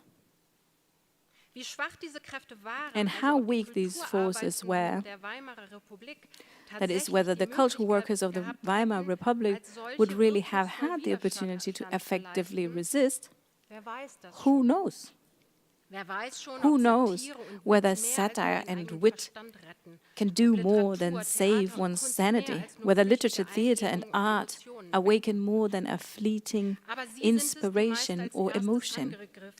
But they are the ones that are usually the first to be attacked, the first to be censored and destroyed. As an author, I am convinced that their creators should also be among the first to stand up, to defend themselves, to make a decision. At some point, Erika Mann allowed herself to feel affected. She was affected because of her mother's Jewish family, something that she never addressed, which is why I cannot say how important this part of her background was for her. She certainly felt affected as an artist, and she used her exile to resist.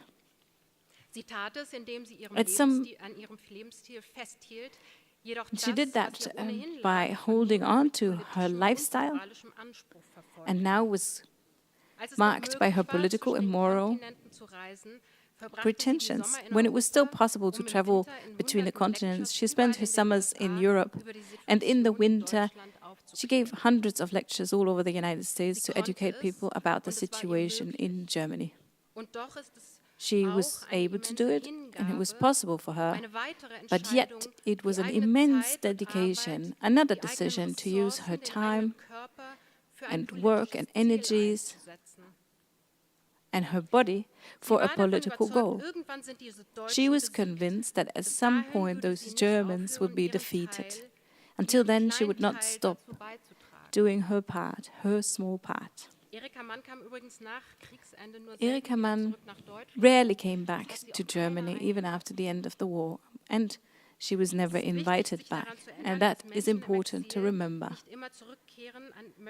that people don't always want to return to the place that drove them to flee. And for this reason, I try not to participate when biographies and lives are smoothed out. I have a penchant for pathos, but hopefully not for flattening. There are two examples that come to mind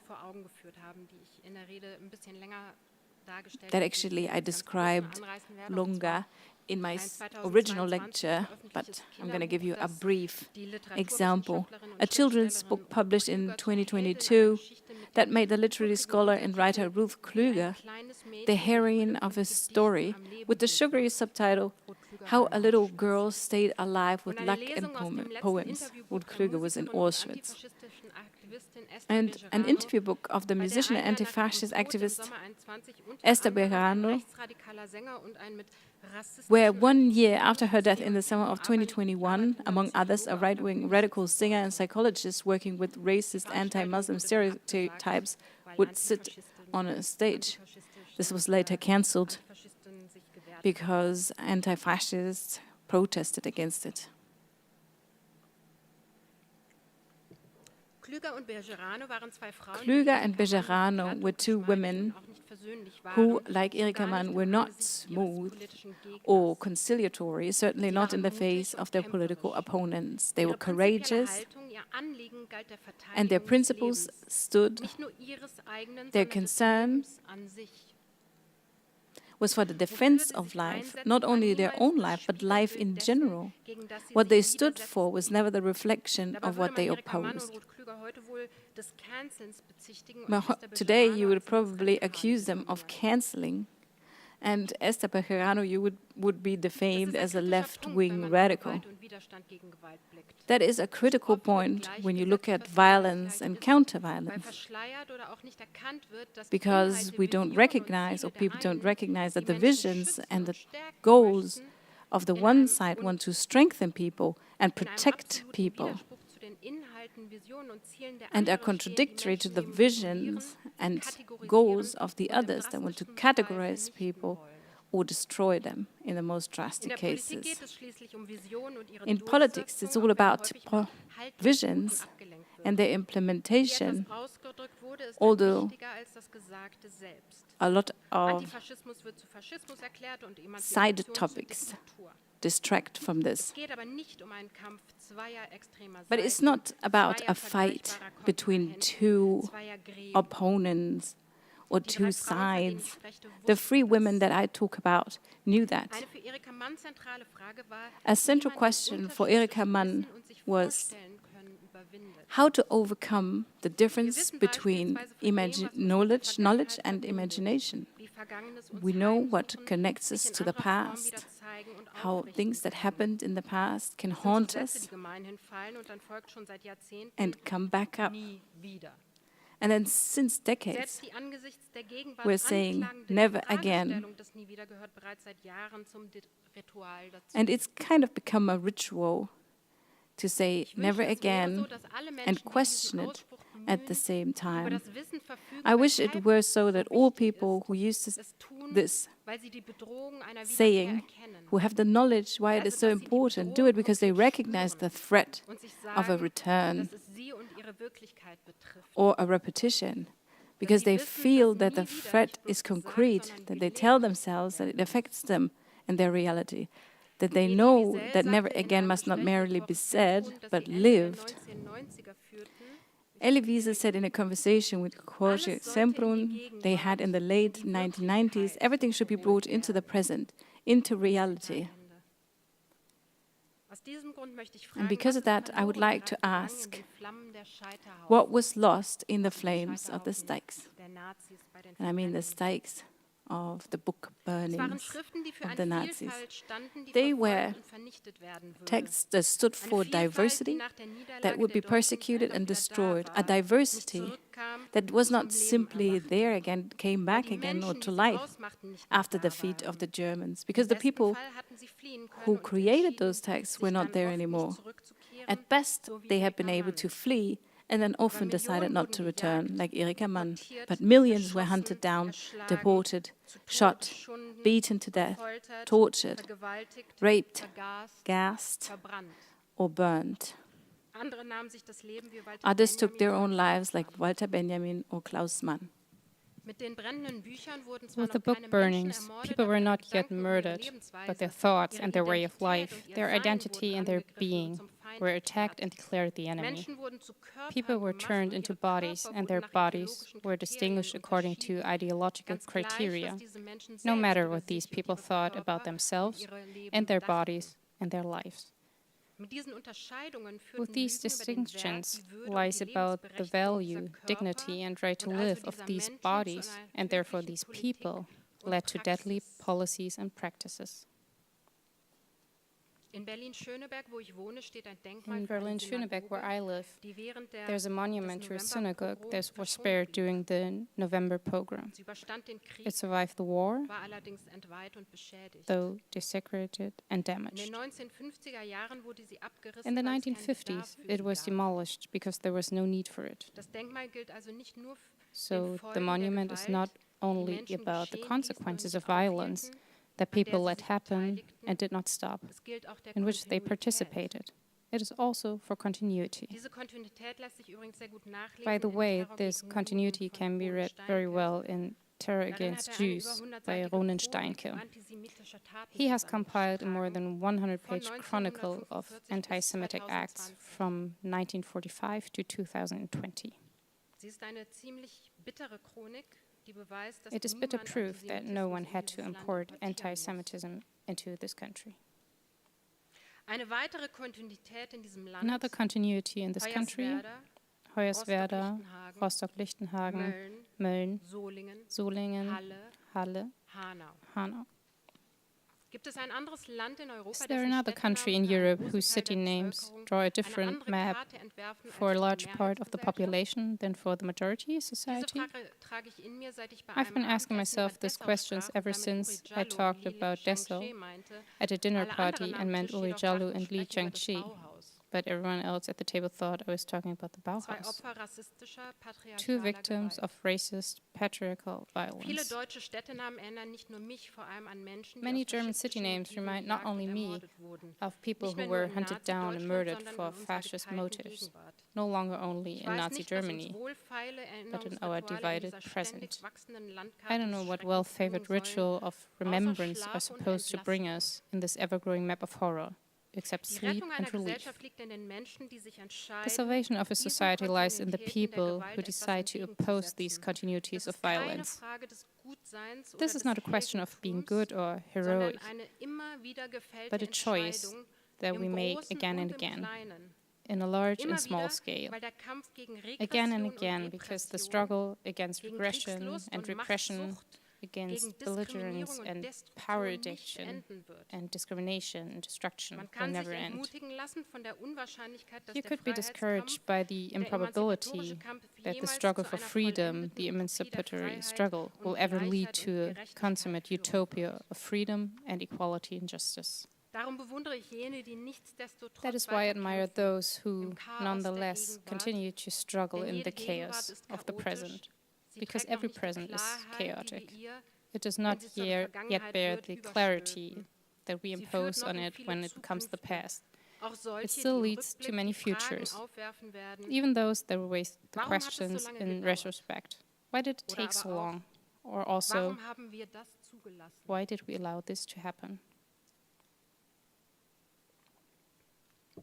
At this point of my speech, I have referred to the book burnings and the destruction of the library of the Institute for Sexual Science in Berlin, founded by Magnus Hirschfeld, but I will say a few things about him nevertheless. He was a central figure in the first homosexual emancipation movement.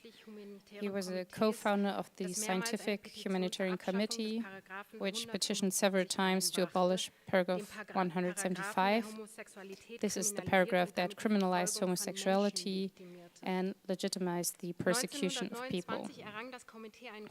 In 1929, the committee won a major success when the Criminal Law Committee of the German Reichstag decided not to criminalize homosexuality in the planned new penal code. Then the National Socialists came to power, and the paragraph did not go with their defeat. It was abolished in 1994, and guilty verdicts were not repealed until 2017. Germany is now facing a historic moment with the Self-Determination Act, but at the moment it unfortunately looks like the government is giving more weight to regressive aspirations than to long overdue justice for trans people. Today, Hirschfeld's medical practices, as well as his scientific theses, are partly outdated, especially his eugenic ideas, which illustrate that even progressive people do not always recognize all the dangers of their time. But Hirschfeld's work has showed that variations on what we have said as the norm are not pathological, that they should be considered and lived value-free, and above all, that norms are made, they are not natural. I would also like to talk about another important figure of this movement, the publisher Friedrich Ratzowait. He reminds me of some people that are still acting in public today. He also campaigned with another group for the abolition of paragraph 175 and founded several magazines for an audience that he now called queer. For example, Third Gender, text written primarily by trans people, for trans people, or The Girlfriend, the world's first magazine for lesbians. Ratzowait is also a pioneer, but we have to state that he has also been guilty of this. He argued, for example, that the role of the SA Chief of Staff, Ernst Röhm, was clear evidence that the NSDAP was not pursuing homophobic policies despite its propaganda. He criticized Hirschfeld again and again, becoming increasingly spiteful and harsh. This was probably not only for ideological reasons, because Hirschfeld was a socialist, but was also based on personal animosities. He claimed that the latter was harming the movement through his publicly displayed perversity. For me, there's a difference between not wanting to keep the political out of relationships and friendships and seeking a political fulcrum for a private dislike. We can all test ourselves on that. However, Ratzowait not only distanced himself from Hirschfeld, but also moved further and further to the right politically. Since he died before the book burnings, it is difficult to say if and when he would have realized his mistake. In any case, he fell into the trap of trivialization and collaboration. It was important to him to show publicly that he was, as he put it, a decent citizen. Acceptance was more important to him than solidarity. Solidarity is a worn word, and at the same time I like what it stands for. I don't understand it as a description of an emotion the way I understand empathy or compassion. Solidarity, in my view, is a never-ending project that doesn't work without others, that requires self-discipline as much as cooperation. But before I sound Protestant, it also means making a choice for the impetuous, the uncertain, the not to be ordered of the living and the human. The so-called silliness.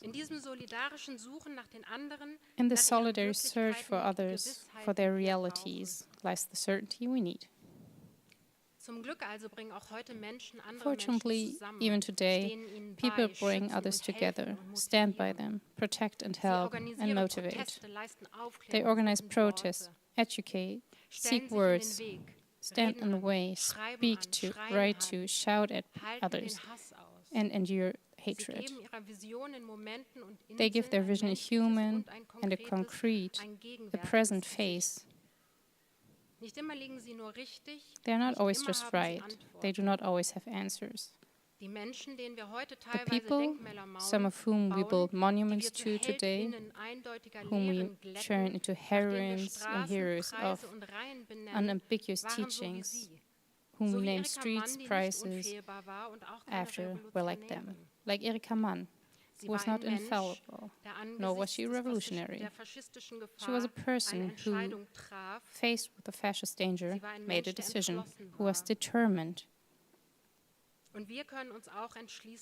And we can also decide, at any moment, at any time, we, of all people, and maybe even together.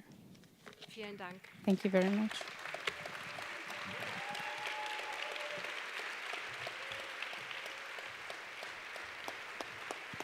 Und danke für die Dolmetscherin.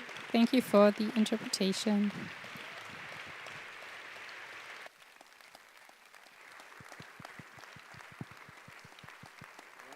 Ist an? Ja. Vielen Dank, Asal Dadan. Thank you, Asal Anan. Because there are other people today than were here yesterday. My name is Uta Lamberts. I'm part of the curation team of the B.A.L.L. and I work for Kampnagel. I am Steffen Klever of the Fund Darstellende Künste. I am wearing black clothing exclusively, and I am white and I have gray hair. Before we clear the space for the initiative Shield and Shine by B.A.L.L, we would like to say thank you. Thank you to State Minister Claudia Roth, the Commissioner for Culture and Media, for making it possible that we have this very special form of evaluation, and for her commitment to the independent performing arts.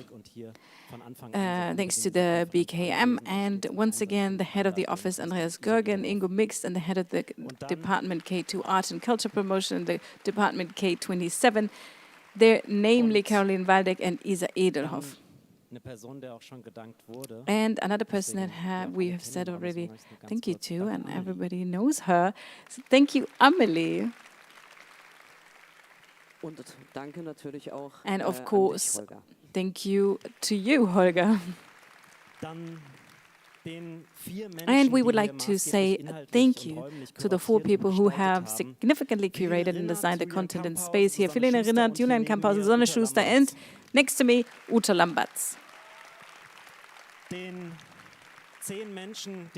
And we would like to say thank you to the Board of Trustees, the 10 people. I cannot name you all now. I mean, everybody has met them. Thank you, thank you, thank you. We would like to say thank you to the fantastic production manager working under the label Krasse Krasse, Ann-Christine Maiwes, Luca Sonnen, and Franziska Bald. Thank you so much. And, of course, we would like to say thank you to the whole team of the Fund Darstellende Künste.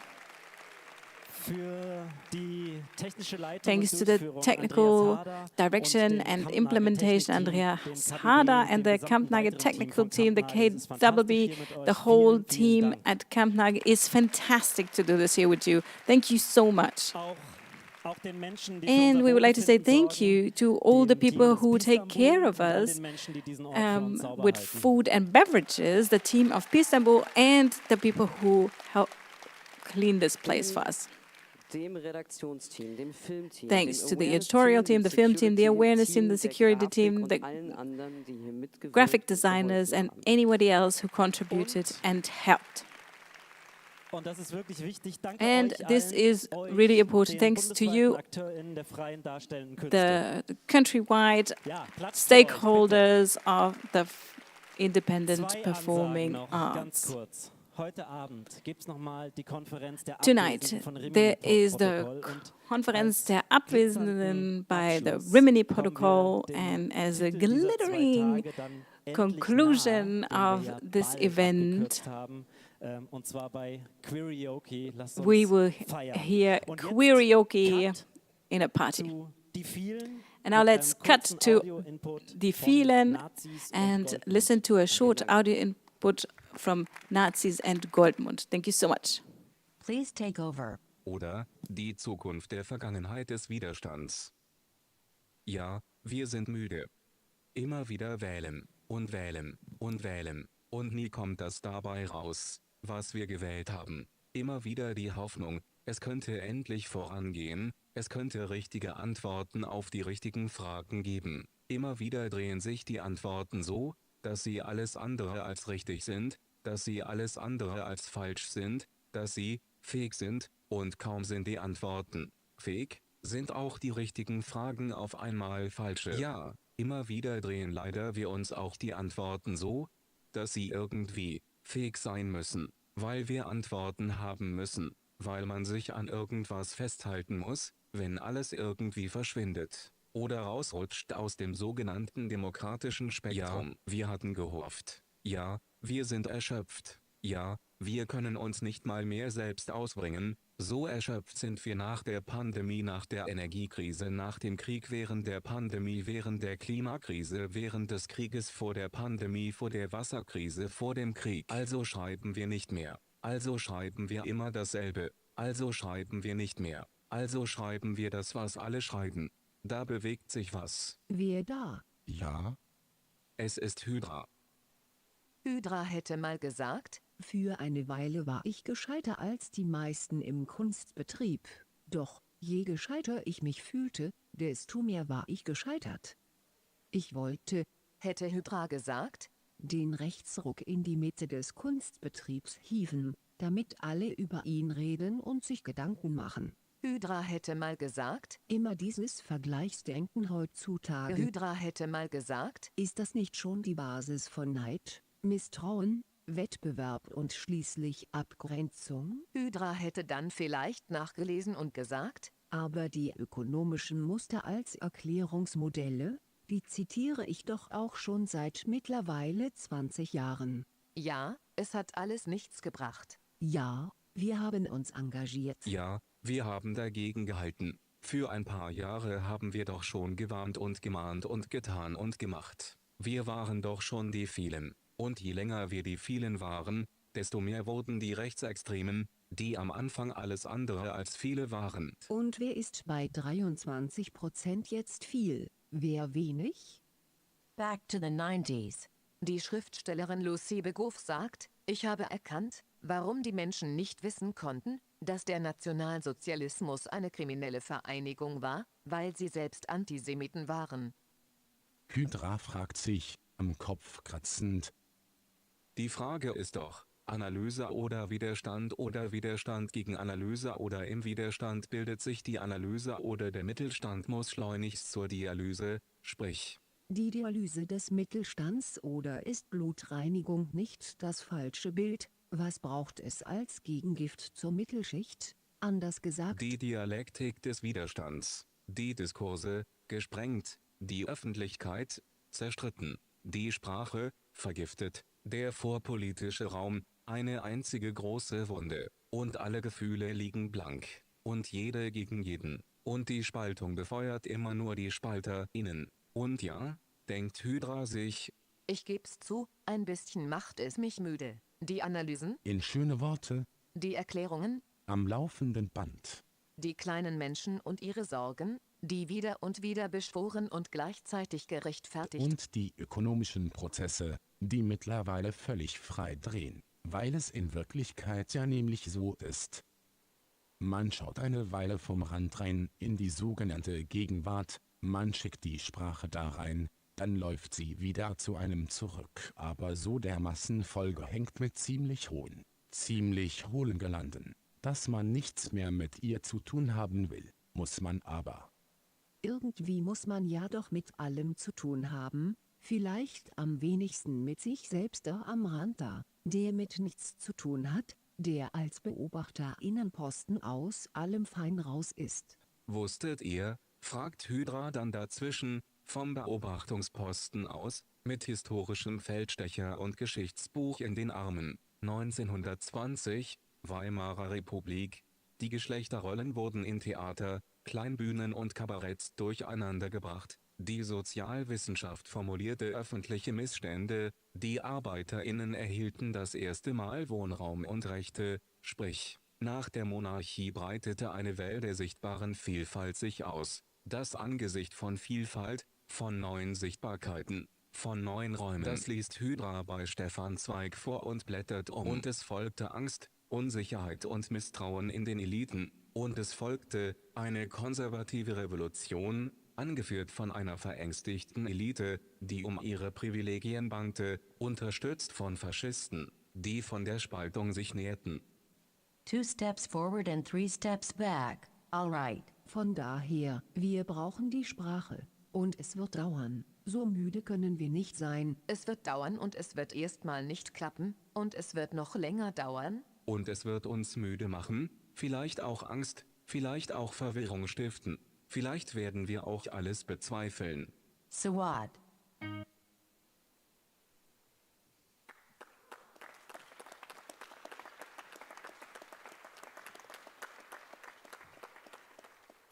So what? Ja, der Ball ist so gut wie vorbei, aber die Arbeit geht weiter. Die Arbeit an der Demokratisierung der freien darstellenden Künste unserer Gesellschaft und natürlich auch die Arbeit gegen diejenigen, die die Demokratie in Bedrängnis bringen wollen. Wir haben es gerade nochmal sehr eindrücklich bei Azal Dadan gehört. Wir müssen uns wieder und noch besser organisieren. Wir starten wieder mit die vielen starten also neu. Es braucht aber euch alle.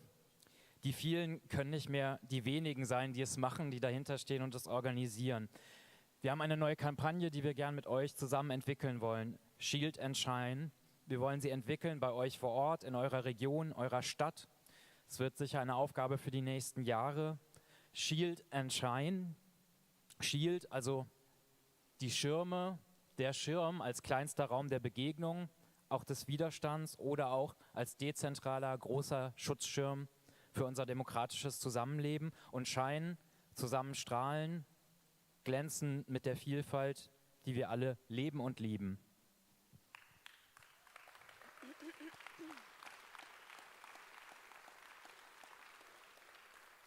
Kommt auf die Bühne, das ist eine ernst gemeinte Einladung. Nehmt euch einen Schirm, spannt sie alle auf. Wir brauchen die Bilder mit euch. Wir brauchen große Bilder und kleine Bilder, einzelne Bilder, viele Bilder. Wir wollen heute mit euch anfangen und eine Aktion starten und nehmt diese Schirme mit nach Hause, tragt die Aktion weiter, entwickelt sie weiter. Wir wollen sie mit euch gemeinsam entwickeln. Sie ist noch nicht in Stein gemeißelt. Und meldet euch bei uns, mail@dievielen.de, das ist immer noch unsere E-Mail-Adresse und es gibt auch noch die Webseite. Wir wollen mit euch weiterdenken. Wir stellen jetzt hier auf der Bühne ein gemeinsames Bild. Ihr könnt die Schirme alleine nutzen, ihr könnt sie zu zweit nutzen oder zu vielen nutzen. Es gibt sehr viele Schirme. Und wenn wir das Bild hier auf der Bühne gestellt haben, dann gehen wir raus, weil wir wollen alle unsere Bubble verlassen. Das ist hier nur der Start. Wir gehen erst raus auf die Piazza und wer dann noch irgendwie Zeit und Lust hat, laufen wir noch einmal ums Haus, um ein Bild von oben zu machen.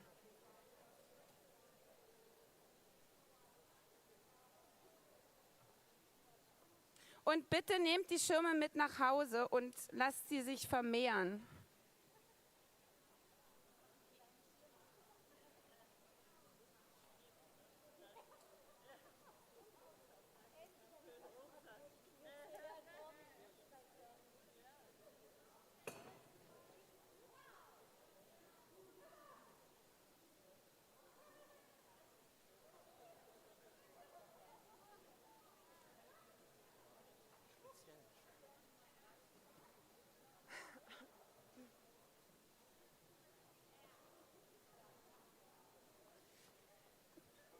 Wir können gerne auch noch etwas mehr Licht haben, wenn es möglich ist. Also auch im Zuschauerraum vielleicht, dass man sich hier nicht so stolpert.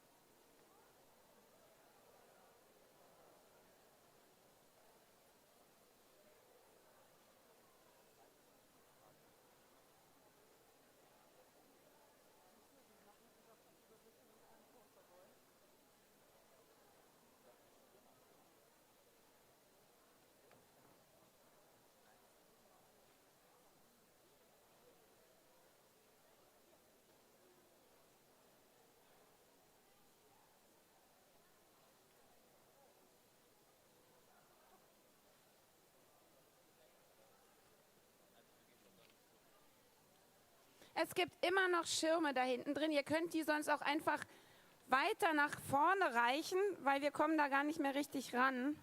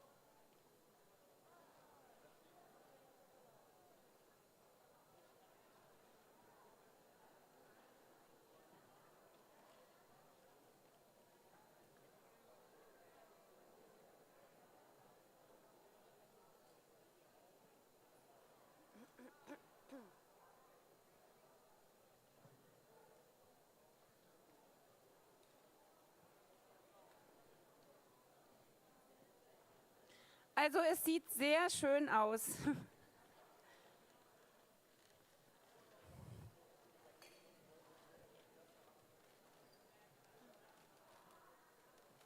Nimm den Schirm.